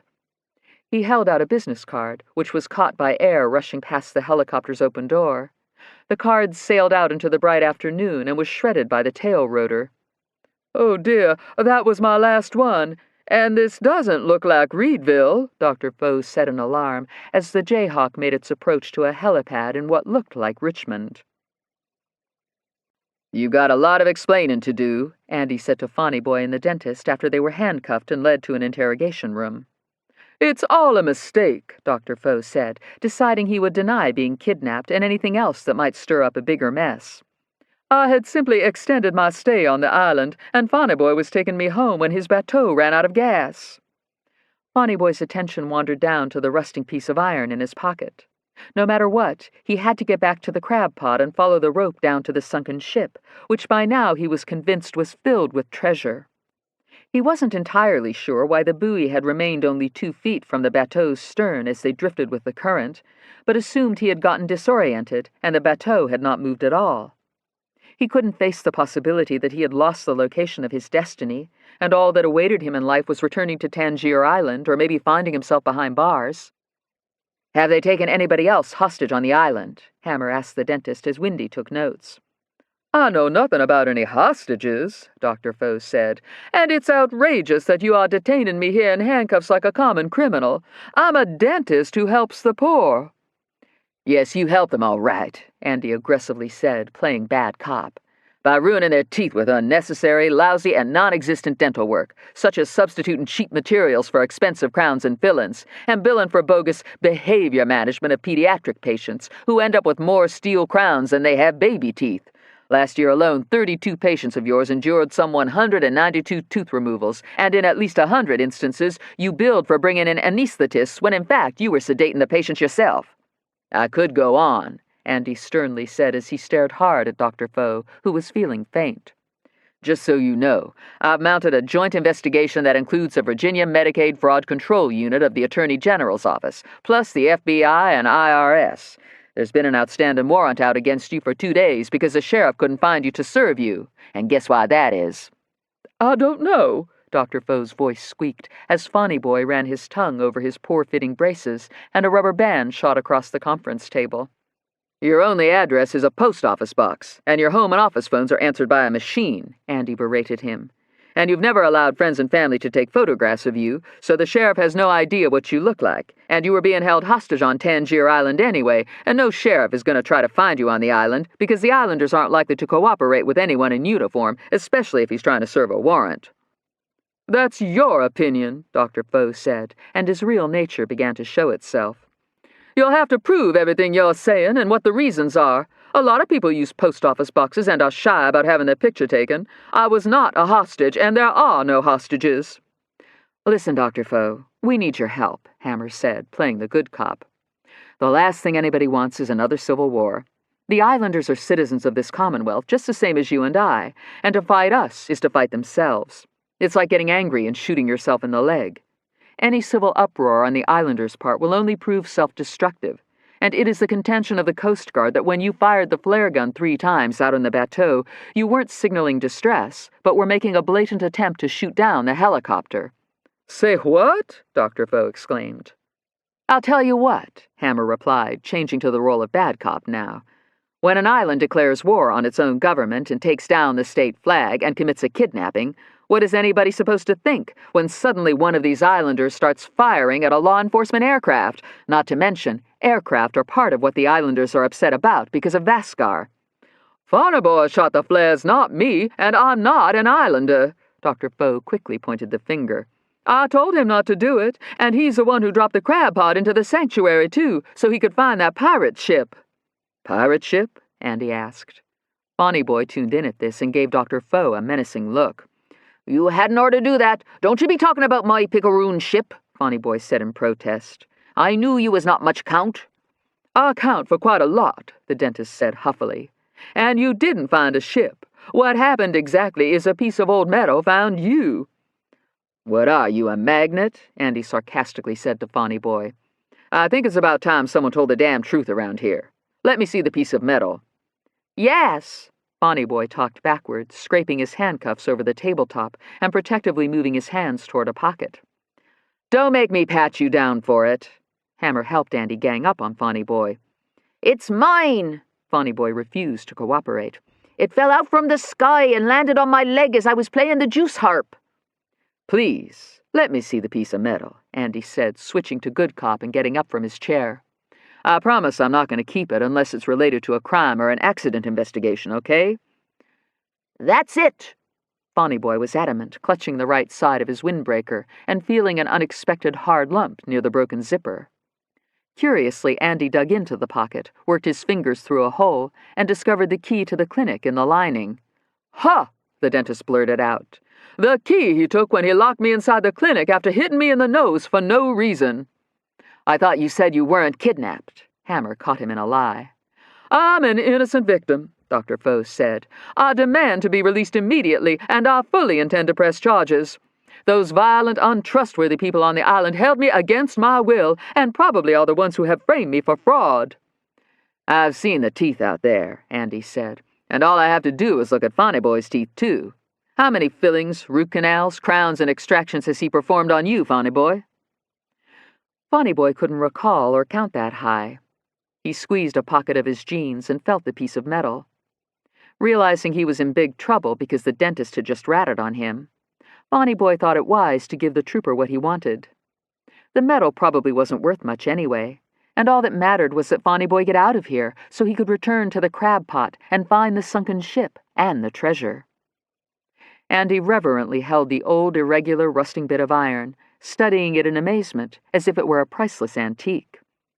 We need to carbon date this, he said to Hammer. It could be very important. Chapter 27. The day was running out on Andy, and there was still much to do. Next on his agenda was to pick up Moses Custer at the hospital and make sure he got home safely. Then he had that waterproof suitcase to deliver to Canal Street, where Captain Bonnie, a.k.a. Major Trader, had agreed through email to show up so he could get what was coming to him. You'll get what's coming to you, all right, Andy thought as he packed an old, battered aluminum suitcase full of weights from his cramped makeshift gym in the basement of his row house. How about getting your ass arrested for murder, attempted murder, conspiracy to murder, obstruction of justice, and whatever else I can think of, you son of a bitch? Andy threw the suitcase, a disguise, and fishing gear into the trunk of his car and hurried downtown to the hospital. I'm sorry I took so long to get here, he apologized as he walked into Moses Custer's room, a large private one the governor had ordered him moved to, even though Moses was on his way out. He's all ready to go, and it's about time you showed up because we need the room, said a nurse whose name tag read A. Carless. Do you pronounce your name Careless or Carless? Andy politely inquired of the woman, who was built like a wrestler and had eyes that looked in two directions at once. People pronounce it both ways, she replied as she began to help Custer out of the bed and into a wheelchair. I don't need no wheelchair, Custer nervously said. Ouch! You just hit my mouth with your elbow. Hold on! My gown ain't closed in the back. Lord help me, Mr. Trooper. Please get this woman away from me. I'm more banged up now than when I got here. Moses Custer was a pitiful sight. His head was black and blue, one eye was swollen shut, and he was missing teeth, although it was unclear how much of it was related to the assault. One arm was in a cast that Nurse Carless managed to knock against the bedside table as she tried to force him from beneath the covers into the wheelchair that she had forgotten to secure with the brakes. Before Andy could intervene, she lifted Custer off the bed and set him down hard in the wheelchair, which took off on its own and crashed into a chest of drawers. Custer shrieked as the chair bounced backward and slammed into the bed, his bandaged right foot catching the handle of the bedpan on the floor and sending it flying as the chair spun uncontrollably and threw Moses out. "Don't touch me!" he screamed as the nurse lifted him up by the front of his gown, thereby exposing his back side and other parts that were nobody's business but his own. "Whoa," Andy said, gently taking Custer by the elbow, closing the gown, and blocking Nurse Carlos to prevent further physical harm to the patient. "Wear your clothes so you can get dressed." "My son brought me over some, in that drawer there," Moses said. "Don't you get 'em," he snapped at the nurse. "Let the trooper get 'em." Andy helped Moses dress over the protests and attempted interventions of Nurse Carlos, and then helped him into the wheelchair. "I'll wheel you out to the car," Andy said. "We don't need your help," he warned the nurse, who was getting put out and more aggressive. "It's hospital policy that a nurse must roll the patient out," she protested.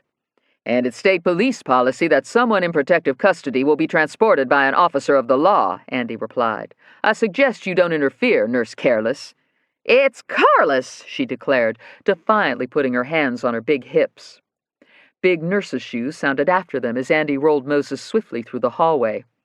"I'm reporting you to my supervisor," Nurse Carlos called out as she shoved an intern out of her way and caused another nurse to swerve and almost crash an IV stand that rolled precariously into a potted corn plant. Major Trader was not the sort to ride the bus unless he was desperate. But when he read the latest Trooper Truth essay, he thought it might be a good idea to stop by the Trailways station and get a one-way ticket to Key West, where he had relatives who shared his pirate heritage and would never turn him in to authorities. Clearly, an intensive investigation was underway that would reveal many facts that would not serve Trader well. Governor Krim would be no friend when he learned for a fact that Trader had been poisoning him for years. Nor would the governor be happy to learn that Trader had, as a matter of course, lied, withheld and blocked information, forged notes when needed, been lazy, framed colleagues, manipulated news releases to his egotistical and financial advantage, used an internet alias to conduct illegal business with pirates, was in fact born of pirate stock, was a pyromaniac as a child, and had murdered the fisherman on Canal Street, to mention but a few of Trader's failings. He left the bus station, the ticket in his pocket assigned to an assumed name, flagged down a taxi, and headed to Canal Street. Realizing time was running short, Andy had asked Moses if he minded riding along with him on an assignment. "That nurse slowed us up," Andy explained, "and I'm supposed to meet a suspect at 2:30, which is just 15 minutes away." "I'll be glad to go with you," Moses replied. "I've been cooped up for what seems like a month. A little fresh air and activity would do me good. Can I help with anything?" "Can you remember anything else about being assaulted?" "Nope. All I recollect is an angel saying her car broke down and promising me something unique." "Unique?" Andy puzzled. "That what she say." "Do you know how to fish?" Andy then asked. "Is a pig's ass made of pork?" Moses replied. Andy parked several streets down from the predetermined location, which just happened to be the place where Trader had murdered Caesar Fender. When the so-called Captain Bonnie had exchanged emails with Andy, who was really signed on with Possum's screen name, although Andy didn't even know Possum's real identity yet, Andy had suggested the location of the drop. He thought it might add insult to injury if he not only lured Trader back to the scene of his crime, but rewarded his evil deeds with a suitcase full of iron and a free ride to the city lockup. Andy popped the trunk and lifted out the suitcase. He put on the same fake beard, ponytail wig, and frumpy clothes he'd worn undercover on Tangier Island, and handed Moses a fishing pole. "All you got to do is fish," he told Moses as they walked in the direction of the retaining wall at the river's edge. "You just fish and don't pay any attention to me. What will happen is a man will show up and try to pick up this suitcase as if it belongs to him. He won't be able to move it an inch and will struggle with it. I'll volunteer to help him, and next thing he knows he'll have on handcuffs and will be on his way to jail." "Uh-huh. Sound good to me," Moses said. "Then I'll get you home safe and sound." "Yeah," Moses limped along. "That sound fine." Tatters of yellow crime scene tape fluttered in a stiff, cold wind, and Moses looked around a bit uneasily and stared at a burn mark on the concrete and an overturned plastic bucket. "Well, look at that," Andy said in annoyance as he picked up the bucket. "Yeah, real good policing. I can't believe they just left this thing lying around out here." He set the bucket on the wall and placed the heavy suitcase several feet away. Moses tied a plastic worm on his fishing line and attached a bobber. "This ain't where that fisherman blowed up, is it?" he worried. "As a matter of fact, it is," Andy replied, preparing his own fishing gear. "I hope you ain't meeting no killer here," Moses said. "I had my share of mean people for a while." "Don't be alarmed," Andy assured him. "Just mind your own business and fish. The person who'll show up isn't going to do anything to you. All he wants is to grab this suitcase and run." "Gotta admit, no one would ever recognize you in that getup," Moses said, smoothly casting his line into the sluggish, rocky river. "You look like a leftover hippie, one of them types that drives an OVW with big flowers stuck all over it." "Good. And make sure you don't call me Andy or Trooper when this dude shows up." "Not me," Moses said. "I ain't tipping my hand with no killer around. Why'd he blow up that poor black fisherman? And what makes you so sure he won't take one look at me and decide to do the same thing? You're gonna need to put a bobber on, or your worm's gonna sink straight to the bottom and get hung on a rock." "This guy just wants to take the money and get the hell out of Dodge," Andy said as he clipped a bobber on his line and cast it into the river. "Besides, I'm here, and if he tries anything, he'll have a big problem on his hands." "You packing?" "Got my friend right here on the back of my waistband," Andy said as he felt a slight tug on his line. Major Trader rolled up in a Bluebird taxi and told the driver to wait or he wouldn't get paid. Trader spied two bums fishing on the wall and a beat-up aluminum suitcase sitting all by itself. His loaded flare gun was in his coat pocket, just in case anybody tried to give him a hard time, and he strode right up to the suitcase. "This belong to either of you fellas?" Trader asked. "Never seen it before in my life," Andy replied, because it was perfectly acceptable to be deceptive when one was undercover. "Me neither," Moses echoed. "Was sitting there just like it is when we come here to fish." "Someone stole my car and my suitcase was in it, which is why I had to take a taxi," Trader lied. "I had a feeling whoever the culprit was, he'd probably dumped the suitcase somewhere because there's nothing in it but clothes and a few books." "Help yourself," Andy said. Trader took a good look at the two fishermen to make sure they weren't paying him any mind and would not be able to identify him later should they ever get questioned. Both of them were obviously losers and probably had never held a real job in their lives. Why else would they be out fishing on a Friday afternoon while decent people were at work? Trader grabbed the suitcase handle, and his shoulder practically came out of the socket as he yanked. "Shit," he muttered in surprise. The damn thing must weigh 200 pounds. He imagined hundreds of silver dollars and stacks of bills and maybe gold. The pirates must have made quite a score. He tried to lift the suitcase again and couldn't get it an inch off the ground. Then he tried to open it, but the combination was set and the locks wouldn't budge. While he was deliberating what to do and furtively glancing about and starting to sweat, the old black fisherman, who looked as if he had been in a bad car wreck, jerked up his pole and started reeling hard. "Got me one," Moses announced for all to hear. "Yes, sir, this baby ain't long for the water." "How do you always do that?" Andy played his role. "Every time I come out here with you, you catch a bucket of fish and I go home with nothing." It was then that Trader noticed the familiar white plastic bucket, and his adrenaline kicked in, and an internal alarm went off. "That your bucket?" Trader asked as he tried different lock combinations. "Sure is," Moses replied. "Then how is it the bucket has Park's Seafood on it, which is a Tangier Island fish shop?" Trader was getting suspicious and felt for his flare gun. "That bucket came from the governor's mansion, so don't be telling me it belongs to you." "Wouldn't know. Never been to the governor's mansion, but I'm going tomorrow 'cause the governor taking me to the NASCAR race. Someone left that bucket out here," Moses said, reeling in a fish. "Didn't seem like nobody wanted it, and I don't mind returning it to the mansion when I get there." "Well, if it's yours now," Trader said, walking over to get a closer look, "then why is it you have no water in it?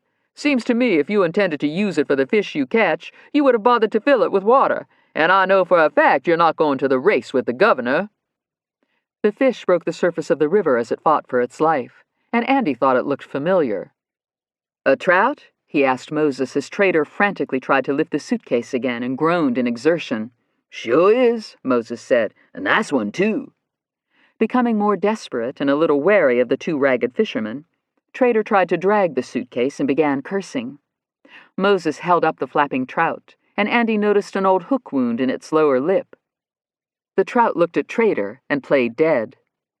"Let it go," Andy said to Moses. "We don't need a fish or crabs or anything else to ID this big fat piece of lying shit." He pulled off his fake beard and ponytail wig and whipped out his pistol. "Hands up in the air, traitor," Andy fiercely ordered as Moses worked the hook out of the trout's mouth and tossed him back into the river. "Free at last," Moses said to the trout as it swam away. "You're under arrest," Andy shouted. Regina was giving orders and shouting as well, and not having a good result. Trip the mini-horse had been delivered to the mansion an hour earlier, and Regina had paid little attention to the trainer's instructions and had not bothered to watch the training videotape. How hard could it be to tell a tiny horse to turn right, left, sit, come, or lie down? But she had been barking commands at the guide animal non-stop, and Trip just stood in the middle of the ballroom and stared at her. "Move!" Regina said, snapping her fingers and stamping her foot. Trip blinked and didn't budge. "Come here right this minute!" Regina tried again in a harsh tone as the First Lady hurried down the winding staircase, clutching a box of trivets that she intended to stash in the butler's pantry. "You stupid pony!" Regina yelled. "Regina!" Mrs. Crim paused, panting hard from exertion. "You know not to talk to the help that way." "Oh, she isn't talking to me, ma'am," Pony said as he appeared in his starchy white coat. "Can I assist you with that box?" "What's all the commotion about?" the governor inquired as he stepped out of a parlor, peering through his magnifying glass, obviously befuddled. "Where am I? I walked into my office and I couldn't find my desk. Did someone move my desk? What are you carrying, Maud?" "Just some things that need to be tossed." She quickly made up a story. "I was cleaning out one of my closets and came across that revolving shoe tree I bought on an information commercial. I don't suppose you know which one I mean, but it's never served a useful purpose, and most of the shoes on it are out of style anyway." "Your desk is in the same spot," Pony told the governor. "May I help you upstairs, sir?" "What's this?" The governor spied the mini-horse and was instantly smitten. "What a pretty little fellow you are, and such a handsome harness with a nice little leather handle, and my goodness, he even has shoes." "He has to have shoes or he'll slide all over the hardwood floor," Regina impatiently explained as the First Lady dashed downstairs to hide the trivets. "But he's worthless. He won't do a thing I say, so I certainly can't see what good he's going to do, Papa. Come here." Regina clapped her hands at the indifferent tiny horse. "You idiot! Get here right this minute or I'm sending you back and you can just go live with some other blind person who probably lives in a dump and has no household staff or limousines or cooks or important people visiting." "Perhaps you're not saying the right words to him," the governor considered as he moved closer to Trip and patted his thick red mane. "Sit," he said. Trip did nothing. "Fetch." The governor tossed an imaginary stick across the oriental rug. "Well, leave it then." Trip did. "Sir," Pony said, "what would you like for your mid-afternoon snack?" "I believe 2 eggs and a piece of toast would be nice," the governor replied as his magnified, cloudy eyes scanned his new guide horse. "Over or under?" Pony politely asked. "Under," the governor decided, and Trip suddenly crawled under an inlaid mahogany federal card table. "Now isn't that strange?" the governor commented as he got down on his knees and tried to coax Trip back out. "I think there's something wrong with this horse. Or maybe you've confused the poor thing and intimidated him with your rude voice," he said to Regina. "Right," she said sarcastically, and Trip backed out from under the table, turned right, and started walking across the ballroom in his Velcro-fastened tennis shoes. "Everything's always my fault. I'm so sick and tired of being blamed for whatever goes wrong. I'm an excellent supervisor, and it's the retarded horse who's screwing up, not me." "Wait," the governor snapped at his daughter because he had heard quite enough. Trip stopped.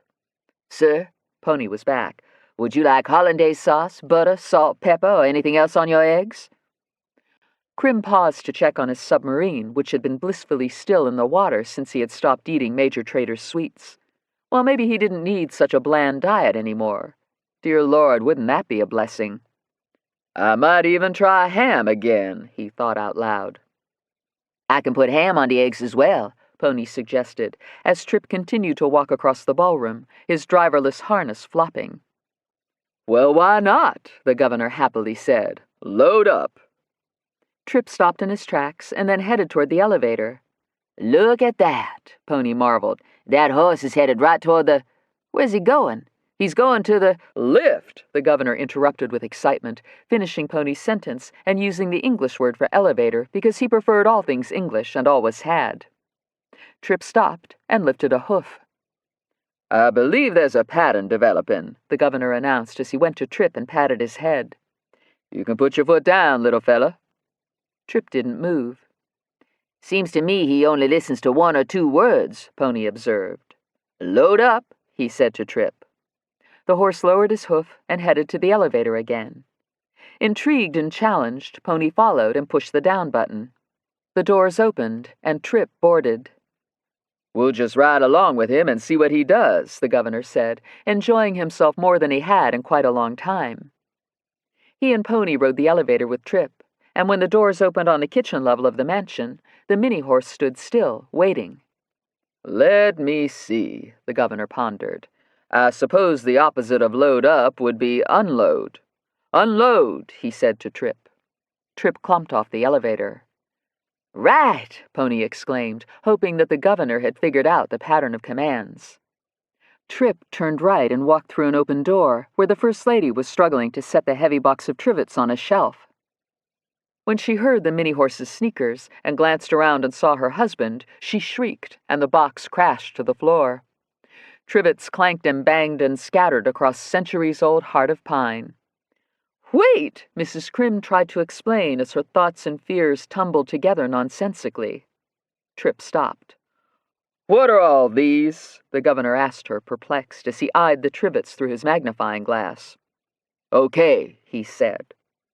Released from the wait command, Trip stood inside the pantry surrounded by trivets and listened for what he was supposed to do next. "So that's what this is all about," the governor declared. "Shopping. Huh. You've been hiding trivets again, and all the while I thought you were entertaining immoral men in the mansion." "How could you think such a thing?" the First Lady cried out as she stooped to gather up her beloved trivets, or at least the most recent batch of them she had ordered over the internet. "Why, Bedford, I would never cheat on you." "Leave it." The governor ordered her to stop picking up the trivets, and Trip obeyed the command by not bothering to do anything. Not that he was doing much at the moment anyway. "What do you mean, again?" Mrs. Crim asked in amazement. "You know I've been hiding trivets?" She gave Pony an accusing look, and he shrugged as if to say, "He didn't find out from me." "Oh, I've run into your trivets here and there," the governor explained. "Frankly, I just thought they were junk, possibly left by previous governors in the last century." "They most certainly aren't junk," Mrs. Crim said indignantly, "and they're very expensive," she unwisely added. "Send them back," the governor ordered. "Back? Back?" The First Lady raised her voice angrily, and Trip took a step back inside the pantry, clanking a horseshoe trivet into a lacy one that featured a dog. "Goodness me!" Pony was startled. "You think he recognized the horseshoe and that's why he decided to step on it? That's one smart little horse. Maybe he recognized the dog, too. Maybe that's his way of saying he wants to knock Frisky out of the way and be your only pet." "We must keep them separated," Mrs. Crim said, dismayed that she had yet one more thing to worry about. "Oh, poor Frisky. He'll be heartbroken if we pay more attention to this little pony than to him." It was unfortunate that she planted this thought in her husband's head, because from that point on, he began to refer to the mini-horse as the pony, which was very confusing to Pony the butler. "Come here, Pony." The governor tried to coax Trip out of the pantry, and Pony responded by stepping inside the pantry, where he, Trip, the First Lady, and the governor crowded one another and began to step on trivets. "Be good, Pony, and come on out of here," the governor said, as if Trip were frisky and might expect a biscuit. Pony stepped back out of the pantry, and Trip didn't budge. "You're being very obstinate, Pony," the governor said rather sharply. "I'm sorry, sir," Pony said, and by now he was thoroughly confused. "I didn't mean to do nothing to upset you. I guess you want your eggs under, and let me see, load up? I believe that's what you said." "Right," the governor abstractedly answered as he peered through his magnifying glass at Trip, as the mini-horse walked out of the pantry and under a harvest table before he headed to the elevator and took a right, which led him into the kitchen. "That's the most amazing horse I ever seen," Pony marveled. "Look at that, sir. I think he's going to fix your eggs. Now listen up, he said to Trip. Under and load up. That's how your master wants his eggs. Trip walked under a butcher's block and headed back to the elevator. I was just having a little fun, Pony sheepishly said to the first couple. I know there ain't no horse on this planet that can cook. If there was, you could just have all these little horses in the mansion, and you wouldn't need no inmates no more. I, for one, wouldn't eat anything a horse cooked, Mrs. Crim said with disapproval. Think how unsanitary that would be. That reminds me, the governor said, following Trip. We need to get you straight with the Department of Corrections. I'll give them a call. So you must have read that nice thing Trooper Truth said about helping me out, Pony remarked with joy and amazement. I sure do wish I knew who he was, 'cause I'd like to show my appreciation. Chapter 28. Hey, shut the fuck up! The hostile voice came from inside a cramped, stinking dark cell. It was late at night now, and the lights had been turned off inside the city jail. Shut yourself up, Major Trader snarled back at the tedious bandit who called himself Stick and had ended up in jail after supposedly bumping his head, which had been covered with a bag, and then faking unconsciousness, assuming he would get a free ride to the hospital and then escape. It hadn't worked. Shut up, another inmate chimed in, and Trader wasn't certain, but he thought the offensive voice belonged to Slim Jim, a repeat offender whose specialty was picking car locks and stealing toll money and sunglasses. You shut up, Trader answered back. He was in far too foul a mood to be intimidated by anyone. No, you shut up, you motherfucker, and it was Snitch who was awake now and irritable. Si, the Mexican boy piped up. Everybody shut up, por favor. Stay out of it, Spick, Trader warned. Huh, the Mexican boy replied, offended. I seen you jumping around the dumpster. Whoa, Stick said. I knew that man was crazy as shit. What'd he be jumping around a dumpster for? I think he was jerking off, said the Mexican boy, who had yet to reveal his real name to his cellmates or admit to the police that he was a juvenile. See, I'm hiding from the police behind these bars, you know, and I seen him jumping around in the alley, and he's holding his dick and jumping and making all kind of noise, so I run off 'cause he's loco. Ain't you lucky as shit to end up in the same cell with him, Snitch sarcastically said as he shoved the flat pillow under the back of his head. Ain't all of us lucky to have some crazy-ass stinking fat loco in the cell with us? Yeah, what you jumping around for, huh? Stick prodded Trader. None of your damn business, but I have a reason for everything and do nothing without a motive. Whoa, locomotive, Slim Jim said in a mocking voice. We got locomotive on the next bed. Please, let's not fight. It's bad enough to be in here. For the love of God, let's show a little consideration and pray for peace, said Reverend Pontius Justice, who had dropped off several videotapes at Barbie Fogg's house last night, and then had made the mistake of negotiating for a blowjob on his way out of her neighborhood, only to discover that the woman he had decided to solicit wasn't a hooker, but a spinster whose car had broken down after the battery had died in her cell phone. What would I want your $20 for? The spinster had inquired in a strange accent, as Reverend Justice motioned her to come closer to his Cadillac. If you offered me taxi money, babe, that sure is nice, but I don't take no money from strangers.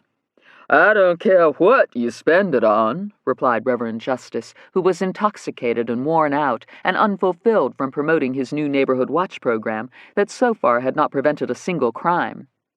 You climb in and take care of me for a minute, and you can do what you want with this brand-new $20 bill I'm holding. See? The spinster, who turned out to be Yuva Klot and was infinitely older than he had thought when he'd first spotted her in the distant darkness, approached his Cadillac, wrote down his plate number, and started yelling for help. As Reverend Justice sped away, the police were on his butt with their sirens screaming and lights throbbing like his head. So what you in for? The Reverend asked the dark area of the cell where Trader filled up the bed like a huge sack of potatoes. I'm a pirate, Trader said in an ugly tone. Lord protect us all, the Reverend exclaimed in shock. You ain't one of them pirates that beat on that poor truck driver and stole all his pumpkins, I sure hope. None of your business. Lord help us. And I take pleasure in harming small animals, Trader added, for he knew enough about psychopaths to be aware that all of them began their monstrous lives of violent crime by tormenting helpless creatures.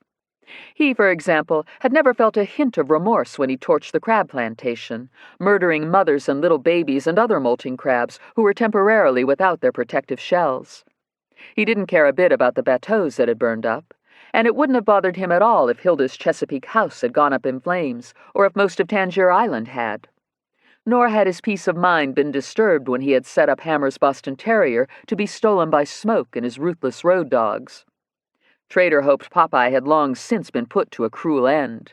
It would serve that bitch superintendent right. "Whoa," Stick's disapproving voice sounded in the dark cell. "That one thing I never done and never would. I think we should drown him in a toilet," he said to the others. "Two of us hold him, and whoever's hands is free can shove his head in." Someone run over my puppy when I was still in the 8th grade. Slim Jim sounded sad and upset. I never did get over that, and the asshole who done it didn't even stop. "What you mean, still in the 8th grade?" Snitch was curious as he sat up in bed and shoved the pillow against cinder block to support his cramping back.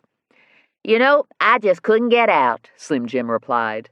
Kinda like this place, you know. Every year they said I had to repeat the 8th grade, all 'cause of that Mrs. Knock, my homeroom teacher. "Bet they was all kinds of knock-knock jokes flying around the 8th grade," Stick observed.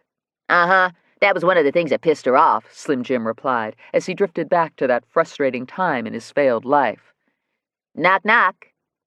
He waited for a response from his cellmates. Finally, the Reverend caught on. "Who's there?" he asked. "Shut up!" Trader blurted out in disgust.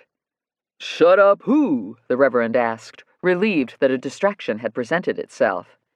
"Shut up the fucking pirate in the toilet bowl and flush his fucking brains out."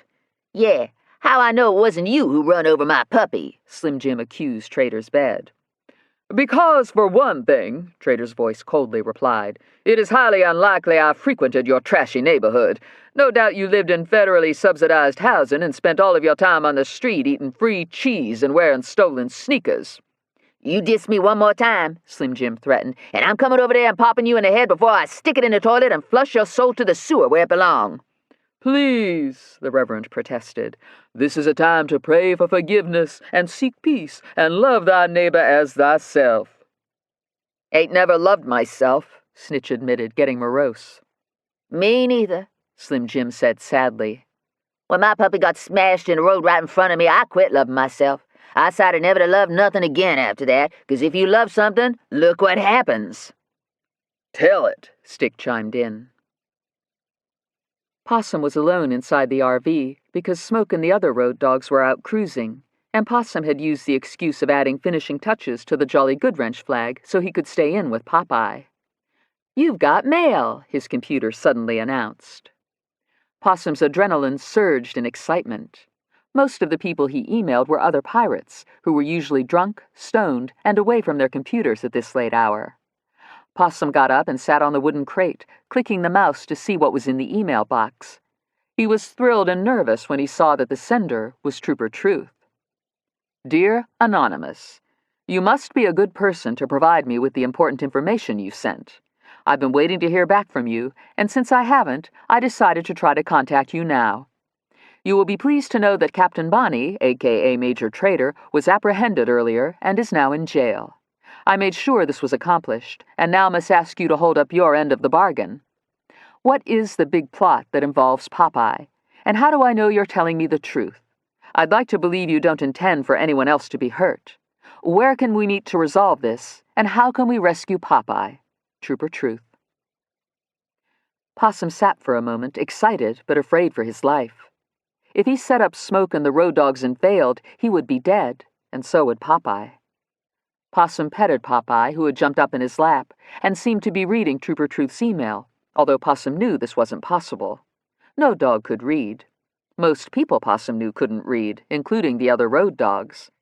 Even Smoke and his weirdo nasty girlfriend had a hard time reading, and usually got the information they wanted either from Possum or the TV news. "What do I do, Popeye?" Possum whispered.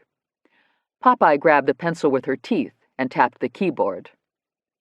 Possum watched in disbelief as 3 words appeared on the screen in bold. Just do it. "Why didn't you let me know you can read and write? You even know the Nike ad," Possum whispered as he hugged Popeye. Popeye licked his neck. "Oh, please save me," she silently begged. "What you want me to do?" Possum asked again, as the 3 words seemed to pulse on the screen like emergency lights that were roaring in for the rescue. Popeye jumped out of his lap and up on the bed and began pawing the Jolly Good Wrench flag. "You think that will really work?" Possum asked her. "I mean, that was my idea, too. How'd you know that was what I made the flag for? But what if it don't work, Popeye? What if Smoke end up shooting all of us?" Popeye curled up on the flag and went to sleep, as if to suggest she wasn't worried in the least. She knew what Possum did not. Trooper Truth was really Andy Brazil, and Andy was fearless and would always prevail over evil. Popeye's owner would, too. What Popeye wasn't sure of was what might happen to Possum. She didn't want him locked up or punished in any way. She woke up and jumped off the bed. She pawed at the bedroom door, indicating Possum should open it, which he did. Popeye trotted into the living room and dug through a pack of crumpled cards until she found the ace of spades, which she carried back to Possum. "I ain't sure I understand," Possum whispered to her. "Oh, wait a minute. Maybe you telling me I got to have a card up my sleeve?" Popeye just stared at him in a way that suggested he was getting warm, but was missing the point. "Or maybe I should play a game?" Popeye didn't react. "I should bluff?" Popeye was getting impatient. Why did humans have such a hard time understanding animals? Animals were explicit and didn't lie or even shade the truth. Unless animals were sick or had been treated savagely, they had no agenda beyond surviving and being respected and loved. Popeye snatched the playing card out of Possum's fingers and tossed it on the keyboard repeatedly, as if she were dealing. "Deal?" Possum scratched his head, and Popeye licked his bare foot, voicing her approval. "What you saying? I make a deal with Trooper Truth?" Popeye jumped back up in Possum's lap and licked his face with enthusiasm. Possum blew out a loud, tense sigh and began to type just in time, because Andy was about to give up on getting a response. "Dear Trooper Truth, I swear you can trust me, but my problem is I gonna get in trouble if I help you out? See, I'm sort of trapped by Smoke and the road dogs, and if I set 'em up, and even if it works, I'm afraid I'm gonna end up in jail. See, it was me who shot Moses Custer in the foot, knocking his boot off, 'cause I had no choice, or I would have been hurt bad by Smoke and maybe shot too. And Smoke always be saying he gonna hurt Popeye if I don't do what he say. I don't know what to do." Andy read the email and realized for the first time that the son-of-a-bitch Smoke was behind Popeye's dog napping. Andy knew that Smoke was not to be taken lightly. Andy also realized with relief that he was in a perfect position to make an honest bargain with whoever this anonymous road dog was, so he fired back an email to him. Dear Anonymous, the bullet you say you fired at Moses missed. He was in the hospital because the road dogs beat and cut him up so badly. Did you beat on him too, or cut him? Trooper Truth. "Dear Trooper Truth, no, all I did after trying to shoot him was help dump the pumpkins in the river. As for the cutting, that was unique. I sure is glad that bullet missed. Maybe now I can forgive myself, and Hoss won't be mad at me no more." Andy was unclear about the Hoss reference and didn't understand what Anonymous meant by the cuttings being unique, but he decided to take a risk. Dear Anonymous, surely you must know that Hoss would want the road dogs caught so nobody else, including Popeye, is in harm's way. I doubt very much that Hoss has been mad at you, because he would know that bullet missed Moses. Hoss knows everything. He's possibly been disappointed in you for not turning in Smoke and the road dogs. Now is the time to make things right, and a place to start is to tell me how I can find Smoke and the other pirates without them figuring anything out. By doing so, you will be granted immunity in exchange for your assisting the police. And I think you know by now that I always tell the truth. Trooper Truth.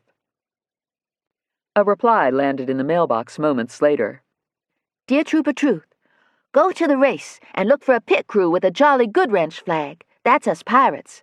I'll have Popeye and do my best to stay out of the way, but you should know that Cap been taking helicopter lessons from the state police and plans to fly all of us to Tangerine Island after Smoke kills a lot of people." Jesus, Andy muttered as he stared at the message. There was only one state police person he could think of who might be giving anyone flying lessons right now, since the state police were so critically short of pilots at the moment. Markovich, you stupid son of a bitch, Andy said out loud. What the hell are you doing? Makovich wasn't a saint, but he wasn't terribly bright either, and Andy tried to work through Makovich's motivation. He dug through his briefcase until he found the paperwork on the bagman case he had worked last year. He dialed Hooter Shook's home phone number. After much clunking and groping and coming to, Hooter groggily answered. Hello? She assumed it was Makovich, who had been calling her a lot and stopping at her toll booth even when he didn't need to. That man was sex-addicted, she angrily thought. She had never seen anything like it.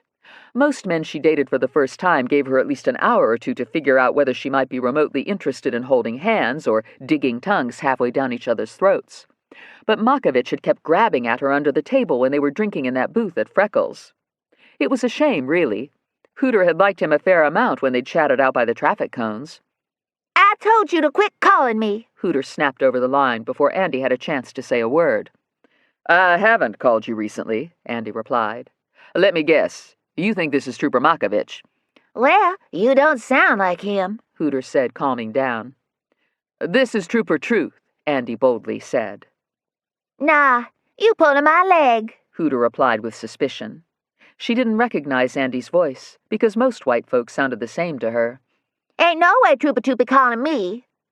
Well, I am, Andy said with confidence, and the reason is because I need your help. It has come to my attention that you had drinks with Makovich at Freckles the other night. Yeah, that was a night from hell, I tell you. Did he take the check? I didn't see no check, Hooter replied. 'Cause I left to get me some air in the alleyway. Then this crazy man started trying to shoot his privates off. Yes, I'm aware of that, Andy politely interrupted her. But I'm wondering if you ever saw Makovich pull out his wallet. Uh-huh. He paid for each round 'cause we was the only African-Americans there, and I'm assuming they didn't trust us enough to start a tab.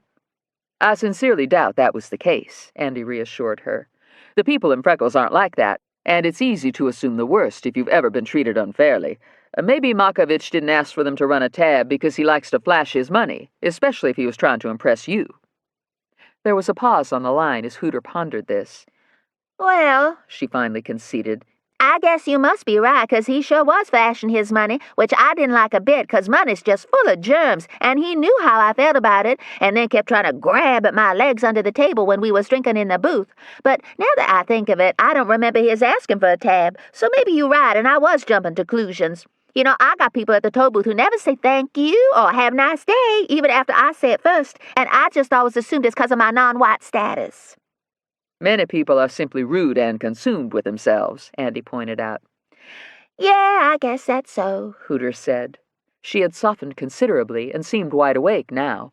But he did have money he was flashing around, She added, returning to the subject of Makovich. Now, you gotta understand there was a lot of smoke in there, but he was flashing away, and I caught a lot of 20s, and at one point what I could swear was a $100 bill, which I never seen in the exact change lane and ain't never had in my entire life. So Makovich was giving Kat helicopter lessons and possibly being paid $100 in cash for each one. Makovich was probably doing this at night or off hours when he knew no one else would be at the state police hangar. Andy walked into the kitchen to check the time. It was a little past 1 a.m. He dressed in civilian clothes, took his gun and portable radio, and went out to his car. It was just as he'd suspected when he arrived at the airport. The Bell 430 was not inside the hangar, and there were what appeared to be fresh Salem Light cigarette butts all over the tarmac, even near the fuel truck. Andy switched his radio over to the state police aviation frequency. 430 Sierra Papa, Andy said over the air.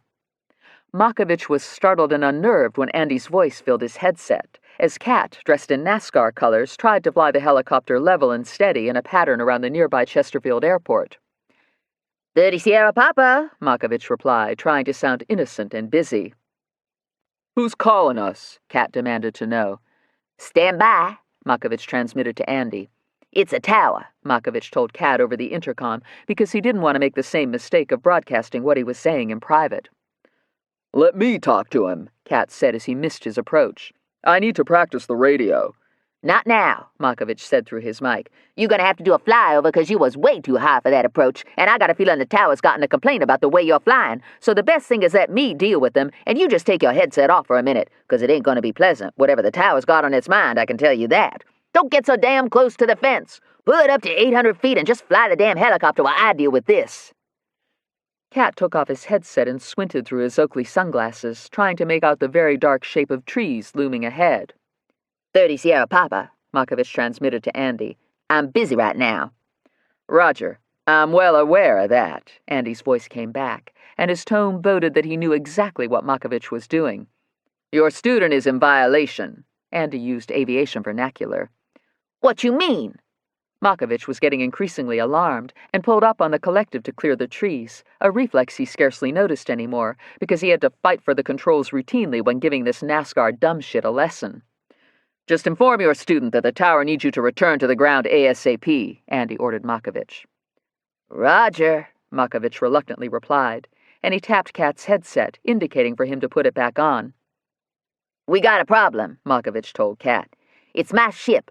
Don't make me tell you again to get your hands and feet off the controls. We got us a big mess with the FAA, and I'm going to have to deal with it so you don't get in any trouble and we don't end up grounded. Shit, Cat exclaimed. The race. There better not be any fucking problem. The world-famous driver I work for ain't gonna put up with no problem, and he's good friends with the governor and the president of the United States and will get your ass fired. Don't you worry, Markovich said, speeding back to the Richmond airport. I'll handle it. The only thing that got handled was Cat, who within the hour was in the city lockup, crowded inside a dark cell full of inmates who kept telling each other to shut up and continued to go on and on about some puppy that had gotten flattened in a hit and run. Andy called Hammer the minute he got home. He informed her of everything that was going on, including the reassuring news that Popeye might be alive and would be rescued at the Winston Series race. That rotten snake, she said of Markovich. He can just turn in his gun and badge when he gets to headquarters. You call him and tell him to report to my office at 8 sharp. I respectfully disagree, Andy said. Smoke and the other road dogs don't know Cat's identity has been revealed and he's now in jail. And he's also missing in action as far as they're concerned, Hammer reminded him. Don't you think they're going to be a bit suspicious when he doesn't show up to fly them to the race? I think I've got a way around that. Let's hope so. I'll fly the governor in a 407 and make sure he, Moses Custer, and whoever else get safely in their box. Andy laid out his plan. And we'll have at least 20 troopers and EPU in plain clothes strategically stationed. Markovich needs to fly Smoke and his road dogs as expected. But don't worry, I'll get it all arranged. Baloney, Andy. Hammer wasn't convinced.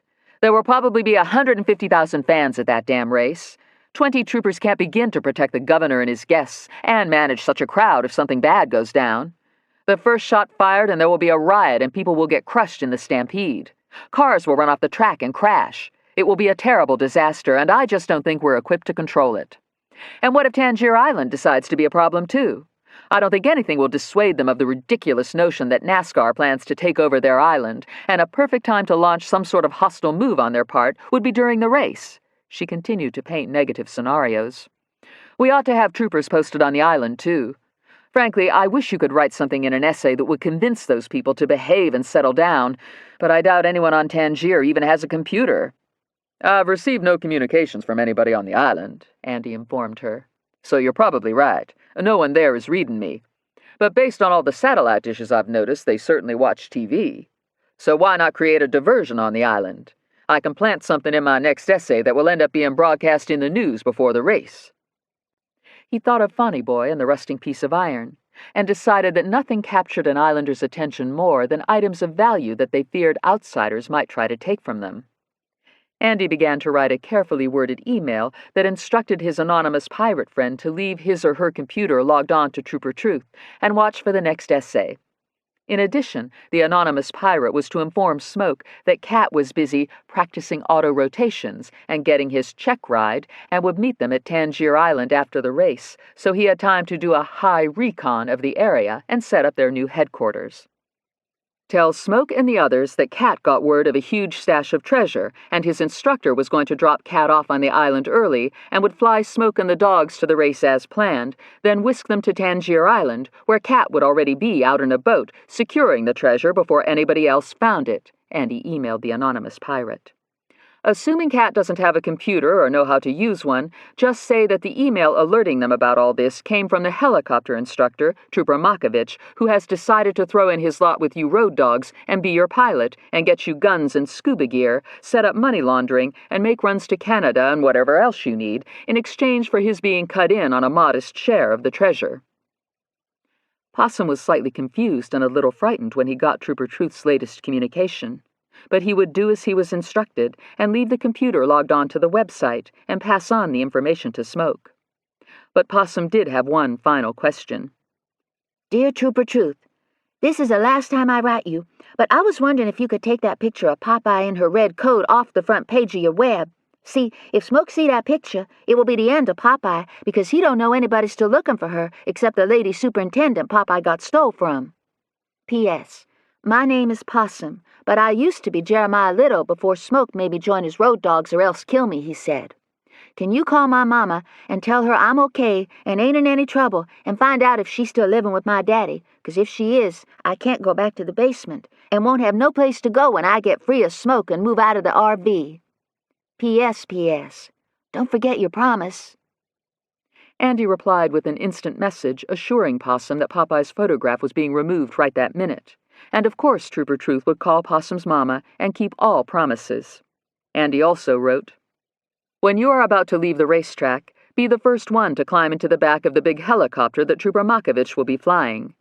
Then slide across the seat with Popeye and rush out the other door and run as fast as you can toward a camper that is flying a Virginia flag and has 6 traffic cones in front. The camper will be easily visible on the other side of the fence surrounding the helipad, and I will be sitting in a lawn chair in front, disguised as a drunk NASCAR fan. Please stay clear of the tail rotor. Good luck, Trooper Truth. Discovery of Tory Treasure Hours Away by Trooper Truth. The recent arrest of Dr. Sherman Foe, a mendacious dentist who should be avoided by all, has resulted in a shocking revelation that is exciting maritime historians, archaeologists, and treasure hunters around the globe. If you, my faithful readers, are wondering why you have never heard of the famed Tory treasure, I now offer you a fairly obvious explanation. The notorious and untrustworthy major trader is known for manipulating all official news that circulates throughout the Commonwealth and goes out over the wire to other states and nations. So clearly, the imminent recovery of shipwrecks in the Chesapeake Bay, which will no doubt lead to the discovery of the remarkable Tory treasure, is information that Trader and others would not want the general public, and especially the islanders, to have. During the American Revolution, the most notorious and dangerous Tory raider was Joseph Whelan, Jr., who began his violent, greedy career in 1776 by seizing and plundering on behalf of the British Crown. Soon enough, Whelan commanded a small fleet and struck wherever he pleased, burning plantations in Chesapeake Bay County and making off with livestock, slaves, furniture, family silver, jewelry, and any other valuables that he and his men could find, their true motivation having little to do with military victory or loyalty to the crown. In short, Whelan became an out-and-out pirate and chose Tangier Island as his winter quarters. From his pirate's lair on Tangier, Whelan would set sail with his growing flotilla of gunboats and board other ships to steal and slash and shoot. There is insufficient documentation as to how much loot he amassed, or how many vessels he sank, or how many of his own sloops went down off the shores of Tangier and neighboring islands, but it is safe to say that for more than 2 centuries a fortune of undiscovered Tory treasure has lurked in the silty bottom of the bay. The reason for this deduction is one of pure logic. Pirates as desperate and ruthless as Whelan not only preyed upon the innocent, but they gave no thought to raiding and slaughtering each other, provided they could get away with it. So if another pirate vessel laden with plantation loot was in the area, Whelan most certainly would have gone after it, unless he feared he might be overpowered. In this regard, Whelan and his pirate crew were no different from the drug dealers of today. When drug dealers stop off in Virginia during their travels from New York to Miami, it is not uncommon for one drug dealer to buy handguns or heroin from another, and then pull out a pistol and open fire. The point is, whoever wins not only gets the booty, but also the money or contraband that was the intended payment. Extra bonuses include cash and drugs from the victim's pockets, his gold chains, diamond-encrusted watch, rings, and means of transportation. End of Side 10. Side 11. Drug dealers, like modern highway pirates, are simply land pirates. If you can imagine for a moment a band of drug dealers spinning back in time to the 18th century and waking up on a gunboat off the coast of Tangier Island, then you can pretty much envision what an encounter with another ship would have been like back then. You can be assured that an ensuing battle between seafaring drug dealers would be no different from Wieland's attacking another pirate vessel in days of old. Let's even go so far as to cast Wieland himself in the role of a time-traveling drug pirate. The story would go something like this. On a crisp October night, Joseph Wieland set off in his black Mercedes with its spoiler, purple-tinted glass, gold mag hubcaps, fleece seat covers, souped-up sound system, and dangling air fresheners. Smoking a cigarette and nicely buzzed from pot, he left New York and headed down to Richmond with several other vehicles and armed crews serving as his convoy. Wieland was known on the street as Wheelin' Bone because he was always in his car, didn't play hoops or lift weights, and was bone-thin and physically unimpressive. But his appearance did not diminish the terror he struck in the hearts of his victims and other land pirates when they learned that Wheelin' Bone was in the neighborhood. Arriving in Richmond in the early morning hours, Wheelin' Bone and his mates parked along a trash-cluttered street in the federal housing project Gilpin Court and proceeded to an apartment that was the lair of a local drug dealer other land pirates called Smack. When Smack looked out the window and spied Wheelin' Bone dressed in a long black coat, black Nikes, and a black warm-up suit that had skulls and bones all over it, Smack got a little uneasy. "Shit, I don't know," he said to several of his lieutenants. "Man, he looked bad. Looked like he might be packing an Uzi under that black coat of his, 'cause I can see the barrel poking out." "You sure that ain't a buttonhole?" "I say we don't take no chances." "Shit, no, we ain't taking no chances," Smack agreed. "I say we shoot him through the door." Pistol slides snapped throughout the lair, and then the inexplicable happened. Wheelin' Bone and his crew were about to knock on the door when suddenly they vanished with a strange crackle of static and a flash of intense white light.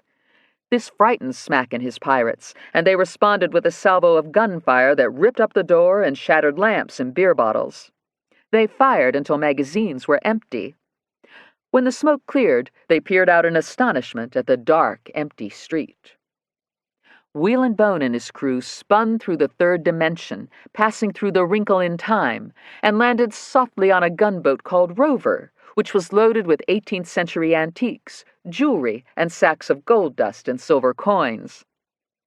"Where the fuck are we?" Wheelin' Bone asked as he stared out at the peaceful waters of the Chesapeake Bay and the distant shadowy shape of Tangier Island. "Man, I ain't never seen a boat this old. It don't even have a motor or a flashlight." "Shit, look at these guns," one of his mates exclaimed as he inspected a huge cannon. "I sure would like to shoot one of these at a police car." Wheelin' Bone and his crew laughed at the image and set about to figure out how to safely handle cannons, make homemade grenades, and sail. As days and weeks passed, they were indiscriminate in seizing other ships and celebrated with drunken nights of Madeira wine and rum because they had quickly run out of pot and crack cocaine and could find no one who had ever heard of either. Wheelin' Bone and his men became expert at attacking other pirate ships and setting them on fire after they had been pillaged and their crews shot, hacked to pieces, and dumped overboard to be eaten by crabs. Years passed, and the American Revolution ended, but Wheelin' Bone became only more powerful and lustful.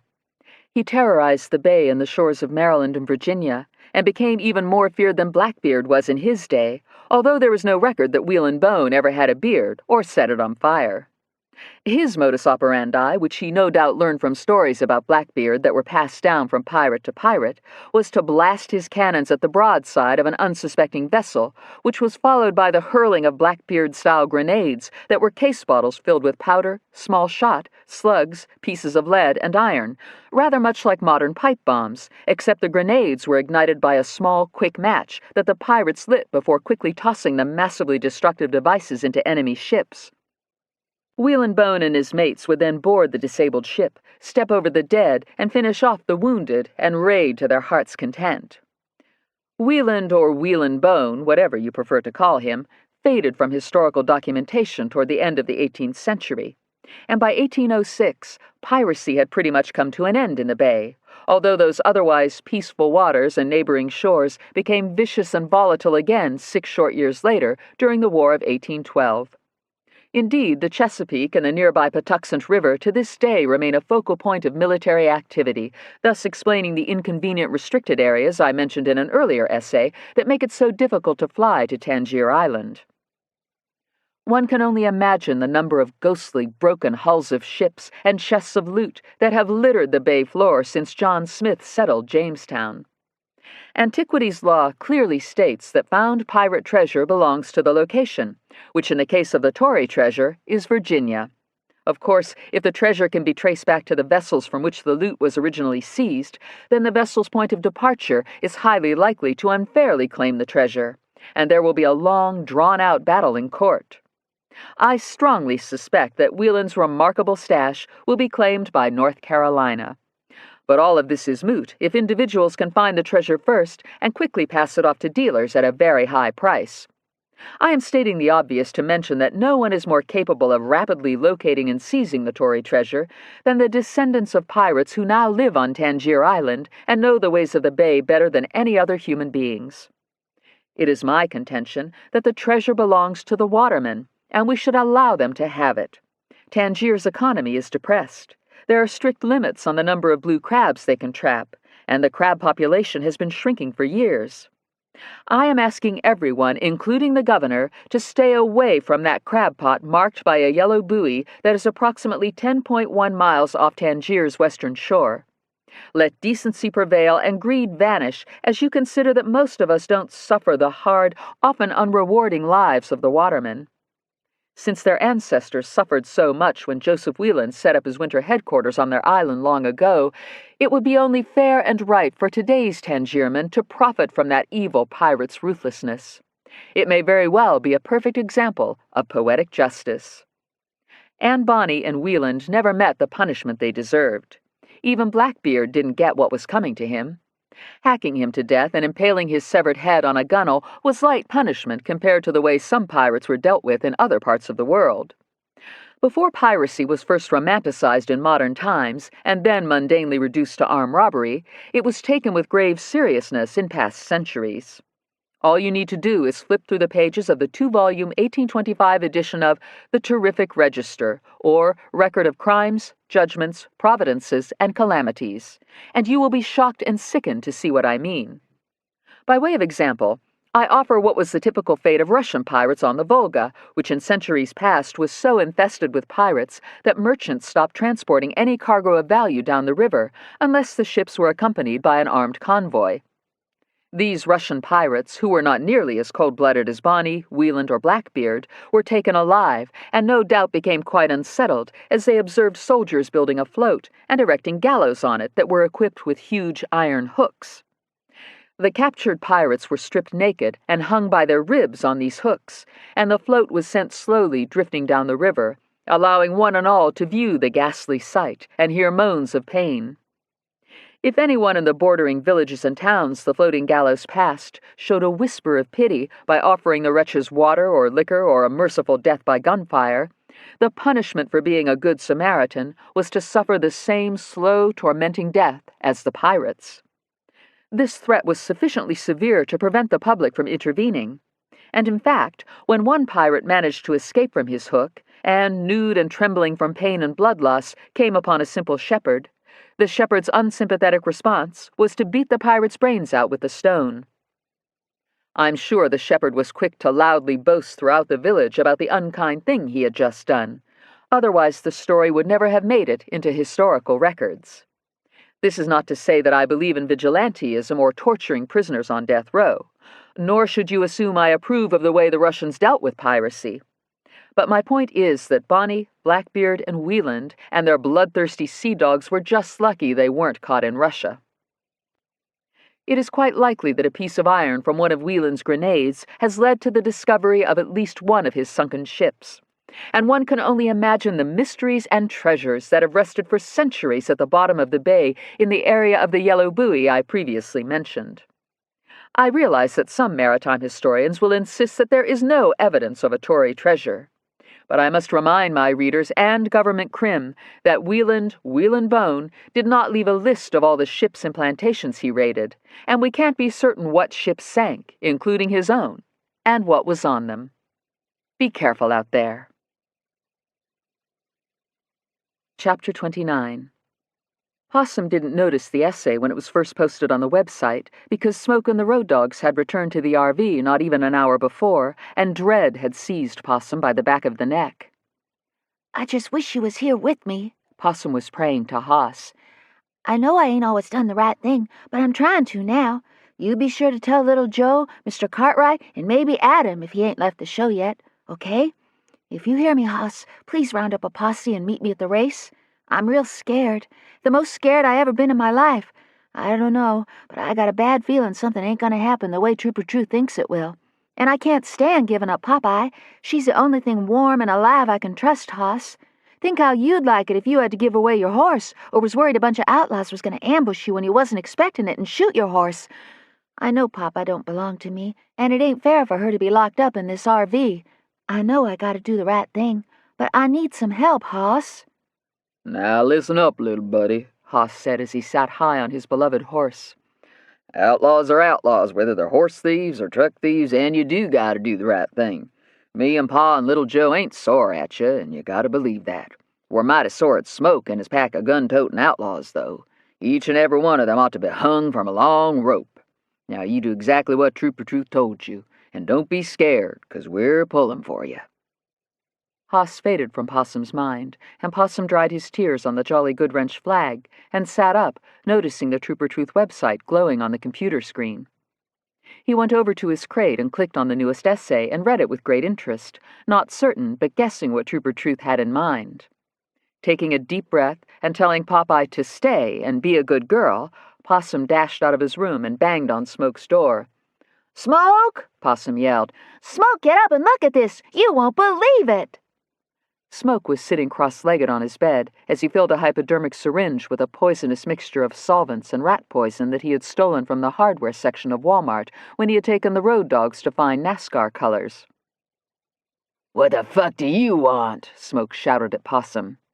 Smoke was high on beer, crack cocaine, and meanness after robbing another convenience store and discovering there was only $82 in the cash drawer. You seen Cat? Where the hell is Cat? Smoke shouted again as he stuck the orange plastic cap back on the tip of the hypodermic needle. Possum cracked open the door and peered through the space, his heart hammering. Smoke, I don't mean to bother you none, but there's something on the Trooper Truth web you got to see, Possum said in a small, intimidated voice. It's got to do with a whole lot of treasure, and we can get it if we think quick. What you doing with that needle? Smoke jumped up from the bed, his bare chest covered with tattoos and beaded with sweat. His eyes were glassy, and the only thing worse than smoke was smoke when he was high and needed to sleep it off. Popeye, Smoke said with a cruel laugh as he pretended to inject Popeye with the syringe. Forget the fucking dog for a minute, Possum said, faking the bad act he had gotten fairly good at. Don't you fucking tell me to fucking forget anything, you little retard, Smoke said, pointing the needle at Possum as if he might just inject him instead of Popeye. See, this is how Smoke makes assholes pay for their sins. Right when that bitch Hammer and her fuckhead sidekick Brazil come rushing up to the pit to save the stupid dog, I whip out this syringe and inject Popeye with rat poison right in front of him. While they're busy trying to save the dog, which will instantly go into convulsions and be in terrible pain, we shoot them in the head and run for the helicopter. The scenario was unspeakably horrible, but Possum played up to his name and had no reaction. In fact, he looked half asleep and inattentive to everything except the opportunity to seize the Tory treasure before anyone else got it first. Or if one of them fishermen gets the treasure before we show up after the race, Possum said, then we just wait for them back on the island and blow their brains out and dump their bodies in the bay and take the prize for ourselves. And Cat will already be there with everything set up, which is why he ain't here now. And we even got our own trooper working for us, too. Man, everything's fat, Smoke, Possum bragged. Regina felt everything was fat, too, but not in a good way, as she made her way down to the breakfast table later that morning. She had suffered another terrible night of tire dreams and was at last facing the truth. Andy's interpretation was right. Life was passing her by. She was disgustingly fat and had a rotten personality. For the first time in her life, Regina's conscience stirred, and she felt a twinge of shame and regret. Good morning, Pony said as Regina sullenly pulled out a chair and plopped down in it. Are you telling me it is, or wishing it, or just saying words that are meaningless? Regina muttered, eyeing the steaming food Pony was setting on the table. Seems like a good morning to me, Pony replied cheerfully. I'm on my way to being a free man, Miss Virginia. Only thing is, he served scrambled eggs and link sausage on a plate shining with the gold Commonwealth of Virginia's seal. Turns out I've been in prison 3 years longer than I was supposed to be, 'cause of that Mr. Trader. Seems he did some messing with certain officials 'cause he didn't want me let out. Regina stared at her food and realized with surprise that she wasn't hungry. She couldn't remember the last time she hadn't been hungry, unless it was when she had been sped to the hospital after eating Trader's poisoned Toll House cookies. But her loss of appetite then had been transient and medically based and couldn't be related to her present condition. You aren't eating, Miss Virginia, Pony worried, standing across the table from her in a stiff white jacket, a linen napkin draped over an arm. You shouldn't have been in prison anyway, Regina surprised herself by kindly saying. I've never seen you do anything wrong, and have never been afraid of you. Why, thank you, Miss Virginia. Pony smiled, but was puzzled.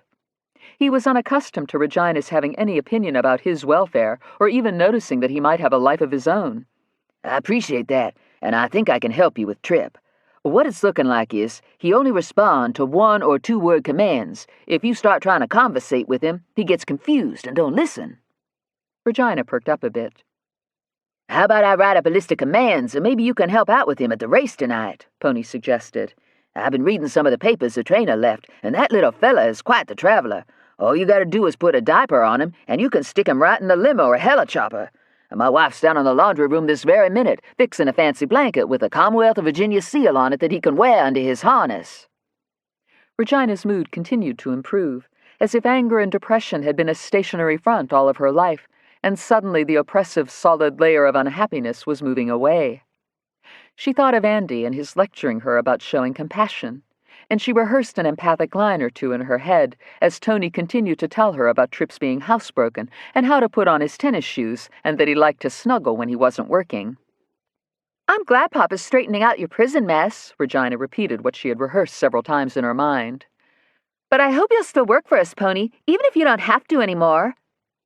Pony was startled and wondered if Regina had a fever. She did look a little pale this morning and wasn't touching her food, and it sure wasn't like her to be nice. I would like it a lot if you wrote down that list of commands for me. Regina continued to baffle Pony with kindness. Papa will need some help with Trip at the race, and I want to make sure I know everything I should. I'm glad Papa has a C&I horse. Maybe he won't need all those magnifying glasses anymore. Regina got up from the table and neatly folded her napkin, as Pony looked at her as if she had magically turned into someone else. Thank you, Miss Virginia, Pony said. I'll make you that list, and maybe show you a few things if you want. Thank you, Pony, Regina said as she headed upstairs to her parents' master suite. The First Lady was seated at her ornate Chinese desk, scrolling through something on the internet, her attention rapt. Where's Papa? Regina asked, pulling up a chair to see what her mother was so engrossed in. I believe he's in the garden with the pony, Mrs. Crimm said, tapping the down arrow. We shouldn't refer to Trip as a pony, Regina replied in an unusually thoughtful tone. He's a mini horse, not a pony. And when Papa starts calling out pony this and pony that, Pony thinks he's talking to him and gets confused, and it probably hurts his feelings, too. The First Lady gave Regina a perplexed glance and said, Well, I suppose you're right. You seem in a strangely pleasant mood this morning. I don't believe I've ever seen you like this. Are you sick? I don't know what's wrong, Regina said, staring over her mother's shoulder at what appeared to be a new essay by Trooper Truth. But I dreamed about tires again, Mama, and it started me thinking about what Andy said to me on the way to the morgue. Then I started thinking about the morgue, too, and wondering if I would have ended up there if I'd eaten any more of those cookies Major Trader tried to hurt Papa with. And suddenly, I started feeling a little bit of hope. You know, I've never thought there was any hope. Of course there's hope, dear, Mrs. Crimm absently said, as she wondered if those Tangier watermen would indeed find the Tory treasure, which most certainly would include trivets from raided plantations. Not that she assumed pirates used trivets, but they might have. Certainly they cooked on their ships, and it would make sense to set a hot pot on a trivet to prevent wooden surfaces in the galley from getting burned. How long do you suppose a trivet could be on the bottom of the bay before it would rust away? She questioned out loud as she peered through antique wire-rimmed glasses that were attached to a long gold chain. You should read this. It's quite interesting, about an old piece of iron that most likely will lead to the Tory treasure, and I'm assuming if a piece of iron would still be intact after hundreds of years of being underwater, then why wouldn't a trivet fare just as well? Many of them are iron. But I must say, your papa's not going to be pleased when I read this to him. I can't imagine he won't insist that the Commonwealth is the rightful owner of the treasure. It doesn't matter who Wheel and Bone stole it from. What right does North Carolina have to anything found in the Chesapeake Bay? What matters is that the treasure is here in Virginia, and therefore belongs to Virginia, and therefore any trivets found should be given to the mansion. Regina got up to take a closer look at what her mother was reading. Although Regina had always been a strong advocate for finders keepers, she wasn't so sure what she thought in this case. If the islanders found the treasure and did whatever they wanted to with it, then the rest of the world would never have the pleasure of viewing old cannons and coins and jewels in the Virginia Museum. Those old cannons and jewels should be shared, Regina said, as two sets of sneakers, accompanied by slippered feet, sounded behind them. What? The governor posed his usual question as he caught the tail end of Regina and Mrs. Crimm's conversation. Go ahead and keep walking, he said to Tripp, who was already going ahead and didn't need to be told. Papa, I think he does better if you use fewer words. Regina tried to help. Okay, the governor considered, and the word okay released Tripp from any commands, and he came to a standstill near the First Lady's black-lacquered mother-of-pearl inlaid desk. I didn't tell you to stop, but that's what I wanted you to do. The governor chattered on to his mini-horse and fondly rubbed his soft nose. I think he understands far more than you might imagine, Regina. He might, she replied, but what he understands and what you want him to do may be two different things. I see. What's this about cannons and jewels that should be shared? The governor inquired, as he dipped into a robe pocket for his magnifying glass, because no matter how much help the guide horse might prove to be, it could not assist Crimm with reading. Regina paraphrased Trooper Truth's essay and again offered her opinion that the treasure should not be squandered by whoever finds it, but should be shared with the public. As long as certain pieces would come to the mansion, the First Lady was quick to add. Maybe a cannon or two in the garden and out front, the governor considered, and his spleen was acting up a bit at the thought of that damnable state of North Carolina. As awful as that pirate Wheeland was, he's part of Virginia history, and I'll be damned if those watermen are going to get the treasure first and sell it to some antique dealer, or worse, to North Carolina. Oh, Bedford, Mrs. Crimm pleaded, you must do something right away before it's too late. Can't you send in an aircraft carrier or something so those Tangier people don't haul all of the treasure away? They have no right to it. No, they don't, Regina agreed. And it was the first time she had not been in concert with what Trooper Truth had to say. How weird, she added. Whose side is Trooper Truth on, anyway? He's always made sense in the past and been on the side of truth and justice. He could very well be in collusion with Tangier Island, and is trying to influence me to let them have the treasure, said the governor, who was seeing matters far more clearly since he had stopped listening to Trader and eating his sweets.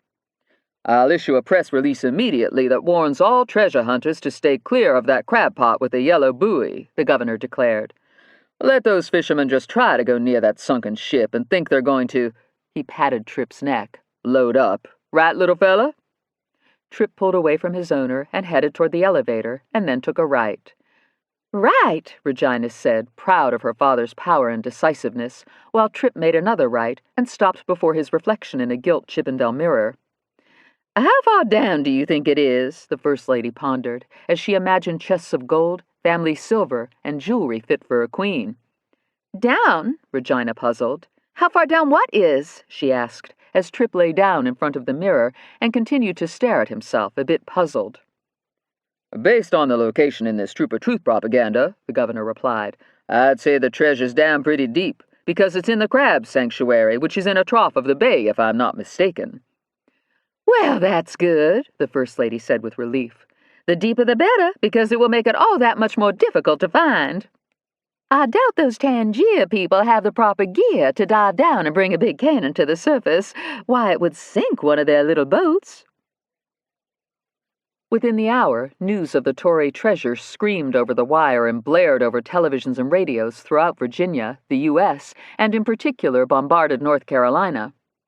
Commentators speculated that the people of Tangier would be excited into a furious frenzy because of the governor's order that any waterman seen within 5 miles of the crab pot with its yellow buoy would be arrested by the Coast Guard, which had rushed to patrol that area of the bay. Treasure hunters and their vessels were on notice that they would be seized. The airspace between the Virginia coast and Tangier was restricted to all except authorized aircraft, and naval vessels were preparing to form a blockade around the island.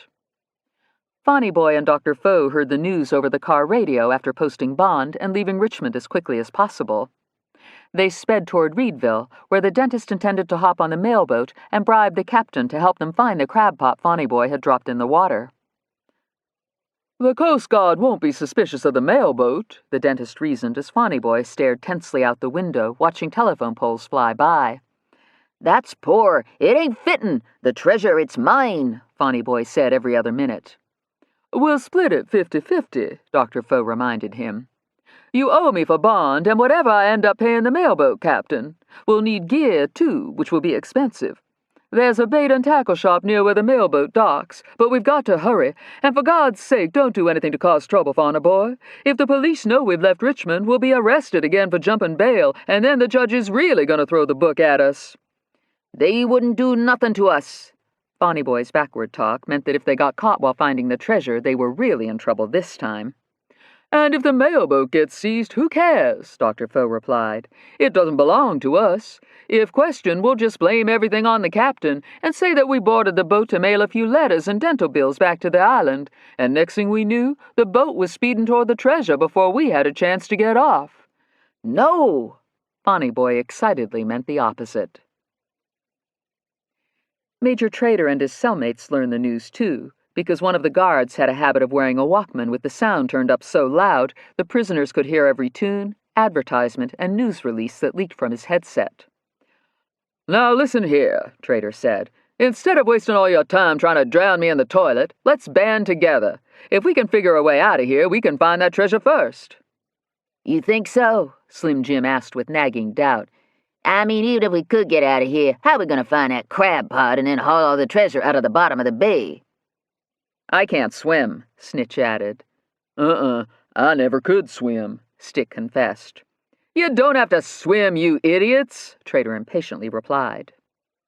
He had traded beds with the Mexican boy, because if there was one thing Trader understood, it was office psychology. His maxim was fairly simple. If you wanted to feign friendship and sympathy, you sat the person you wished to manipulate in a nice living area with nothing between the two of you but a coffee table. If the objective was to intimidate, you sat at your desk, which became an imposing barrier between you and the individual you intended to terrorize. If you wished to confuse and humiliate, which had always been his preferred tactic with the governor, you poisoned the person with X-Lax and then insisted on having important discussions while walking through buildings or driving. The Mexican boy's steel bed, as it turned out in the light of morning, was in the center of the cell. By appropriating it while he was using the toilet, Trader had gained the leadership role he wanted, although the other cellmates weren't sure why they suddenly viewed him with a bit more respect. Realizing the power of violent gastric attacks, Trader directed that when the guard was strolling past, on cue Reverend Justice would double over in agony and make loud moans and shrieks, while the other cellmates gathered around him in a panic and screamed for help and shouted for everyone to give him air. "The guard will burst inside the cell to render aid," Trader explained. "And when he does, you," he said to Stick, "poke him in the eye, and you," he said to Cat, "grab his radio, and you," he said to Slim Jim, "grab his keys so you can unlock all the doors, and you," he pointed to the Mexican boy, "put your finger in your pocket and pretend it's a gun, and start threatening to shoot because no one in this place understands Spanish, and you," he nodded at Snitch, "stay right here in the cell, and when questioned later, claim that our jailbreak was an inside job, and you overheard us saying we were escaping in an awaiting getaway car that was taking us to Charlotte." "But we don't got no getaway car," Stick said, and he didn't like the thought of sticking his finger in anybody's eye. "That's where you come in," Trader said to Reverend Justice. "The gods treat you far more respectfully than the rest of us, and have even asked you religious questions and told you to pray for the various problems. I fully believe that if you ask to use the payphone because one of your parishioners is dying and needs last rites over the phone, the God will give in. Baptists don't do last rites, the Reverend protested, and I'm not so sure I want any part of this. I'm already in a world of trouble for trying to solicitate that old clot woman. They fell silent as the guard with the headset loudly passed by, his eyes glazed as he snapped his fingers and hummed to a rap tune. When you use the payphone, Trader resumed, you call someone of lesser intelligence who works for you and is submissive and naive, and order that person to pick you up on the street. Just say you'll have a few friends along for the ride, and then we'll get the hell out of town.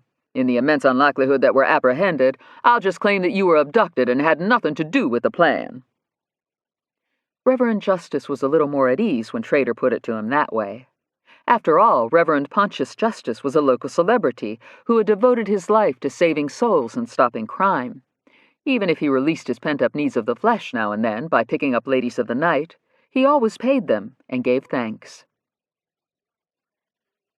Andy had yet to receive any thanks from Hammer, and it was getting on his nerves that all she seemed interested in was pacing the carpet in her headquarters office and complaining. "You should have run this by me first," she kept saying behind the closed door, even though there were very few people at headquarters on a Saturday morning. "For God's sake, Andy, where was your brain when you wrote all this nonsense about a so-called Tory treasure? Look at what you've stirred up. By encouraging the islanders to seize the alleged loot because it's rightfully theirs, you have succeeded in prompting the governor to issue threats and send out the military. If there wasn't a civil war before, there certainly will be one now. And frankly, I'm in agreement with the governor. The islanders do not have a right to the treasure. It belongs in a museum." "That's what I'm trying to tell you," Andy tried to get through to her. "My only intention was to cause everyone to think everybody else was trying to take something away from them.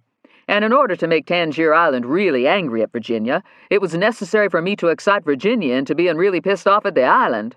Then when Markovich arrives tonight in a state police helicopter filled with NASCAR guys who are really smoking as road dogs, just what sort of reception do you think they'll be greeted with? Our undercover troopers will hardly be needed." "You're making no sense, and you're scaring me," Hammer blurted out. "And I thought the entire point of Trooper Truth was to always tell the truth. It seems to me in these latest essays all you're doing is manipulating everyone, even if it's for a good cause, or even if you mean it as a good cause. Damn it, I'm so confused." "I understand exactly how you feel," Andy said. "I promise I know what I'm doing. We both know how ruthless and dangerous Smoke is. If that helicopter sets down on the island and he sees the first hint of people who don't exactly look like watermen, even if they're dressed like them, he very well may open fire the minute he steps out on the airstrip. We've got to introduce an element of surprise to make him pause just long enough for us to surround him and take him down without incident." "Let's get on with this and mobilize the troops," Hammer decided. "The governor will just have to return by car to the mansion after the race. You and I are flying the helicopter to Tangier Island to see what we can do to bring closure to this mess. And by the way, what makes you think a Tory treasure really is in the bay?" "I don't necessarily think it," Andrew replied. "But that old piece of iron clearly came from a battle, possibly involving pirates. And that Tory turncoat Joseph Whelan certainly must have amassed a fortune during all his years of plundering plantations and other ships. So what happened to all of his loot?" Barbie Fogg had never been on a real plantation, but she got a sense of what that might be like when she pulled up to the front gates of the governor's mansion at noon, just in time to see a very odd sight. 2 powerfully built EPU troopers were shoveling wood chips into the back of a long black limousine. Barbie drove through the opening gates and parked on the circular driveway. She collected her makeover products, which fit nicely in a large toolbox, and grabbed a bag of clothes out of the trunk. "What are you doing?" she asked the troopers. "I don't mean to pry, but why are you piling all these wood chips on the back floor of this beautiful limo? Are you planning to plant flowers inside? If so, I think that's a wonderful idea. Then the governor can ride around in a garden." The troopers sternly replied that the information was classified, and then the mansion's front door opened, and a black butler in a stiffly pressed white jacket greeted Barbie with a smile. "Do come in," he warmly said. "Miss Virginia is expecting you. Here, let me take your coat, and can I help you with your toolbox?" "Thank you," Barbie said, slipping out of her coat and revealing a rather sexy tight leather outfit that did not seem in keeping with her daintiness or soft voice. "I need the toolbox and the bag so I can work on Regina." Pony knew that Regina's appearance required a lot of work, but it saddened him to think things had deteriorated to the point that tools were required. He escorted Bobby up the winding staircase to the first family's private quarters, where Regina was rummaging through her bedroom closet, pulling out painter's pants and sweatshirts and getting increasingly discouraged. "Oh," she said with relief when Barbie walked in and set the toolbox and bag on the bed. "I'm so glad you're here. I can't find anything to wear, and I looked in the mirror a little earlier and scared myself. Do you really think you can make me pretty in time for the race?" Of course I do, Barbie assured her as she looked out the window at the EPU troopers shoveling more wood chips into the limousine. "That's for Trip's trip," Regina explained. Trip? Barbie was baffled. What's a trip? "No, Trip's trip, not Trip," Regina said. "Trip's Papa's new little mini horse that's specially trained to guide blind people. Papa has to take him everywhere he goes, you see, and since I'm supervising, I did a little research on the subject and found out that mini horses do better in the car if they have wood chips." She paused to see if Barbie understood the point. Barbie didn't. "Sort of like being in a stall," Regina offered a hint. "You know, like a litter box." Oh, Barbie said in amazement. and here I was thinking they were planting a nice little mobile garden. Silly me. But I would think if a little horse does his business inside a limo, wood chips or not, it might prove a little unpleasant for whoever else is riding along. "Horse doo-doo doesn't smell as bad as dog doo-doo," Regina reminded Barbie. "And the minute Trip uses the bathroom, you just scoop wood chips over it, and you don't even know it's there." Then what happens when you get up in the governor's box at the race? Barbie worried as she opened the toolbox and began to arrange bottles of foundation, blemish cover-up, nail polish, hair treatments and dyes, along with dozens of other cosmetics, on top of an antique walnut-high chest. "If he needs to go out, he'll paw the door," Regina replied. "Then I'll take him down in the elevator and find a patch of grass somewhere. What are the scissors for? Are you going to cut my hair?" Barbie told Regina to sit in the shaker-rocker and be still for a moment.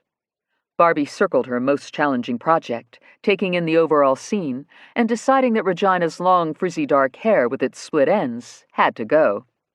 "Let me see your teeth," Barbie said. Regina opened her mouth wide and curled back her lips, revealing yellowing teeth that, ironically, could very well belong to a mini-horse, Barbie thought. "I brought some tooth bleach," she said with more optimism than she felt. "So let's put the bleach on now and give it a chance to at least begin working. As for your hair, dear, it has no color at all, really. I suppose it's sort of a brindle, a splotchy mix of brown and black. And I think the solution is to dye it black and cut it just below your ears, layering it, of course, and this will help to soften your nose and chin. I also thought to bring along a nice tanning solution that you'll put on after your salt scrub, Dead Sea soak, manicure, pedicure, and mud mask. You'll turn a nice golden brown without exposing your skin to even one ray of damaging sun. Isn't that exciting?" Regina wasn't sure. For one thing, she had not anticipated that Barbie might expect Regina to strip completely naked and allow an almost stranger to rub salt, mud, and lotions all over Regina's corpulent body. "Now I know what you're thinking," Barbie said as she draped a towel around Regina's neck and began snipping away huge clumps of hair that reminded Barbie of tumbleweeds in old westerns she sometimes watched with Lenny. "I'm aware from our counseling session that you have a very poor self-image and hate your body, and probably are just a wee bit nervous about being naked and having things rubbed, peeled, scraped, and scrubbed over every inch of you. But you'll be fine, and just so pleased when you see the result." "Nothing you scrub me with will get rid of all this fat," Regina candidly pointed out, as more hair tumbled across the floor. Under ordinary circumstances, the idea of having her body so completely manipulated would have been secretly pleasant. But Barbie Fogg wasn't Regina's type. Not at all. Barbie wasn't robust enough, and struck Regina as the sort who could probably touch and knead another woman all day long and experience not the slightest tingle or desire for more. Regina doubted that Barbie had much interest in anything physical from anyone, and in that regard was probably similar to Regina's mother, who, for as long as Regina could remember, had been far more interested in collectibles, such as cast-iron banks, old coffee and tobacco cans, and trivets, than in wild, erotic same-sex or opposite-sex or even self-sex. "We'll start you on a diet immediately," Barbie said as she snipped. "Which means you'll need to stay clear of the buffet tables at the race, okay? A nice salad and lots of celery, carrots, and radishes will have to tide you over, but in the meantime, don't be so negative. You know what they say, clothes are a girl's best friend, and I went to the trouble to pop by a sweet little boutique and pick out something just perfect for you." "What?" Regina was almost afraid to ask as Barbie began to layer strands of hair with the razor. Oh, it's just the cutest thing to die for, really.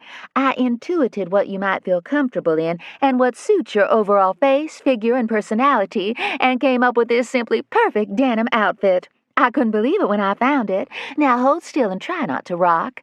Such a lovely rocking chair, by the way, but I don't want to cut you with the razor as I shave the back of your neck before we do a nice waxing of your upper lip and chin, and maybe clean up your eyebrows and sideburns.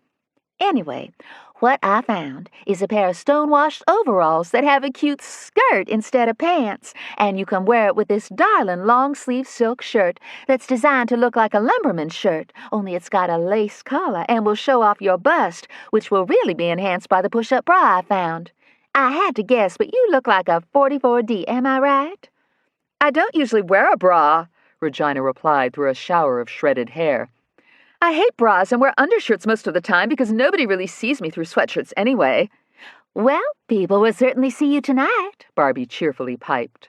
You'll have so much cleavage you could pack a picnic in it. As for shoes, because no outfit is complete without them, I found an adorable pair of bright red patent leather high-top tennis shoes. Can you imagine? They have a Converse seal on the ankles made out of sequins and white leather laces, and you'll wear them with designer socks that are supposed to look like old-fashioned tube socks, but these are made of silk. Now let me guess, your shoe size is a 12, and your dress size is a 16? Men's or women's? Regina asked, holding very still as Barbie worked away with the razor, cleaning up the back of Regina's neck. I always wear men's stuff, so I don't know what size I wear in women's. Don't you worry for a minute. I'm very good at guessing people's sizes, Barbie promised as she stepped back to admire her work. I suppose it's because as a professional counselor, I have to be good at sizing people up. There. Barbie held a hand mirror so Regina could admire her new hairstyle. I don't know, Regina said with misgivings. It's shaped exactly like one of those helmets the race car drivers wear. The newest rage, Barbie beamed. It's called a NASQuaff. Isn't that just too chic? And you'd pay a pretty penny if you got one in a salon, assuming you could get an appointment or even on a waiting list during the race season. If it's so chic, then why don't you have a NASQuaff? Regina wanted to know. Oh, my features are far too delicate, Barbie said. Now, let's get you in the tub. Chapter 30. Hooter was also devoting the day to getting ready for the race. She had spent hours unraveling her dreadlocks and processing her hair, which this minute was cooking under a snug head rag as she glued on new acrylic nails that looked like long, curled American flags. Then she struggled into skin-tight black imitation snakeskin stirrup pants, and over these she pulled on a pair of puffy silver boots that fastened with Velcro and were designed to have an astronaut look. Completing the ensemble required much careful deliberation, and she decided on a simple black tube top, and for the pièce de résistance, the beaded jacket with Kodak, DuPont, and Pennzoil logos in bright colors that she had found in the NASCAR section of a knockoff fashion boutique on East Broad Street, between the affordable gun store and the no-check check-cashing and pager shop. Andy was paying close attention to his attire as well, but not for reasons of vanity or sex appeal. He had never been to the Richmond International Racetrack and wasn't exactly sure what a drunk NASCAR fan might wear, but he figured the less conspicuous and more heavily protected and armed he was, the better. So he put on scuffed cowboy boots and baggy jeans that easily concealed a pistol and an ankle holster he fastened at a boot top, and over his body armor he wore a red-skin sweatshirt and leather jacket. He had been smart enough not to shave this morning, and with his stubble, ponytail wig, mirrored sunglasses, and a 9mm pistol tucked out of sight in the back waistband of his pants, he felt secure in his appearance. Smoke wouldn't recognize him. In fact, nobody would. He had just begun the process of splashing himself with beer when his doorbell rang. "Who the hell?" he muttered, slightly alarmed because he certainly wasn't expecting company. "Who is it?" he gruffly said through the locked front door. "It's me," a muffled female voice replied, and at first Andy did not place it and thought of the serial killer who had left the evidence on his doorstep. "Who's me?" he asked. "Hammer." "Wow," he said in surprise as he opened the door. "I'm sorry I sounded rather unfriendly, but I had no idea it was you. I mean, I didn't at first, so I almost didn't recognize your voice because I—" The blood didn't seem to be flowing to his brain as he looked her up and down. Hammer was dressed like an outlaw's motorcycle gangster, all in black-studded leather, black dingo boots, and a Harley jacket. Slung over her shoulder was a Harley tote bag that no doubt contained a small arsenal. She had hardened her handsome face with gaudy layers of makeup, and her hair was teased. "Don't give me a hard time," she said right off as she walked inside the house. "The last thing I want to look like is a cheap motorcycle slut, but I had to do something. I'm just worried about our arriving by helicopter looking like this," she added as she took in his disguise. "And we can't get any undercover troopers out to Tangier because the only pilots I have are you and Makovich, and both of you are busy, and the ferries aren't running because of the goddamn restrictions the governor has imposed because of your Tory treasure essay. That's why I decided to drop by right away and ask you to consider if maybe we should reconfigure what we're doing." She followed him into the dining room, and they sat in his makeshift office. As Hammer noticed the computer, printer, filing cabinets, and piles of research materials, it gave her a strange feeling to realize this was the secret headquarters of Trooper Truth, even though she knew very well who Trooper Truth really was and where he worked and lived. It oddly occurred to her that even she had begun to bond with the fantasy writer and to wish she could meet him. "This is ridiculous," she said. "I know," Andy agreed. "I look pretty stupid, and I'm sorry I smell like beer and haven't shaved, and you're probably right. A state police helicopter may not fit with our disguises." "What I meant was, it's eerie sitting in the place where you write your essays. I feel as if I've just walked behind the curtain and discovered the Wizard of Oz, or am in the Batcave or something. And I must say, a part of me is very disappointed, because I think I must have started believing in Trooper Truth too. Oh, good God, don't tell me I was becoming a fan." She shook her head and sighed. "I must be losing my mind. In the first place, I'm a fan of no one, and think being a fan of anything or anyone is irrational and silly. Why would a rational human being inflate someone to Mount Olympian proportions, think they're a god, and hang up posters of them? How does it make sense for someone to adore and even want to go to bed with a perfect stranger?" she went on as Andy stared down at his hands, ill at ease and hurt that she had perhaps liked Trooper Truth better than him. "I guess what this means is there are probably thousands, if not millions, of perfect strangers out there who read Trooper Truth and worship him and entertain sexual fantasies about him," Hammer continued. "I know Wendy certainly feels that way. Only in her case, she's convinced that Trooper Truth is at least 80 years old and has to use a walker." "I guess the gig is up," Hammer announced by slapping her hand down on the table. "What gig?" Andy replied with a hint of pain and anger. "There's no gig, and never has been. It doesn't matter what nom de plume I use, or if I use one at all. I'm still the one who has written the essays. I am Trooper Truth." "Trooper Truth doesn't exist," Hammer said. "All right, let me ask you this," Andy said, trying to regain his composure. "If you never thought of me as Trooper Truth, then who was Trooper Truth to you? Did you have some fantasy about him, huh?" "We need to disengage ourselves from this pointless, inane conversation right this minute," Hammer said. "We've got a major operation about to happen and need to focus on that, for God's sake." "You're absolutely right," he said in a steadier tone. "It truly doesn't matter to me that you are or aren't a fan of Trooper Truth or anyone, including me. I'm not a fan of anybody either. Never have been," he added as the telephone rang. "Woo! We got us a real problem, Brazil," an excited Makovich said over the line. "The Gov don't want to take the helicopter to the race." "You're kidding," Andy said. "Why the hell not? You'll just have to talk him into it. Tell him for security reasons he must fly in." "It won't work. Seems like he's all of a sudden got it in his head he's got to have a big litter box for this little horse he just got. I think that damn ugly pool shock daughter had something to do with it. I ain't never heard something so stupid in my life, but there's nothing we can do. He's got troopers to fill the back of his limo with wood chips, and we can't talk him out of it. So he and the first family are going by limo, and that's final. I got to drive him. I'm real sorry. I don't know what else to tell you." "But what about Smoke and the road dogs?" Andy protested. "What are they going to do when the helicopter doesn't show up to take them to the race? And they've got Popeye."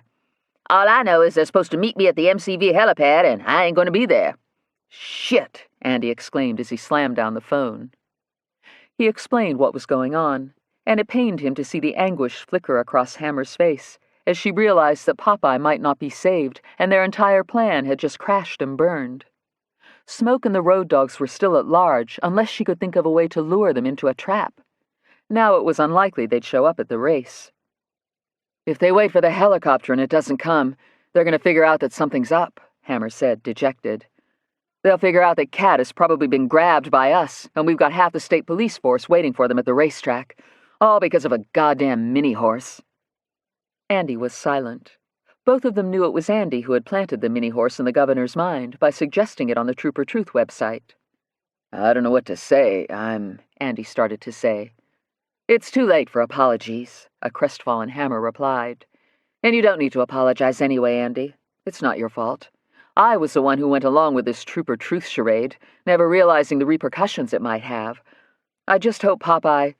Well, she said, her voice breaking, I just hope she doesn't suffer, she blurted out in grief as tears welled in her eyes. Damn it all. Wait a minute, Andy said, as an incredible but simple idea occurred to him. Donnie Brett flies at 4:30. Who? Hammer asked as she dug in her Harley bag for a tissue and handcuffs clanked against a pistol. You know, number 11. He's got 6 wins so far this year, including Martinsville and Bristol, and the reason I know about his bird is Bell has used it in a lot of ads. It's painted with Brett's colors, and he always arrives at the races in it, so it's probably sitting at the racetrack helipad even as we speak. Yes. Andy's thoughts flew so fast he was scarcely making sense. Family of one of the drivers, that's it. And we'll just show up at MCV and Brett's helicopter and fly that son of a bitch smoking as road dogs ourselves. But how the hell are we going to get whatever his name is Brett to let us use his helicopter at this late hour? Hammer said. It's impossible. Simple, Andy replied. We walk into the fantasy and turn fiction into fact. Now is not the time to talk like a writer, Hammer warned as she blew her nose. You can be up front with me in the left seat and pretend to be my girlfriend. Andy relayed his plan as it unfolded inside his head. And who will you be? I'll go as Donnie Brett's brother, Andy said. What we've got to do is let Smoke and his road dogs think Makovich couldn't make it to pick up the so-called Jolly Good Wrench pit crew and got Brett to help out. We'll pick up the assholes, have undercover guys everywhere, and the minute we land, we'll nail them. Now come on, we've got to get to the racetrack. The only way that was going to be possible, in light of traffic jams that spanned virtually the entire Commonwealth as 150,000 NASCAR fans fought their way to the racetrack, was for Andy to overfly the gridlock in a state police helicopter. Then he and Hammer would hurry to find Donnie Brett, who had always been described as an all-American boy and family man who collected police badges and guns. Brett also believed in security, and when Hammer and Andy pushed through the crowds and showed up at Brett's luxurious trailer on the racetrack grounds, big men blocked the door and looked as if they didn't mind hurting overly enthusiastic fans and stalkers. We must have a word with Mr. Brett, Hammer announced. He's resting, so please go away, one of the bouncers said in an unfriendly way. Hammer's wallet was in the back pocket of her leather pants, attached to a chain, and she flashed her badge as she said in a low voice, We're state police involved in a huge undercover operation. Lives are at stake. Andy dug into his jeans and flashed his badge, too. We don't want to disturb Mr. Brett and realize he needs peace and quiet before he gets into his car and hopefully wins the race, but we must see him, Andy explained. I sure as hell hope he wins, too, the second bouncer said. He gets pretty upset when he don't win, and he always likes to get a little shut-eye and meditate before he races. But let me tell him what's going on, and we'll see what he wants to do. You're joking, right? Donnie Brett said moments later, when the motorcycle mama and her redneck younger boyfriend were escorted inside the plush trailer. I'm not doubting your cops, but you must think I'm pretty stupid to let you or anybody else just fly off in my chopper. And how would I get out of here after the race? We can get you the state police 4:30, Andy said to the handsome, famous driver, who looked rather sleepy and unassuming when he wasn't wearing his colors. As soon as the governor is safely returned to the mansion in his motorcade, an EPU trooper named Makovich will fly here and pick you up, I promise. Brett considered this for a moment as he popped open a Pepsi. Oh, yeah? He said.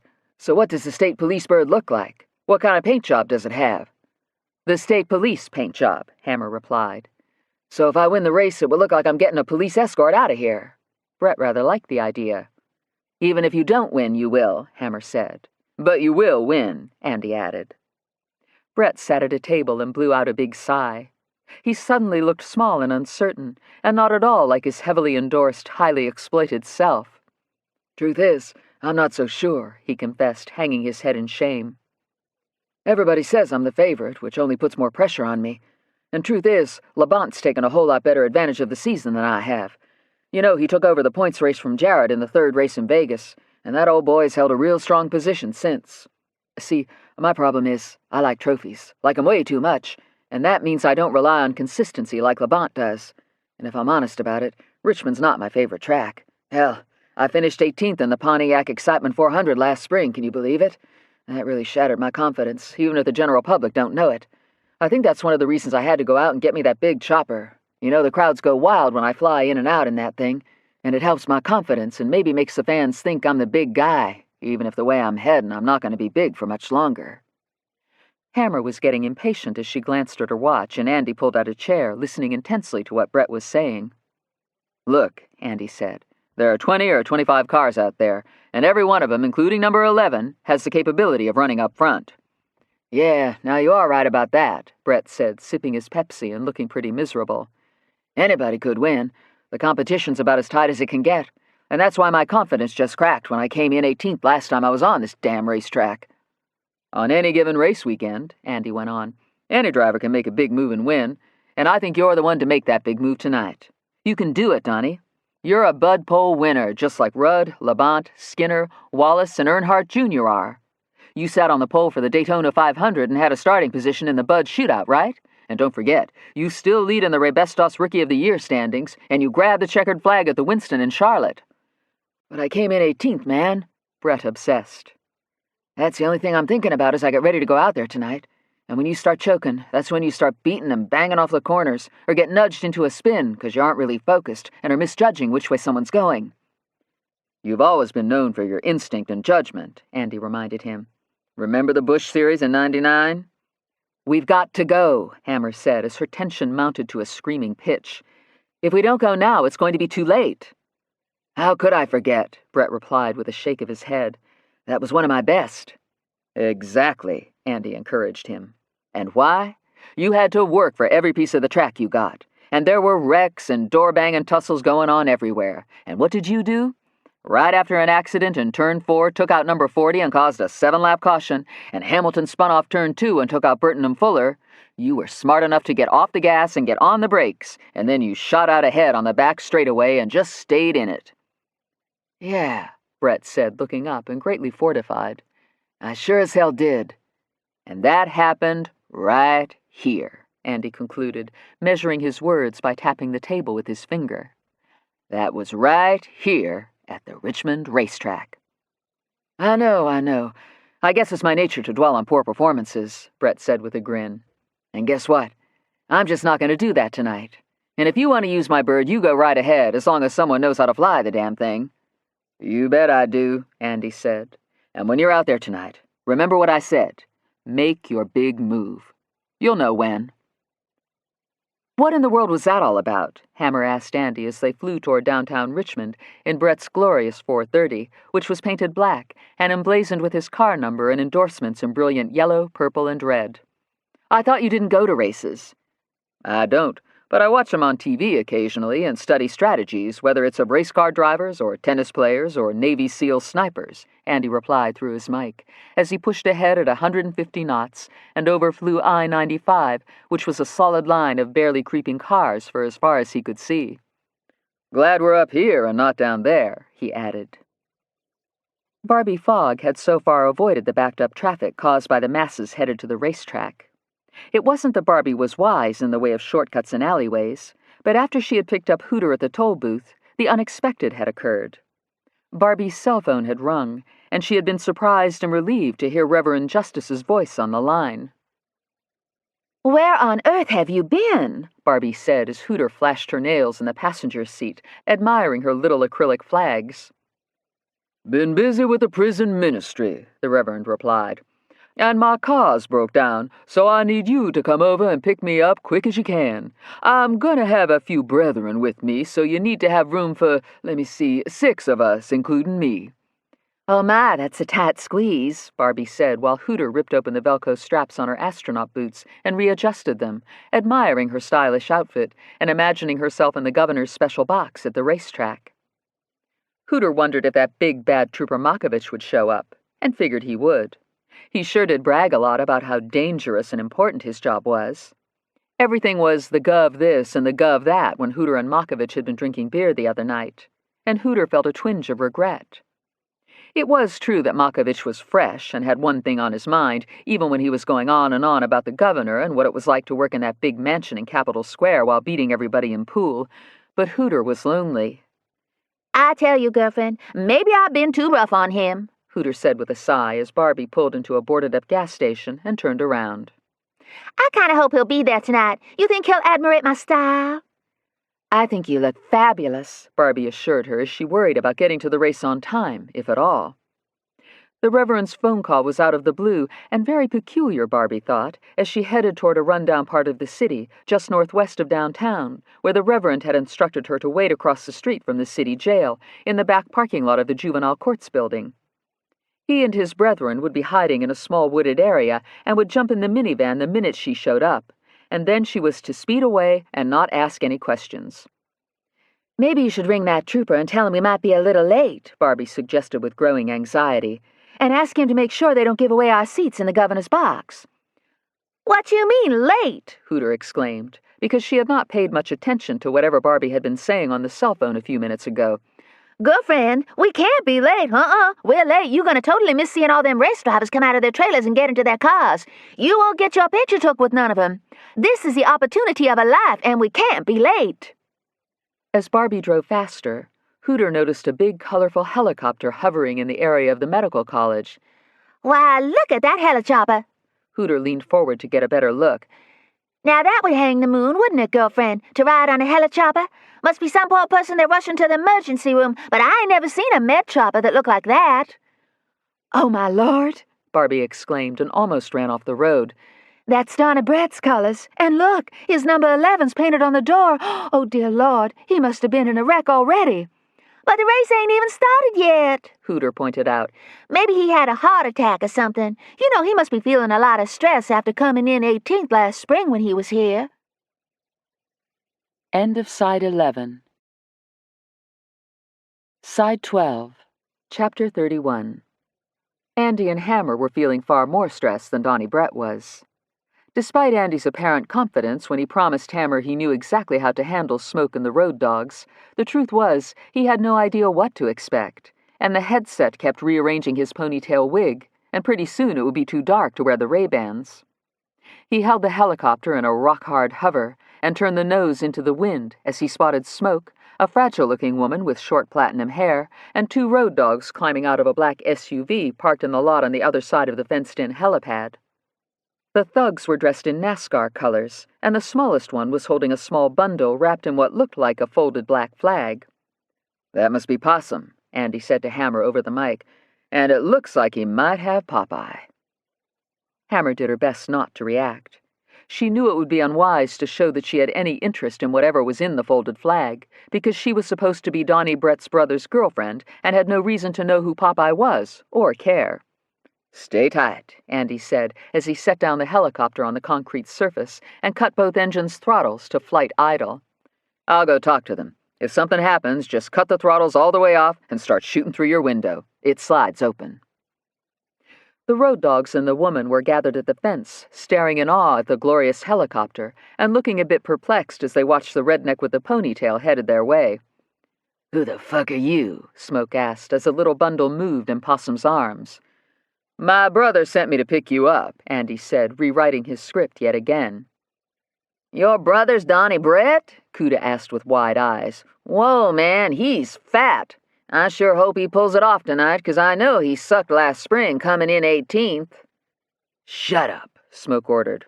"We're supposed to be picked up by the state police," he said to Andy. "Why the shit would your brother send his chopper after us?"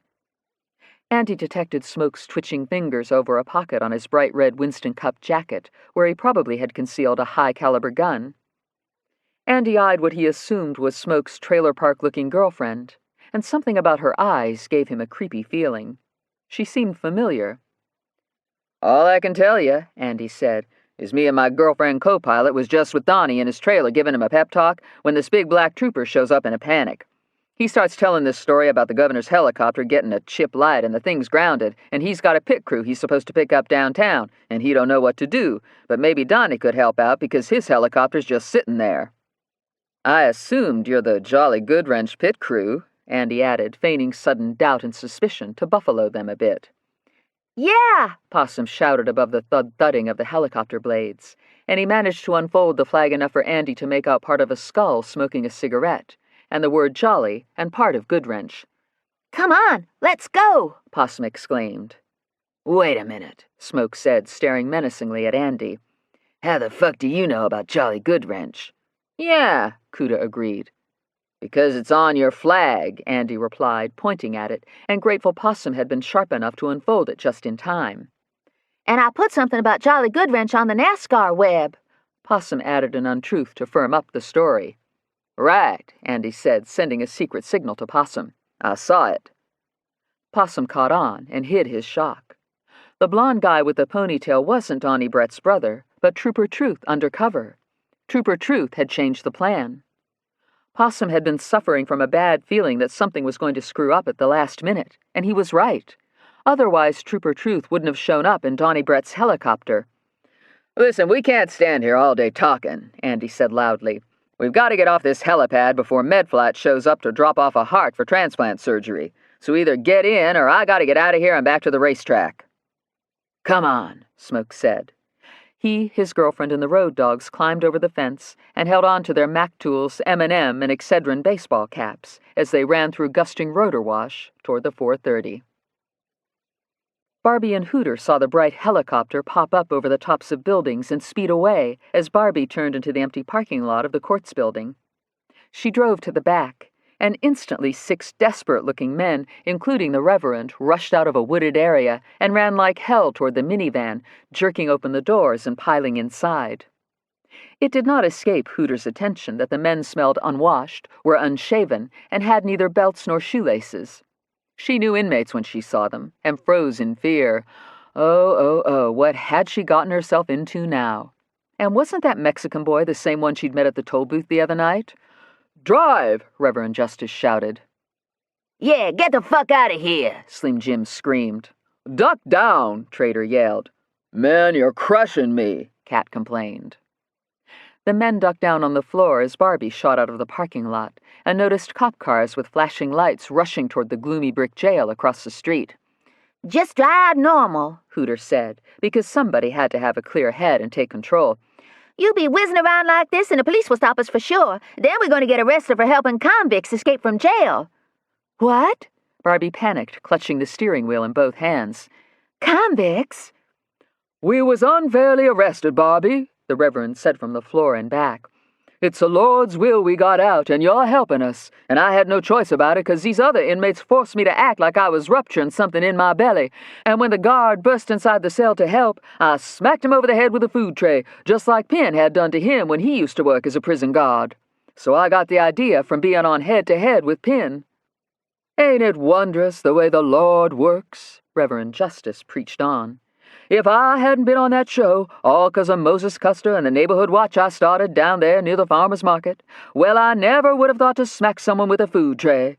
Course, if I hadn't been so overstandard and stressed out from all the publicity I suddenly was getting, I might not have tried to pick up that old woman for purposes of releasing myself, and then I never would have had to smack nobody with a food tray.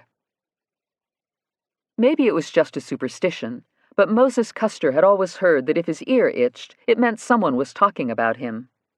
As he rode in the governor's motorcade, Moses's right ear was itching something fierce beneath bandages, and he wondered if it might indicate that a lot of people out there knew he was a VIP guest in a long black limousine and destined to sit in the governor's box at the race. He stared out tinted glass at backed-up traffic as the governor snored, and his peculiar daughter with her jet-black helmet haircut kept staring down at her quivering cleavage while that tiny red horse stood in the wood chips and now and then stepped on Moses's foot. Makovich, meanwhile, was trying to weave through traffic as he talked over the radio to Andy, who had turned the helicopter's intercom to crew only so the road dogs couldn't hear what he was saying. To make everything worse, Makovich said into the mic, 6 inmates just broke out of jail, and cop cars are everywhere, so I'm telling you, it's a mess out here. I don't know when we'll get to the racetrack, but we're going to be late. Look, I've got to go to Plan B, Andy transmitted as the mobbed racetrack appeared 1,000 feet below in the distance.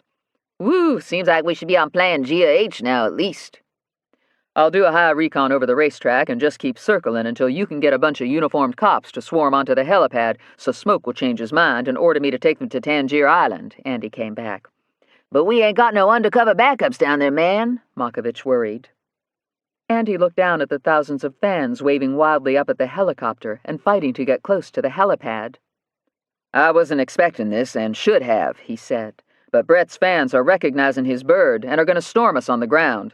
Someone may get hurt, or Smoke's going to get away. No way I'm sitting down at the racetrack." "10-4," Markovich came back.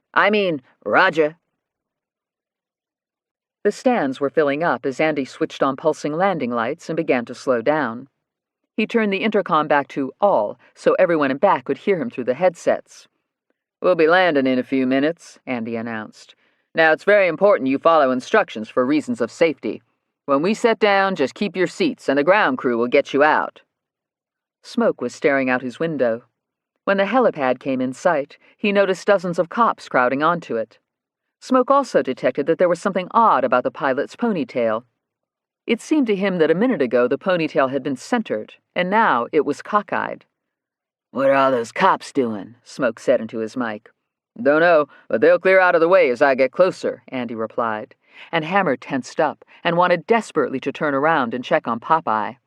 "Oh, yeah?" Smoke countered as meanness crept into his voice. "Well, maybe something stinks about this." "Man, look at all them people down there," Kuda marveled. "And look how all of them are pointing up at us and pumping their fists. They must think we're Donnie Brett." "Bullshit." Smoke's voice filled Andy's headset, and suddenly the ponytail wig was yanked off from behind, and the Ray-Bans were knocked askew. Andy remembered what Markovich had drilled into him when Andy was learning to fly. Just fly the helicopter. No matter what happened or how desperate the situation, Andy must simply fly the helicopter, and he held it in a steady descent as he felt the hard, cold barrel of a gun at the back of his neck, and Smoke yelled obscenities at him and threatened to kill the dog. "Calm down." It was Hammer who spoke. "Do you want us to crash, you idiots? Now shut up back there so we can handle this huge machine, because none of you knows how to fly, and that means you're going to have to depend on us." "Fucking cops," Smoke was ranting and raving. "I know who you are, you motherfuckers, and I've got your fucking dog back here, you bitch, and if you don't do what I say, I'm gonna pump her full of rat poison." Hammer assumed and sincerely hoped Smoke was bluffing, but Possum saw the syringe Smoke had just pulled out of a pocket. Possum held Popeye and could feel her shaking through the flag as Unique sat very still, as if in a trance, her eyes filled with an eerie light. "Don't do nothing like that right now," Possum told Smoke. "You stick the dog and she's gonna start having convulsions and jumping everywhere, and if she dead, you ain't got nothing to threaten them with no more." Smoke fell silent for a moment and decided Possum was probably right, as Hammer's heart was seized by fear, because she realized Smoke might really have a syringe full of rat poison back there. The bastard. If they ever got back on the ground alive, she might just kill Smoke, even if it was a bad shooting and she ended up professionally ruined or charged with manslaughter. Unique slid a box cutter out of a pocket, her surreal stare fixed on the back of the blonde cop's neck. The Nazi had directed that she would find her purpose, and she had. She rearranged her molecules, and then arranged them back to normal as she realized that the cop she had been stalking, who had turned out to be Andy Brazil, had already seen her when he picked them up in the helicopter, so there was no point in being invisible, and he wasn't going to recognize her anyway. Her groin throbbed as she anticipated cutting his throat from ear to ear. Then the co-pilot would take over, and after they landed, Unique would cut her throat too, and spend some time alone with the body. "Get us out of here," Smoke ordered Andy. "Now, take us to Tangier Island, and don't you say anything I can't hear in the back." Chapter 32. Markovich spotted the white minivan with the rainbow bumper sticker 2 cars ahead, and he recalled the rainbow sticker on Hooter's toll booth. Just as Hooter entered his mind, he realized with surprise that she was sitting in the front passenger seat of the minivan and turning around to talk to people in back, none of whom Markovich could see. "Woo, girl, what's going on here?" Markovich muttered to himself as he noted that the minivan was driving a bit erratically, slowing down and speeding up, swerving and trying to switch lanes to pass. Markovich flipped on the specially equipped limousine's blue grille lights and got on the bumper in front of him, forcing the motorist to pull off on the shoulder. He did the same thing to the next car, and was now on the minivan's rear, his emergency lights strobing. "What's going on?" Regina asked as she tried a few pats of the face powder Barbie had given to her. "I'm just trying to get us through all this traffic," Makovich said as he managed to nudge into the left lane and get parallel to the minivan. He started waving at Hooter, trying to get her attention, and when she finally looked over and saw him, after Barbie brought him in the limousine to her attention, Hooter made a face of distress and mouthed, "Help." "Shit," Makovich said, because he was not allowed to make traffic stops or get involved in incidents while he was driving the governor. He shrugged as if to tell Hooter there was nothing he could do. He pointed toward the back of the limousine and drew a box in the air to indicate he was carrying the package. Hooter rolled her eyes and mouthed, "Help," again as she pointed to the back of the minivan and held up 6 fingers and then wiggled 2 fingers to suggest 6 people running.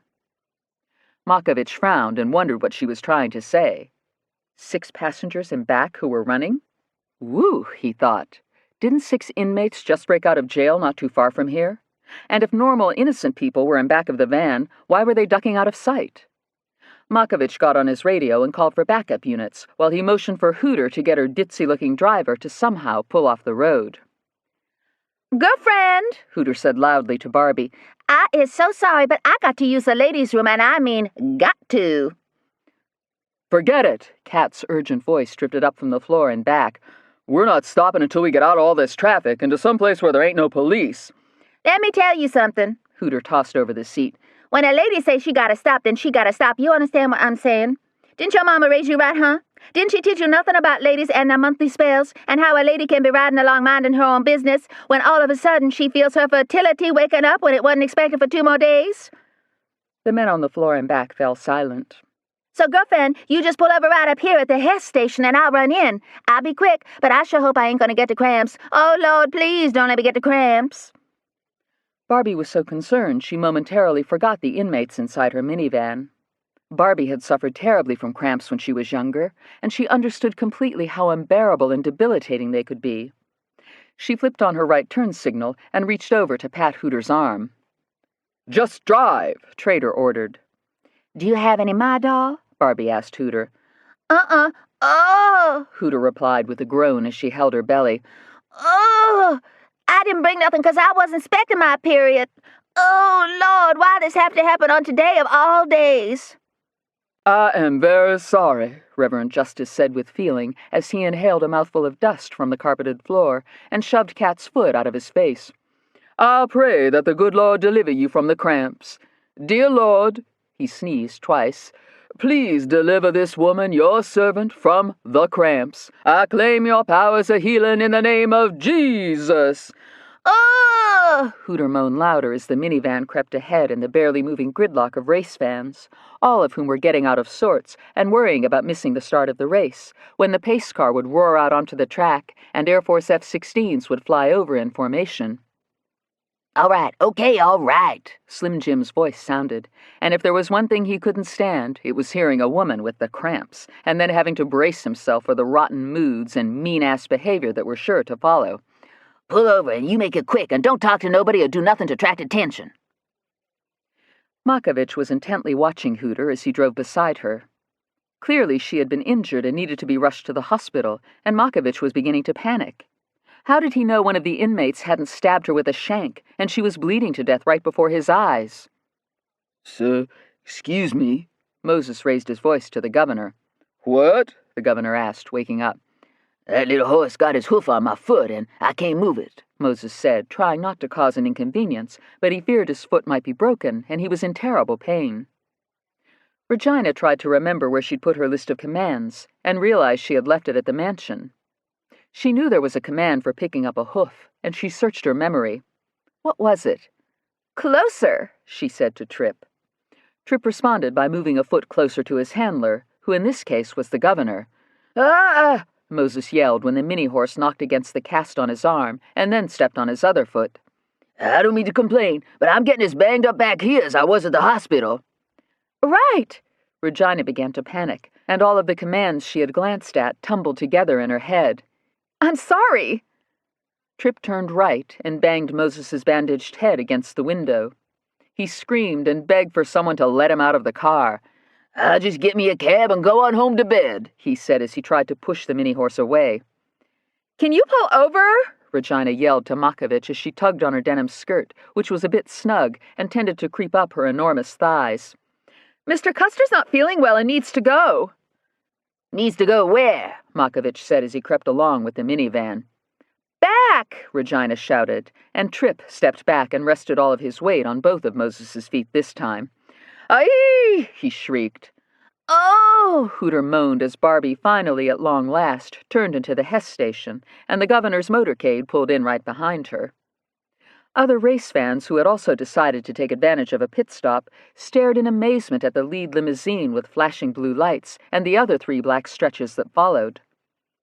Shiny black doors opened, and the governor, a fat girl with awful hair and bizarre-tasting clothes, and what looked like a hospital patient, in addition to a tiny red horse, and plainclothes drivers who had guns under their jackets, and the rest of the first family, climbed out to get a little fresh air.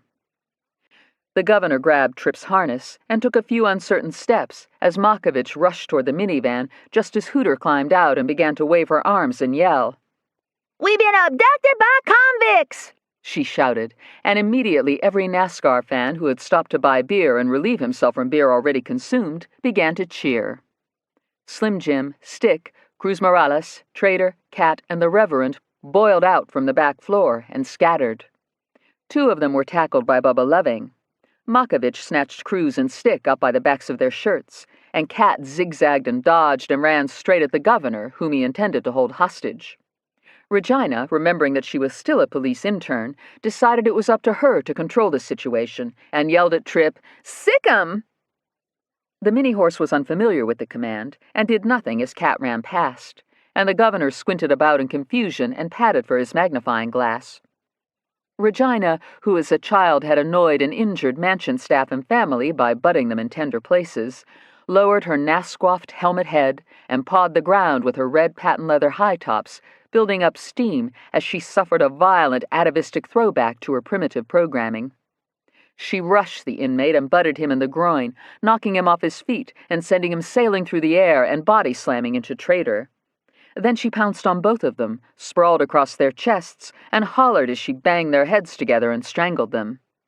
Hooter hurried over to assist, while cheering NASCAR fans encouraged the fat girl to slam into them again and stomp their pedals to the metal and blow their asses off the track. Smoke continued to bump Andy's head with the pistol and threatened to kill Popeye if Andy and Hammer didn't do exactly as they were told. "I know you got guns, so hand 'em back here," Smoke ordered over his mic. "Just fly the helicopter," Andy told himself. "Hand 'em back here now," Smoke's cruel voice sounded in Andy's headset. "I'm flying," Andy replied. "It takes both hands and feet to fly, and I'm not about to start rooting around for any alleged weapons until we're on the ground." "I don't have a weapon," Hammer answered as she wondered if she dared turn around and shoot Smoke with the 9mm pistol inside her Harley purse. She supposed this was not a good idea. Nailing Smoke wasn't the problem at such close range, but if he happened to fire his gun because she fired hers, then Andy might be wounded or killed, and it would be up to her to fly, and she didn't know how. Not to mention, if her bullet passed through Smoke and penetrated the helicopter, severe damage might be the result, and they could crash. She looked out at the dark waters of the James River as it opened up into the mouth of the Chesapeake Bay, and remembered her fear of drowning. "Sit back and shut up," she told Smoke in the severe tone she reserved for suspects. "We're over the bay now, and the last thing you want is for us to lose control of the helicopter. If we go down, everybody drowns. You'll be trapped inside, beating on the doors, trying desperately to open them, but you won't be able to because of the vacuum.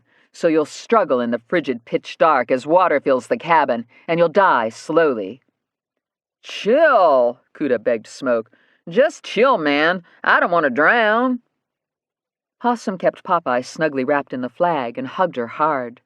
Smoke sat back in the seat, playing with the syringe, while Unique stared weirdly at Trooper Truth's neck, a box cutter wrapped so tightly in her delicate hand that her nails had pierced her palm and drawn blood. She felt no pain, only the blast of heat and intense frequencies and vibrations rolling up from her darkness. Andy checked a flight chart and entered Patuxent's frequency on the radio, and minutes later raised the military tower on the air. "Helicopter 01 Delta Bravo," Andy said over the radio. "1 Delta Bravo," the tower came back. Restricted areas 6609er and 4006 hot?" Andy inquired. "Negative." Permission to transition through them at 1000 en route to Tangier Island, Andy said. Permission denied. The tower said exactly what Andy thought it would. Roger, Andy said as he entered code 7500 for hijacking into the transponder and then gave Hammer a thumbs up. He was going to transition through the restricted areas anyway, and now that Patuxent had him on their radar and knew his tail number and realized there were hijackers on board, the military would respond. He pulled in more torque and was grateful for a tailwind that propelled them along at a ground speed of 170 knots, and 15 minutes later entered Patuxent's airspace. Andy took a deep breath and switched the 430 over to automatic pilot. Smoke had no way of realizing that Andy's hands and feet were now free, and Andy slowly reached down and slipped the pistol out of his ankle holster. Following his lead, Hammer withdrew the 9mm from her bag, and both of them tucked the guns under their legs so Smoke wouldn't see what was happening should he climb back up on his seat and glare into the cockpit again. Fonny Boy and Dr. Foe didn't know what was happening either when they walked along Jander's Road in plain view and couldn't find a single sign of an islander. Lights in many of the small houses were off, and not a single golf cart or bicycle rattled past in the chilly dark.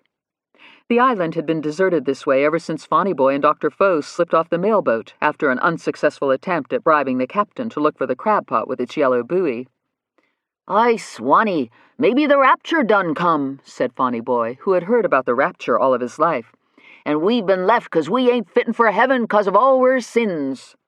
"That's silly," the dentist replied in frustration. He was hungry, cold, and tired, and he was imagining all of the watermen out in their bateaus finding the Tory treasure. He wondered if the Coast Guard had rounded up all of them and placed them under arrest, or if the watermen had found a way to extort cooperation from the authorities. Plain and simple, Dr. Foe didn't know what was going on, but he was spooked and wished he had never been so foolish as to pad his dental bills, lie to Medicaid, take advantage of children, and ruin people's teeth for the sake of profit. When they eventually reached Fonny Boy's house, no one was home there either. "My mamma, she should be in thar raising a fire and wrenching the dishes. She never goes out after dark." Fonny Boy marveled as his fears grew. "I'm of a mind Jesus come down on his cloud, and everybody's gone save us." "Stop it," the dentist insisted. "Nobody's gone up in a cloud, Fonny Boy. That's a fairy tale. Now, there must be an explanation for why the island is deserted, so let's just get your family golf cart and drive around. I suggest we head over to the airport and see if anything's going on over there." But the golf cart's battery was dead, and this just increased Fonny Boy's feeling of foreboding and damnation. "I guess we'll walk," Dr. Foe decided, turning around and heading in another direction that cut through a marsh. "I will admit this is strange. If everyone's out in the bateaus looking for the treasure, then why did we see so many bateaus at the docks when we got off the mailboat?" "Shh," Fonny Boy said with a finger over his lips. "I hear a helichopper. It must be the guardsmen." The dentist strained to listen and detected the distant thud-thudding, and he heard something else, too. "Singing," he said. "Do you hear it, Fonny Boy?" Both of them stopped on the footpath, the brackish air stirring their hair as they listened hard to the faint sound of gospel singing that was carried almost imperceptibly by the wind. "It's coming from the McManleyan Methodist Church over there on Main Street," Fonny Boy said with breathless excitement. "But I don't have neither notion why. The church it don't have neither meetings on Saturday night." Fonny Boy and the dentist began to hurry in that direction as the sound of helicopter blades got louder, and they spotted two bright moving lights high up in the star-scattered sky coming in from the west. Fonny Boy broke into a run and didn't care if he left the dentist behind. "Hey, wait for me," Dr. Foe called after him. "Well, never mind. I'm heading to the airstrip to see if I can fly the hell out of here on one of those helicopters coming in." Fonny Boy ran as fast as he ever had in his life, and was panting and drenched with sweat when he bounded up the church steps and threw open the door. He couldn't believe what he saw inside. Every single person on the island must have been crowded together in the church. The lights were out, and the islanders were holding candles. They were singing Amazing Grace without accompaniment, and Fonny Boy stood still, staring in confusion and fear. Something terrible must have happened, he thought. Or maybe something wonderful. Or maybe they knew the rapture was coming for sure, and they were waiting for Jesus on his cloud. This was crazy, Fonny Boy silently protested. Why wasn't everybody trying to find the Tory treasure? And didn't it concern them that helicopters were flying in? The sound of their engines was loud enough so that Fonny Boy could hear it inside the church. He pulled his harmonica out of a pocket, cupped his hands airtight around it, made a fish face, and began bending and tonguing, stomping his foot to the rhythm as he jammed the blues. The singing instantly stopped, and Reverend Crockett stepped up to the pulpit. He scanned the sea of small, flickering flames. "Who's playing the juice harp?" he asked. I ain't adrift neither more, Fonny Boy sang improv and bent a few notes. I ain't prinked up in either Sunday shoes, with my pockets puffed out, but a free-hearted boy, he ain't never been poor. Gasps sounded all around him, and voices called out, "Praise Jesus!" and "Thank you, Jesus!" and "It's a miracle!" Then Fonny Boy's mother was stumbling out of a pew and clutching Fonny Boy in her arms, and next his father was lifting him up in the air, tears streaming down his weathered face. Everyone on the island figured Fonny Boy was dead when they heard about the Tory treasure and the capture of the dentist. Since there was no mention of Fonny Boy in connection with this news, the islanders assumed the poor young man had been pushed overboard by the greedy Dr. Foe. "Grasp hands in a mazy dance of praise," Reverend Crockett proclaimed. "The Lord is dealing out grace and has blowed the breath of life back into this drownded boy." "Praise God!" Fonny Boy's mother cried. "He's brought our baby back from the dead." "I'm a die if I was dead," Fonny Boy said, confounded and deeply moved as it began to occur to him that the entire island had been gathering in the church, perhaps nightly, to pray for him because he was lost at sea. "The dentist, he returned me right 'fore dark." A rumbling stirred throughout the congregation as helicopters thundered overhead, shaking the roof of the church. "That's it," Reverend Crockett boomed in disapproval. "The dentist is back on Tanger?" "No," Fonny Boy exclaimed backward. "Where's he at?" "He's follerin' his way to the airstrip," Fonny Boy replied. "That bad man from the Main, he pulled every one of my teeth," Mrs. Pruitt said, loud enough for all to hear. "And mine, and mine. "Yes, mine too." He must be fixin' to escape on the helichoppers."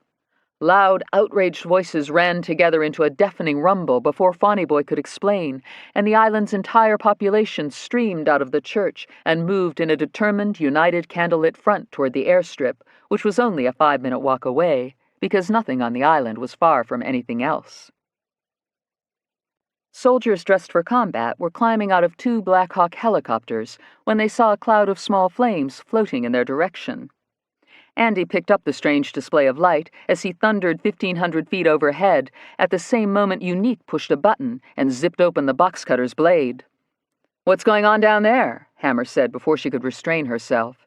"You better not try anything, or all of you are dead," Smoke threatened as he looked out the window at the moving sea of lights and the big Black Hawk helicopters. "What have you done? What the fuck's happening? Tell me now!" Possum's attention was riveted to the syringe in Smoke's hand, and he knew Smoke well enough to figure out exactly what would happen next. The instant the helicopter was safely down, Smoke was going to stab Popeye through the flag and inject her full of rat poison. Then he would shoot Hammer and Trooper Truth and keep Cuda and Possum as his road dogs on this forsaken island forever. Suddenly, Possum noticed Unique twitch, as if she were having a seizure, as she unfastened her seatbelt. "Bye-bye, Popeye," Smoke said in a mean, mocking tone as he pulled the protective orange tip off the syringe. "No, Unique!" Possum screamed, and Andy instantly remembered Possum saying in an email, "It was unique," in reference to whoever cut on Moses, and Moses talking about an angel who promised him a unique experience. Andy yelled, "Mayday!" into the mic as he slowed down, lowered the helicopter's nose, and shoved the cyclic to the right, rolling the 430. For a hair-raising second, they were upside down. Then warning alarms went off, and emergency lights began to flash, and the helicopter suddenly flared like a rampant stallion. "Crash position! Crash position!" Andy yelled over the intercom as he cut the throttles back to flight idle, shoved the collective all the way down, and glided the helicopter with nothing but air moving up through the blades to keep the helicopter from dropping like an anvil. There was nothing special about deliberately cutting the throttles mid-air. Andy practiced auto-rotations regularly, and not only was good at them, but he loved the excitement of landing a 4-ton machine without the help of its engines. Another little trick he liked was to wait until he was 30 feet off the ground before pulling in power again and flying off, which was what he did now, and suddenly the helicopter was thundering into a high-performance takeoff that shot it straight up into the night. At 500 feet, Andy cut back the throttles again and smiled at Hammer as the warning bells began screaming again, and he started down in yet another auto-rotation. He went through this perilous routine 3 more times for good measure, and was not at all surprised when he finally lowered the landing gear and set down that Smoke, Cuda, and Possum were ashen and doubled over in fetal positions, and Unique was on the floor, out cold. "I'll get Smoke, you get the girl," Andy yelled at Hammer as they flung open the back doors while the blades turned and rotor wash gusted like a gale. "Watch her, she's our slasher." Andy pointed his pistol at Smoke, who was dazed and had long since lost his gun. Andy yanked the monster out of the cabin and tossed him on the tarmac like a sack of rags, while Hammer grabbed Unique. The sea of candles drifted around them in a circle as soldiers rushed over to see what the hell was going on. "Pirates," Andy announced to the stunned islanders as he snapped handcuffs on Smoke's wrists, and Hammer flex-cuffed Unique's ankles and her hands behind her back as she drifted in and out of consciousness and drooled. "I'm sorry," Andy said to the soldiers. "I had to violate your restricted areas because I was being held at gunpoint, as I suppose you determined from the code I squawked. If you wouldn't mind helping me by grabbing that other pirate out of the back, the one who's thrown up in a bag, but leave the smaller fellow alone. His name is Jeremiah Little, and he's an innocent hostage. We'll take him back to Virginia with us." "I know 430s. Want me to shut her down for you?" one of the soldiers asked. "Thanks," Andy replied, as Popeye covered Hammer's face with kisses, and Dr. Foe crept near and gave Hammer an insincere, patronizing pat on her black leather-covered back. "I don't know what happened exactly, but I certainly am glad your dog is all right. Isn't it amazing how pets are like children? I know how much I love my cats. If you don't mind," Dr. Foe said to Hammer, "I think it best I ride back to Virginia with you. I assume you'll leave him right away?" "Yes, cart him away," commanded Reverend Crockett. "We don't want neither contact with him ever. Warrant him." "No!" The island's entire population walked backward in unison, their voices rising above rotor wash and the chop-chopping of slowing blades. "Return him to the main," they began to chant. Donnie Brett Triumphs by Trooper Truth. Well, race fans, what a night. I suppose the bad news is there was no Tory treasure, or at least not in the spot marked by the yellow buoy, which apparently had done nothing but drift with the bay's current until the water got shallower and the crab pot finally got snagged on eelgrass about a mile off the Virginia shore. But what matters is the only treasure the islanders cared about was Fonny Boy, and way to go Officer Reggie for single-handedly catching the escaped inmates. And how about our boy Donnie? Now, I'm sorry to say I was caught up on a case last night and missed the race, but I watched TV and the endless replays of his big move when he was running side by side with number 4, and an accident on turn 4 took out the number 33 Chevy and caused a 7-lap caution with a restart on lap 94. Darned if Donnie didn't take advantage of a perilous situation by making his big move. That's right, sports fans. You saw him get off the gas and get on the brakes just like he's done before, and then he just bulleted past number 4 on the outside of the back straightaway, and he stayed with it the rest of the race. "I just dug deep inside me," an exuberant Donnie Brett said as he took a slug of champagne. "I just tried to enjoy it again and not worry so much about losing, you know. And I want to thank that cop who took the time to talk to me in my trailer. I don't know your name, but hey, thanks, man. And I want to tell everybody out there the same thing he told me. It's not about being good. It's about knowing when to make your move."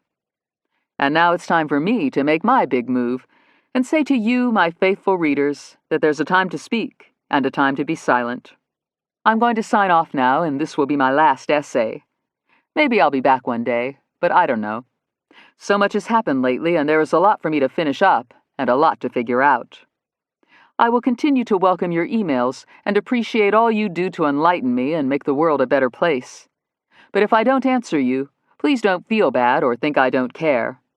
Remember the golden rule, and that even the smallest life and everything on this earth has a story, if only we take time to listen.